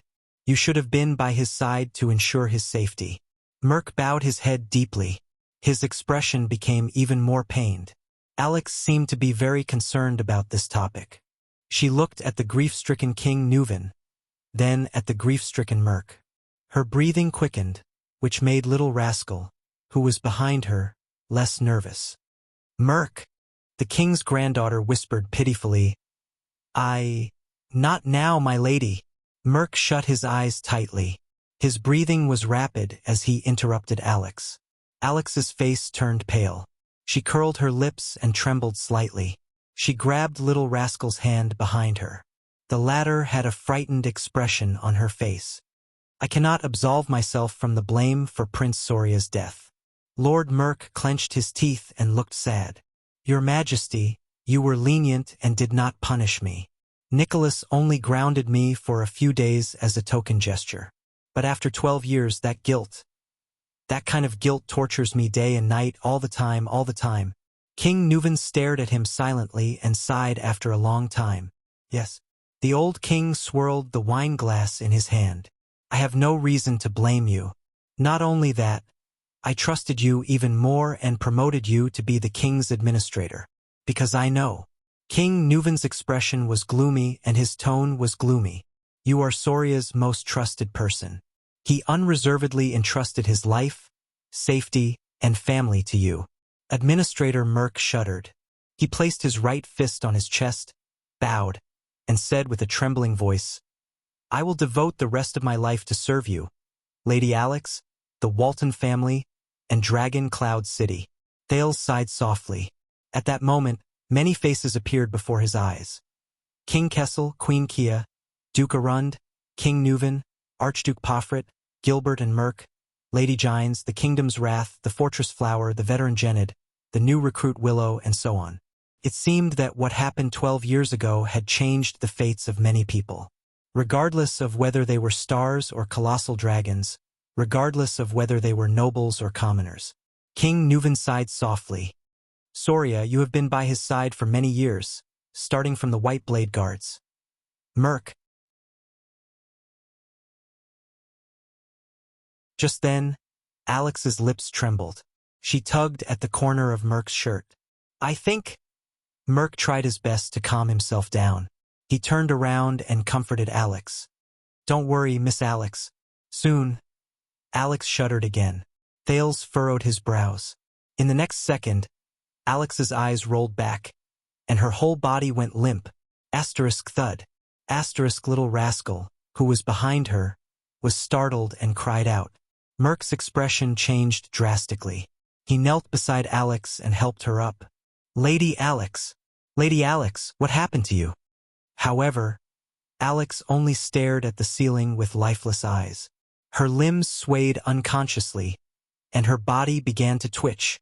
Thales jumped down from the stairs and stared at Alex's strange condition in shock. What happened? Does this young lady have a disease? Epilepsy or something else? Little Rascal shuddered in fear. Merc's face was pale. He held Alex in his arms and raised his head to look at the king. He said urgently, Your Majesty, Lady Alex, we have to hurry. Yes. But King Nuvan still seemed to be immersed in the past. His gaze drifted as he pretended not to hear. He continued, I remember that you were the closest of friends and brothers, whether it was on the battlefield or at banquets. Seeing Alex's strange condition, Merc was extremely anxious and could not help but shout, Your Majesty! Alex, whose face was pale beyond recognition, opened her eyes and stared at Merc. Her gaze was filled with endless fear. She raised her trembling hands and scratched Merc's clothes in agony, like a drowning person grasping at straws. Thales watched in disbelief. It took him a few seconds to realize what was happening. King Nuvan only stared into the distance with unfocused eyes. Alex's mouth twitched. Her face was drenched in cold sweat, and she looked like she was in extreme pain. Alex opened her mouth wide and inhaled in large mouthfuls of air, but it was as if she was suffocating. The only sound that came out was an unintelligible choking sound. Ah! Little rascal, who was watching from beside her, covered her mouth with both hands and stepped back in horror. No, no! Merc hugged Alex in a panic. Seeing her look as if she was in extreme pain, his eyes were filled with fear. Lady Alex. The administrator no longer cared about King Nuven's reaction. He picked Alex up and turned around abruptly. He roared at Little Rascal. Don't just stand there. Go get the doctor. Little Rascal was startled. Still in a state of shock, she turned around instinctively. But Thales reacted faster than her. The Prince of Constellation clenched his teeth and ran out of the hall. As he ran, he yelled, "Is anyone there? Help!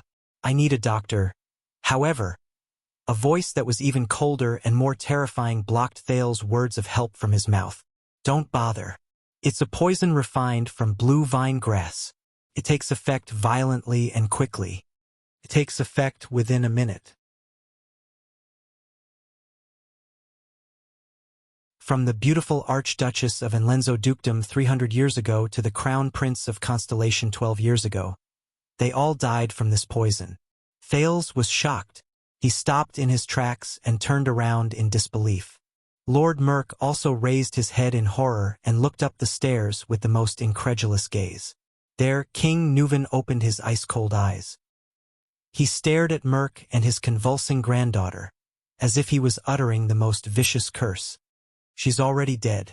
As if to prove the old king's words, in the next second, Alex, who was in Merc's arms, jerked backwards, almost breaking her neck. She stared at Merc with her frightened eyes, as if she did not understand what was happening. Then Alex Walton, the last direct descendant of the Walton family, slowly closed her eyes. Her body gradually became limp, and she stopped convulsing. Her hands hung in the air, swinging back and forth. Her head was tilted to one side, right at Little Rascal. Little Rascal looked at Alex's expression and screamed in fear. She fell to the ground on her butt. Thales subconsciously took a step back. His breathing quickened. Why? Impossible. How could this be? Thales could not accept the current situation. He widened his eyes and fixed his gaze on Alex.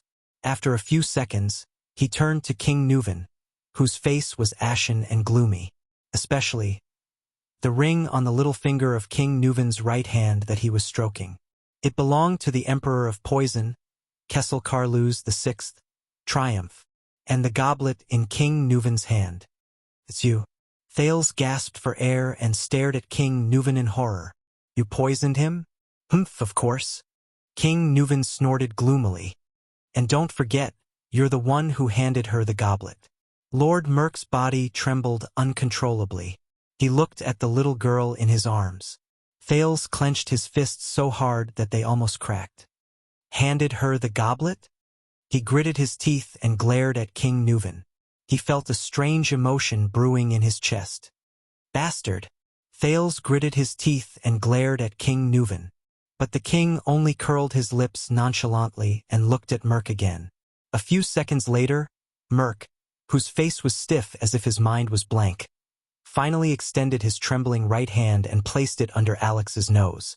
Then, as if he had touched the hottest flame, Merc flinched and withdrew his right hand. Thud! Merc, who was holding Alex, fell to his knees. The administrator raised his head and looked at King Nuven. His eyes were filled with despair and pleading. No, no, no! Merc shook his head violently. His face was contorted as he stared at the motionless girl in his arms in disbelief. He looked at His Majesty in panic and fear, then at Lady Alex, who seemed to be asleep in his arms. At that moment, Merc's terrified face was filled with helplessness. Thales stared at the motionless Alex in a daze. Little Rascal, who was sitting by Thales' feet, seemed to be scared out of her wits. She just stared at Alex's body blankly and shuddered from time to time. Merc's face began to contort. I beg you, Your Majesty. He knelt on the ground and spoke in a different tone. Like an asthmatic, his voice was a mixture of gasps and pauses. Tears rolled down Merc's cheeks and dripped onto Alex's face. What followed was his pleading voice. Why? Why? Thales clenched his fists, lowered his head and exhaled. Merc sobbed and screamed at the king. Why? Why? King Nuvan seemed to have just recovered from his silent contemplation. He stared at Merc, who was trembling and crying, and uttered through gritted teeth. Burn Merc. Shouldn't you know this? Merc shuddered violently. If it wasn't for Mariah's death, I wouldn't have combed through the Walton bloodline. King Nuvan closed his eyes and said in pain, the high priestess of Bright Moon Temple wouldn't have realized that she wasn't of the Walton bloodline. Merc stared at King Nuvan with his eyes wide open and trembling in disbelief. Thales' jaw dropped. He stared blankly at Merc and the little girl in his arms. Bloodline? Not of the Walton bloodline? Doesn't that mean that the Walton family, which has been passed down for 600 years? And this also reminds me of many things, King Nuvan said coldly. Soria loved to hunt, but he never brought a woman with him, not even his wife. Speak, the old king said in a low voice. What happened in the assassination 12 years ago? Merc listened to the king's words as if he did not hear anything. He subconsciously hugged the little girl in his arms tightly, sobbing, tears falling continuously. King Nuvan seemed to have exhausted all his patience. His face was ferocious, and he roared like a terrifying lion. Speak! Frightened by the roar, the nervous little rascal shrank back with a yelp. Thales tried hard to sort out the situation before him. He exhaled forcefully, walked to Little Rascal and pulled her up. Little Rascal grabbed Thales' arm tightly as if she had found someone to rely on. She looked at the terrifying scene before her from behind her glasses with a terrified expression. Merc's eyes were filled with despair and desolation as he cried. He looked at the girl in his arms and snorted, as if he was crying but not laughing. 12 years ago, Soria brought Madame Adele out of the city, because... His words were mixed with his panting, like the last words of a dying man. Because what? King Nuvan stared at him. Because... Merc stroked Alex's hair painfully. Because Soria found out... Found out what? The king's voice was bone-chilling. Merc's face was filled with pain, as if he was tormented by the biggest nightmare of his life. He found out about us. About me and Adele. Thales stared at the short-haired warrior in shock. Little Rascal pulled Thales' arm and hid behind the Prince of Constellation. She gritted her teeth and watched the scene in disbelief. Yes, Merc wailed in despair. Alex, she is... my daughter. Clang. King Nuvan could not take it anymore. He threw the wine goblet on the ground with a force filled with hatred. The iron goblet clanked on the ground, accompanied by the administrator's sobs. Thales took a deep breath and tried to understand the situation before him. Only Merc's sobs and the old king's heavy breathing could be heard in the hall. Ha ha ha ha. King Nuvan's suppressed laughter came from his throat. There was a hint of sadness in it. You? Soria's most capable subordinate? Best friend? Most trusted brother? Just like that, you used betrayal and deceit to repay his trust. The king's voice reverberated in the hall. Merc, who was kneeling on the ground, sobbed and raised his head. No, as if his greatest dignity had been violated. He roared with tears and snot in his eyes. I did not betray him. I did not betray Soria. Thales watched the scene in front of him with an unpleasant expression. He only felt bitterness in his heart. Merc looked at the girl in his arms and sobbed softly. Prince Soria, Soria was a good brother, and I was willing to give up my life for him. He growled. In the White Blade Guards, we trained under Caslin to become the most valiant warriors. When we were in the 38th Century ground, he crawled with a broken arm to block a fatal hammer blow for me. When my mother was seriously ill, and my sister came to Dragon Cloud City to look for me, he personally sent a doctor to save my mother's life.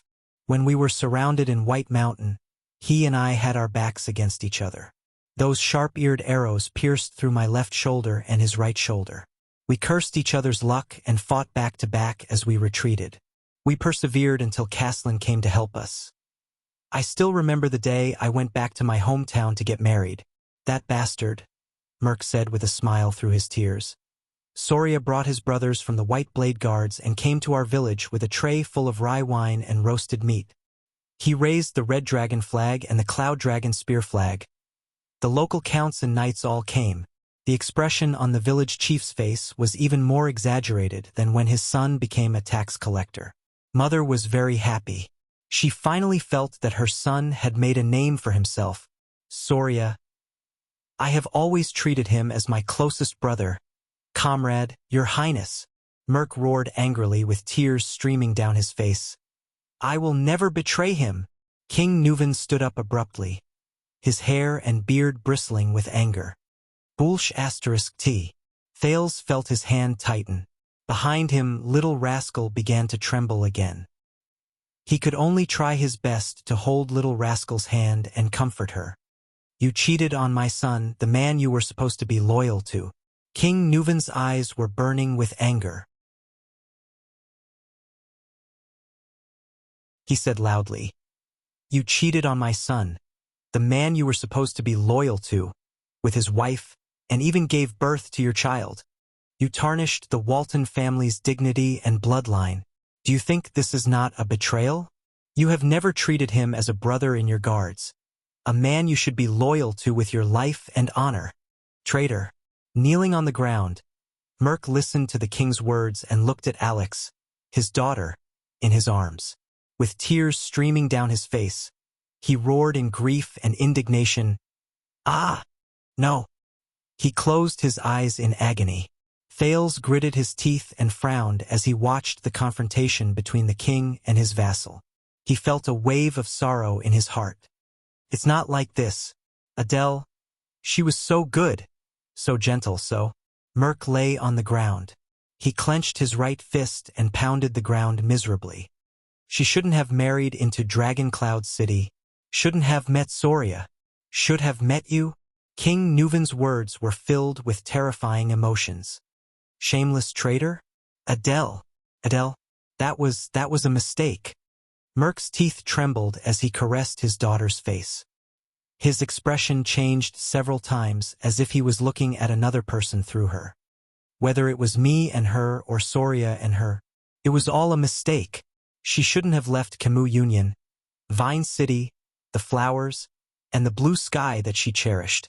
She only belonged there. As for Soria, he's a good brother and a good warrior, but he never cared about women. Prostitutes, women he captured after the war, maids in the castle, and ladies of the nobles. None of them made a difference to him. Merc put his face against Alex's and cried, Soria, Soria, Soria. In Soria's world, there was only wine and battles, politics and victory. The only people he cared about were warriors, friends, and enemies. On the night of their wedding, Soria was dead drunk. I stood guard outside their bedroom. That sound was like a gun exploding, Adele's resistance and sobs. I guess Soria thought that it was a celebration after another battle. The next morning, Soria went hunting. He left me to watch over Adele. Her expression, that was not the expression a newlywed wife should have. Thales listened to Merc's desolate and painful confession with an unpleasant expression. Finally, one day, I saw Adele trying to cut her wrist with a pair of scissors. I told Soria and tried to persuade him to treat his wife better, but Soria thought that she had insulted the Dragon Spear family. Every time, he would angrily pick up his whip and teach her a lesson, Soria said. At that time, I stood at the door, clenching my fists, listening to Soria's roar and Adele's screams. I was angrier than Soria, more in pain than Adele. Merc hugged Alex tightly. His eyes were closed, and tears gushed down his cheeks like a flood. Since then, Adele wanted to commit suicide more than once, and I stopped her more than once. But I hid it from Soria, because I did not want Adele to be hurt by him again. Adele, She's like a flower that has been trampled on and abandoned. Soria's attitude towards women is even more terrifying than the most inflexible Northlanders. When he's in the mood, he'll force her. When he's not in the mood, he'll ignore her and be indifferent to her. Thales closed his eyes and sighed heavily. Adele. She was too lonely, too pitiful. Merc stroked his daughter's hair, his eyes filled with sadness. She traveled a long way to come here, and Soria did not know how to cherish her. He only treated her as a puppet and a chess piece, a bargaining chip to form a marriage alliance with Camus Union. I tried everything. I just tried to make her happy. Tried to stop her from committing suicide again.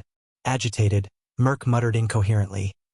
From magic tricks to flowers to finding girls from Camus Union to relieve her boredom, to trying my best to get Soria drunk at night when she did not want to. Adele was very grateful to me and happy that I did these things for her. She stopped trying to commit suicide and started to smile, even though she only smiled at me. My wife passed away in my hometown. When I didn't know how to raise the 5-year-old Croche in front of me, Adele was the one who took care of her. This made Soria's attitude towards her much better. We became more talkative.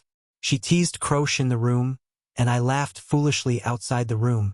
She asked questions in the room, and I answered her outside the room. King Nuven's expression was cold, but he did not say a word. Finally, that day we won the war against the White Elves and the Alliance of Freedom. Merc sobbed softly. We returned to Dragon Cloud City in triumph, and Soria drank with us all night. But that day, all I could think about was her. Adele. Merc pressed his face tightly against his daughter's. His tears did not stop, and his right fist was almost crushed. They were all drunk. I went to Adele's room, wanting to listen to her voice as usual, but my wound burst open at that time, and Adele asked me to go in and bandage it. Thales' gaze darkened. Thales' eyes dimmed. A memory surged up from an unknown place in his mind. Hey, Brother Brainiac, you're actually reading a romance novel. What the hell is a romance novel? This is a bestseller written by an American sociologist. This book title. Strange, why would you read this kind of book? What are you thinking about? This? Don't think too much. It's just a classmate asking. No, could it be? Hey, hee. Why are you blushing? It's hot. Ha ha ha. Why are you touching my face? I lied to you. Ha ha ha ha. It's so funny. Alright, don't be angry. I'll give you a vitality kiss. Ha ha ha. It's still very funny. What should I do? Hey, don't be stingy. Come, explain it to me. How do I explain it? Alright, it mentions something interesting. In the Western world, love originates from cheating. What the heck? Cheating? That's so cool. For example, in Celtic mythology, the story of Lancelot and Guinevere is like this. The marriage of King Arthur and Queen Guinevere was only a political function. There was never any love to speak of. True love is the taboo love between a knight and a queen. That is emotional, impulsive, and pure love. Another example is in Don Quixote. One of the main character's dreams is to be a knight and have a true love with the wife of the king he serves, the mistress. This originated from the Middle Ages, especially the Crusades. Alright, you can shut up now. I'm still on the side of the king and Lon as a couple. Coyote, get lost. Queen Lily, get lost. I'm going to see it again. Oh, right, so are we having an affair now? Different social situations can't be compared like this, sister. The memory fragment slowly faded away. Thales looked at Merc before him and could not help but sigh deeply. Merc continued to sob on the ground. God knows how much I regret it, but Adele. Soria began to suspect not long after Alex was born. Soon, he found out the truth. The administrator gently brushed his daughter's hair aside and said in a hoarse voice, I could see the pain and hesitation in his eyes. I really wanted him to kill me with a sword. That night, Soria told me that he was willing to let me and Adele go. He would clean up and cover up. When Merc said this, he hammered the ground in grief and indignation. Nuven listened quietly. The next day, Soria took us out with him to finally resolve this matter. It was that day the assassin. Thales felt little rascal trembling behind him. The assassin's first strike wasn't fatal. The assassin saw Alex and didn't strike a second time. But Adele. Merc opened his mouth and howled in pain. Adele didn't know Soria's purpose. She thought His Highness wanted to execute us. So, when she saw Soria fall, she picked up a dagger. Hearing this, King Nuven seemed to have lost all his strength. He sat down on the stairs weakly. In the Hall of Heroes, only Merc was left sobbing in grief.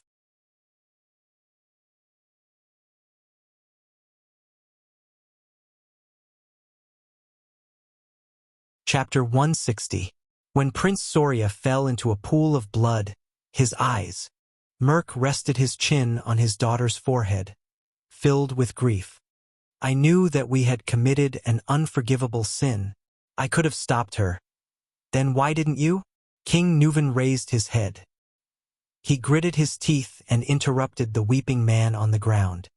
You just stood there and watched Soria being murdered by that woman? Or rather, you were hoping in your heart that Soria would disappear as soon as possible. King Nuven almost roared at the last sentence. Hoping that the barrier between you and that woman would disappear? The administrator shuddered violently. He looked at King Nuven with trembling, terrified eyes.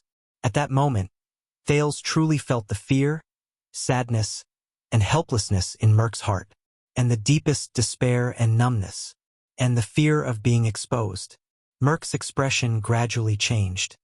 He slowly lowered his head, his face contorted hideously. Finally, he punched the ground beside him and shouted in grief and indignation. No! The administrator panted violently. His expression changed several times. I was going to turn myself into you. Merc panted, his head almost touching the ground. But Adele. Adele held a dagger to her neck and cried, forcing me to take them away. She didn't want to stay in this place anymore. But I couldn't. I knew I couldn't. I'm a Northlander. I'm a White Blade Guard. I'm Soria's brother and subordinate. Merc's sobs became more obvious. I couldn't. Forgive me, Adele. Merc trembled. He held his head and sobbed weakly on the ground like a child. I couldn't. But you didn't say anything. You let Soria rot in lies and deceit. King Nuven's expression was numb. You even brought this child, the sin of you and that woman, back to my court. Merc lowered his hands and looked at his daughter in despair. He stared at her motionless face. But, Alex. His voice trembled, as if his jaw was twitching. Alex, she doesn't know anything. She's innocent. Merc cupped his daughter's face and closed his eyes in agony through his tears. Little Rascal lowered her head in fear, but she felt Thale's hand tremble slightly. She raised her head in fear and alarm. She saw the Prince of Constellation pursing his lips tightly and staring fixedly at King Nuven. His gaze was cold and furious. Why do you feel wronged? King Nuven let out a sinister laugh that was a mixture of mockery and madness. Do you feel pain? Do you feel like your whole world is collapsing? Because I killed your daughter. Merc inhaled sharply and stared into King Nuven's eyes. Thales took a deep breath and quietly watched Merc's movements. Remember this feeling well. King Nuven's voice was deep and heavy. There was a chill in it. You deserve it. Merc hugged his daughter and gritted his teeth. His eyes were red with tears and agitation. He growled in pain. Coward, coward, if you feel indignant, come and avenge her. King Nuven did not care about the enemy who was close at hand. Merc's knuckles cracked as he clenched his fists. He was like an enraged beast. His eyes were filled with hatred, pain, desperation, and madness. All kinds of emotions were intertwined. Thales frowned when he heard this. He looked out of the hall. Where are the White Blade Guards? What about Nicholas? If Merc really went berserk and assassinated the king? Damn it. Merc stared at the king. His breathing became heavier and his fists began to tremble. But the king looked at his administrator without fear. It was as if the person before him was not a powerful former White Blade Guard, but a weakling who was shackled and could not fight back. Come on, kill your king. A complicated look flashed across King Nuven's eyes. He snorted softly and said slowly, just like how you used your incompetence, cowardice, vacillation, and weakness back then. Kill Soria. At that moment, Merc's expression trembled as if he was struck by lightning. He opened his mouth slightly. His lips trembled as if he wanted to say something. But Merc slowly shut his mouth in the end. His face was pale. His body swayed and he collapsed to the ground again. He sobbed silently. Little Rascal cried out in shock. The king did not speak again. Thales tried to regulate his breathing and control his emotions. The Hall of Heroes today had shocked him too much. For a moment, only Merc's irregular sobs could be heard in the hall. After a long time, King Nuven snorted with an indecipherable meaning. Get lost, the old king said tiredly. Don't ever appear before me again. Merc looked up numbly. Burn Merc, live on like this until you die. King Nuven raised his eyes. His gaze was dim and his eyebrows trembled slightly. Live forever in guilt, regret, loneliness, and torment. Never be forgiven, never be at peace. This is your punishment for Soria. Merc chuckled like a maniac. He looked down at his daughter and suddenly started sobbing again. Get lost. In the next second, King Nuven roared angrily. Take your sins with you and get lost. Little Rascal shuddered again. If not for Thales' support, she would have collapsed to the ground. Merc stared at King Nuven with lifeless eyes. After a few seconds, he subconsciously hugged Alex's body and slowly stood up. He turned away insensibly. The child you are hugging is a disgrace to the Walton family. She is the symbol of a traitor. The king stared at his back. His gaze was terrifying. She cannot be buried. She cannot taint my land. If I find out that you have buried her anywhere in Extet, even if only ashes remain, I will send people to dig her up and feed her to the wild dogs. King Nuven coldly finished his sentence. Hearing this cruel decision, Thales sighed and looked at King Nuven with a frown. Merc shuddered as he hugged his daughter. But he gritted his teeth and walked forward step by step. He walked forward with difficulty. Lady Alex. Little Rascal sniffled and instinctively wanted to follow, but Thales pulled her back. No, don't. Thales shook his head and whispered, It's all over. Your lady. Little Rascal shuddered and looked at Thales helplessly and aggrievedly. Thales just stared at Merc's back quietly and did not move an inch. Nicholas appeared at the entrance of the hall and looked at Merc with a complicated expression. But Merc only lowered his head and stared at his daughter. His face was ashen, and he turned a blind eye to everything around him. Then Nicholas' voice came slowly. My blood is my oath, my body is my proof, my blade is my witness, my soul is my sacrifice. Merc looked up abruptly and came back to his senses. He stopped and stared at Nicholas in a daze as he listened to the Star Killer recite the rest of his words. Resist the powerful enemy. Fight 100 battles, until blood is shed. Defend life, fearlessly sacrifice, until the extinction of mankind. Protect the future, honor the faith, until the sun and moon dim. Pass on hope, shine with glory, until all things rest forever. Merc closed his eyes in pain. Tears flowed out again. Rest in peace, my sworn brother. Nicholas finished reciting the oath. His gaze was subtle and he looked at Merc with a pained expression. Your story ends here in the legend of the Book of Legends. Merc took a deep breath and smiled with tears in his eyes. He walked forward numbly. He brushed shoulders with his old superior. Don't forget His Majesty's words. Without turning his head, Nicholas said calmly to Merc, who was behind him, If we find out that you dared to bury her in the country. Merc chuckled in a daze. In the next second, Merc walked out of the Hall of Heroes with the girl's body in his arms as if he was unconscious. His face was dazed and his eyes were unfocused. He walked out of the place he swore to guard. Thales watched Merc's figure disappear at the entrance. Then, The Prince of Constellation panted softly and turned around to ask the question he had been suppressing for a long time. Why? King Nuven raised his gloomy gaze. Alex is just a little girl who knows nothing. Thales left little rascal's side and walked towards King Nuven. With an unpleasant expression, he said, "Whether it's Soria or Adele, what does these things have to do with her? She doesn't even know anything." King Nuven snorted. "Send her away, isolate her. You obviously have a better way." Thales controlled his breathing. I've discovered another characteristic of you." King Nuven chuckled coldly. His tone was mournful and silent, overflowing with an unnecessary sense of justice. "Who taught you these things?" "This has nothing to do with justice." Thales clenched his fists. In his mind, the children in the abandoned house, their ragged clothes, sallow faces, and emaciated faces appeared. She is just an innocent child. They did not deserve such a fate. Every day she's alive is an insult to the Walton family and a threat to our cooperation, King Nuven replied quietly. This is a necessary and the best choice. Thales snorted coldly.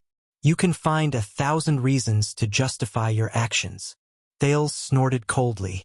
Political needs, benefits, secrecy, revenge, punishment, impulsiveness. You can even say that you were forced by your position, that you had no choice and that it was the best choice. But none of these can justify your actions. Thales stared at King Nuven and gritted his teeth. You poisoned an innocent 12-year-old girl and ended her future, Nuven Walton, just to punish her father for his mistakes. Thales showed disgust. Do you feel happy? Do you feel avenged? Sometimes you are more mature than the most cunning nobleman. King Nuven snickered. There was a mocking expression on his face. Sometimes you are more naive than the stupidest fool. Thales ignored his snicker. The Prince of Constellation lowered his head and clenched his fists. I used to see a person who vented his anger on a child. He could not face his own failure and shame, so he vented his anger and hatred on a child who had nothing to do with him. You are no better than that kind of coward. Thales panted, recalling the feeling of his right hand piercing through flesh. Do you want to know what happened to him? King Nuven's gaze turned cold. Don't forget. The old king straightened his back and snorted coldly. If it were not for the girl's birth and the sins hidden behind her, we would not have gone south to Constellation, and you would not be standing here. Go to hell, Nuven, Thales said bluntly. We understand each other. Put away your pointless lies. Under those circumstances, whether there was an assassination or not, whether Prince Soria was dead or not, Extet would have invaded. It was just a matter of time. So you are pitying her? King Nuven laughed coldly in a low voice. As I said, you better get used to this kind of life as soon as possible, little prince. Just like how your enemies will not show mercy to you just because you are an innocent 7-year-old child. Thales looked at him, suddenly burst into laughter and shook his head. Caslin may be wrong. It is not that you have changed, nor is it that you are old, Thales said mockingly. It is just that you have always been like this. Soria, Mariah, Pofret, Merc. Do you know why they had that kind of tragedy? King Nuven furrowed his brows. Thales said coldly, if the Walton family has been using such methods to govern your country and treat your vassals and subordinates for the past few decades, or even 100 years, then don't expect them to repay you with loyalty and integrity. Your sons, the reason why they died like that was all because of a father like you. Thales finished what he wanted to say and stared at the king before him. He actually felt at ease.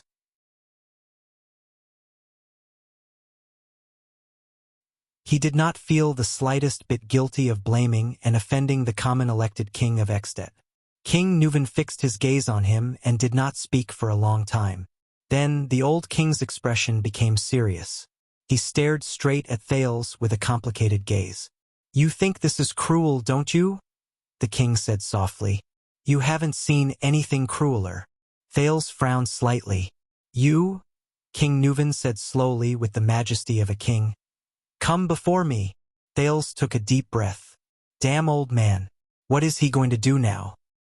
He slowly raised his head and looked straight at King Nuven.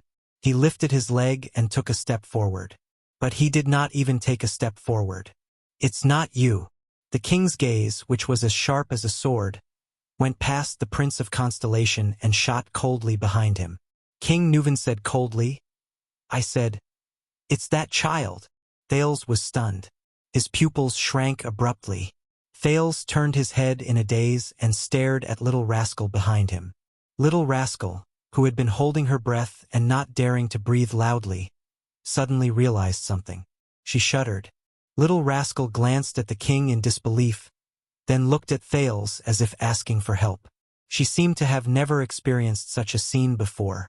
She was extremely flustered, terrified, and on the verge of tears. "Don't make me say it a third time." King Nuven stared at her with a cold expression. Little Rascal trembled all over. She did not dare to raise her head.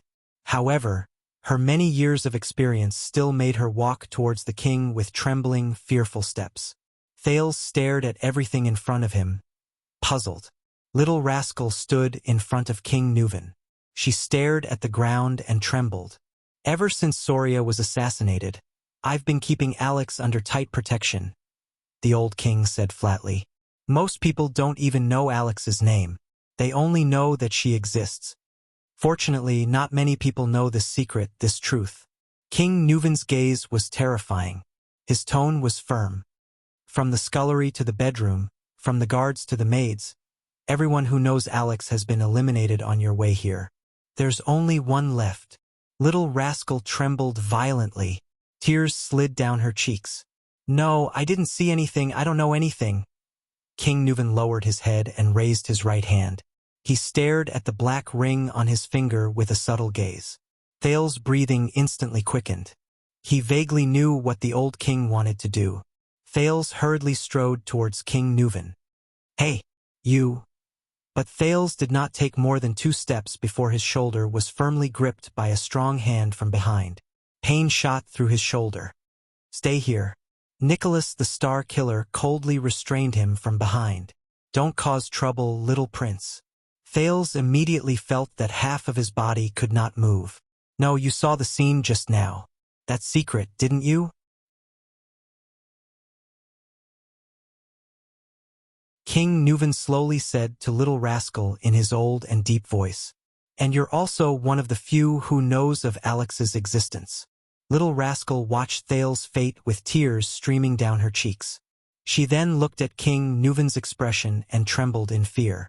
"I beg you, your majesty," she cried. "I'll be good. I'll stay in the castle. I won't say anything." King Nuven continued to rub the triumph on his finger and chuckled. Thales gritted his teeth and stared at the little girl before King Nuven.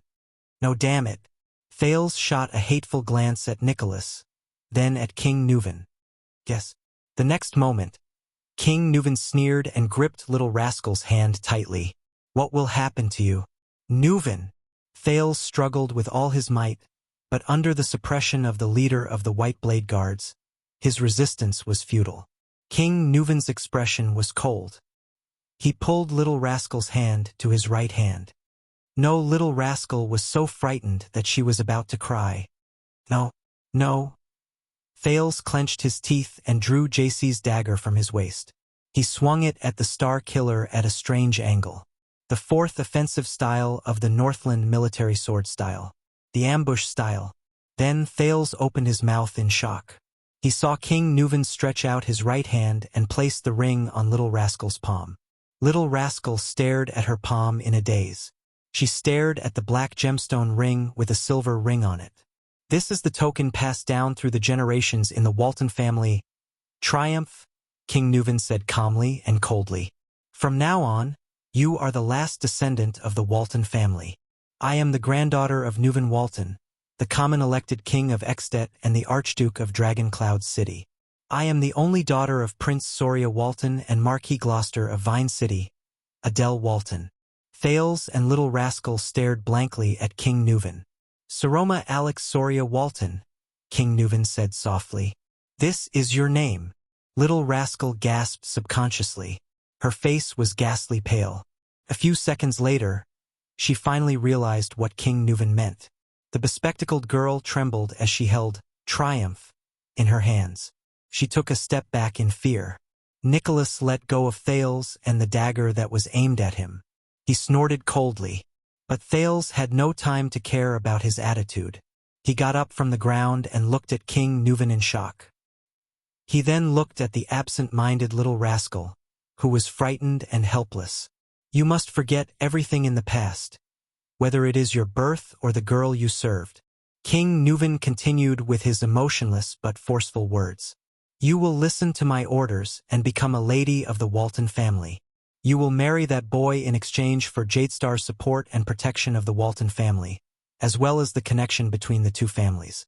You must revere him, listen to him, serve him, assist him in the name of Saroma Walton, support him, support him. Little rascal glanced at Thales, trembling. Her eyes behind her glasses were watery. No. But King Nuven interrupted her, please. Remember your first middle name, Alex. It will forever remind you of your true identity. It will remind you of the night that changed your fate. But this is also a warning. King Nuven's eyes flashed. If you do anything that threatens the interests of Jadestar and the Walton family, that boy can reveal your identity at any time. A bloodline ritual can destroy everything. Trust me, you won't like that. Little rascal was petrified. She was so terrified that she forgot to breathe. Only when she was exhausted did she inhale a mouthful of air. And you, Thales. King Nuven turned his head and looked at the Prince of Constellation. His expression was solemn. Today, I will expose the family's biggest secret, the most terrifying past, before you. Triumph is only the first lock. This is the second lock. Now, you can take over the Walton family without worry. Our alliance is still in effect. Thales shuddered. He looked at little rascal. Whether it is for your own interests or your ridiculous pity, you have to protect her and her identity. King Nuven's voice suddenly became tired and hoarse, just like how you protect the Waltons. Little rascal snapped out of her daze. She stared at the ring in her palm and began to tremble. No, I beg you, your majesty. Little rascal cried out in fear. I'm scared. I don't know anything. I can't. I'm not asking for your opinion. King Nuven turned his head abruptly and looked at little rascal, causing her to stop talking. The king's eyes flashed fiercely. Do you understand? Little rascal was so scared that even her glasses were crooked. She could only nod mechanically. King Nuven smiled faintly. Thales watched the scene in a daze. His heart was filled with a myriad of emotions. All right. The old king sighed and said slowly, Thales, you already know everything you need to know. King Nuven lifted his gaze. His tone was extremely tired. Go back to your room. Thales panted and clenched his fists. He glanced at little rascal again, at her helpless and pitiful gaze. Then he gritted his teeth and turned to leave. Behind Thales, King Nuven said to little rascal in a low voice, And you, from tonight onwards, you will sleep in Alex's bedroom. Thales clenched his teeth tighter and tighter. Little rascal screamed behind him. If you ever feel bored, think about today. Think about the previous owner of your bed. Thales' breathing gradually quickened. He could imagine little rascal's expression at that moment. Think about Alex's fate.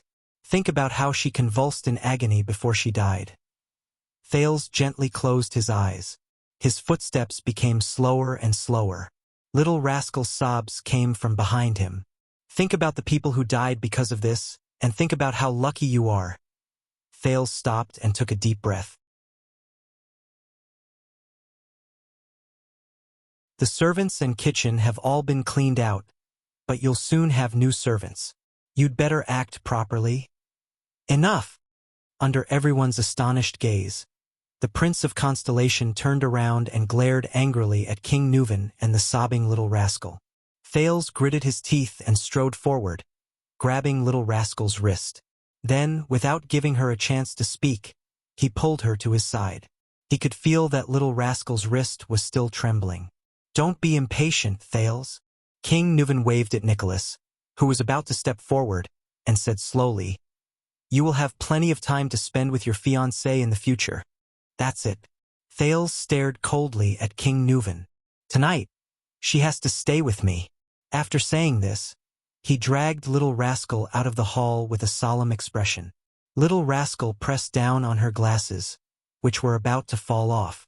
She allowed Thales to drag her, occasionally looking back in fear. "Thales," King Nuven said flatly behind him, "where are you taking my granddaughter? She can't stay with you anyway." Thales said rudely as he walked, "A bunch of lunatics." King Nuven's laughter came from behind him, but it only made Thales more annoyed and confused. Thales Jadestar. The king's laughter came from behind him. "First night. Be nicer to your fiancée." Thales did not look back. He dragged Little Rascal out of the hall, ignoring the white blade guard's frowning expressions. He just walked forward resolutely. When Little Rascal recovered from her stupor and fear, she spoke quietly. Little Rascal tugged at his clothes timidly. "You are—" "My name is Thales," Thales said coldly. "Miss Alex, is she really?" Little Rascal sniffled and said pitifully, "Really? Dead?" "Yes," Thales answered firmly with a straight face. "She's dead, poisoned to death." Little Rascal shuddered violently. Thales furrowed his brows. "Poisoned to death." Little Rascal's gaze was unfocused as she started to mumble to herself. In the year 207 of the Empire calendar, Duke Shkichi killed the fourth knight with a poisonous arrow. In the year 489 of the Empire calendar, Count Kate Nanty and Princess Leslie were both poisoned to death on their wedding day. In the year 721 of the Empire calendar, Emperor 80 III fell into a coma. In the year 1171 of the Empire calendar, the Emperor of Poison poisoned suzerain Redizodra to death on the negotiation table. In the year 218 of the calendar of eradication, Archduke Lloyd Alsius was poisoned to death by the Mourning Archduke. In the year 359 of the calendar of eradication, beautiful Archduke Lacy and Lenzo died from a cup of flower tea. In the year 660 of the calendar of eradication, the Crown Prince of Constellation was poisoned by blue vine grass. "Enough!" Thales roared resolutely and interrupted her murmurs. "Don't think about this anymore." Little Rascal came back to her senses.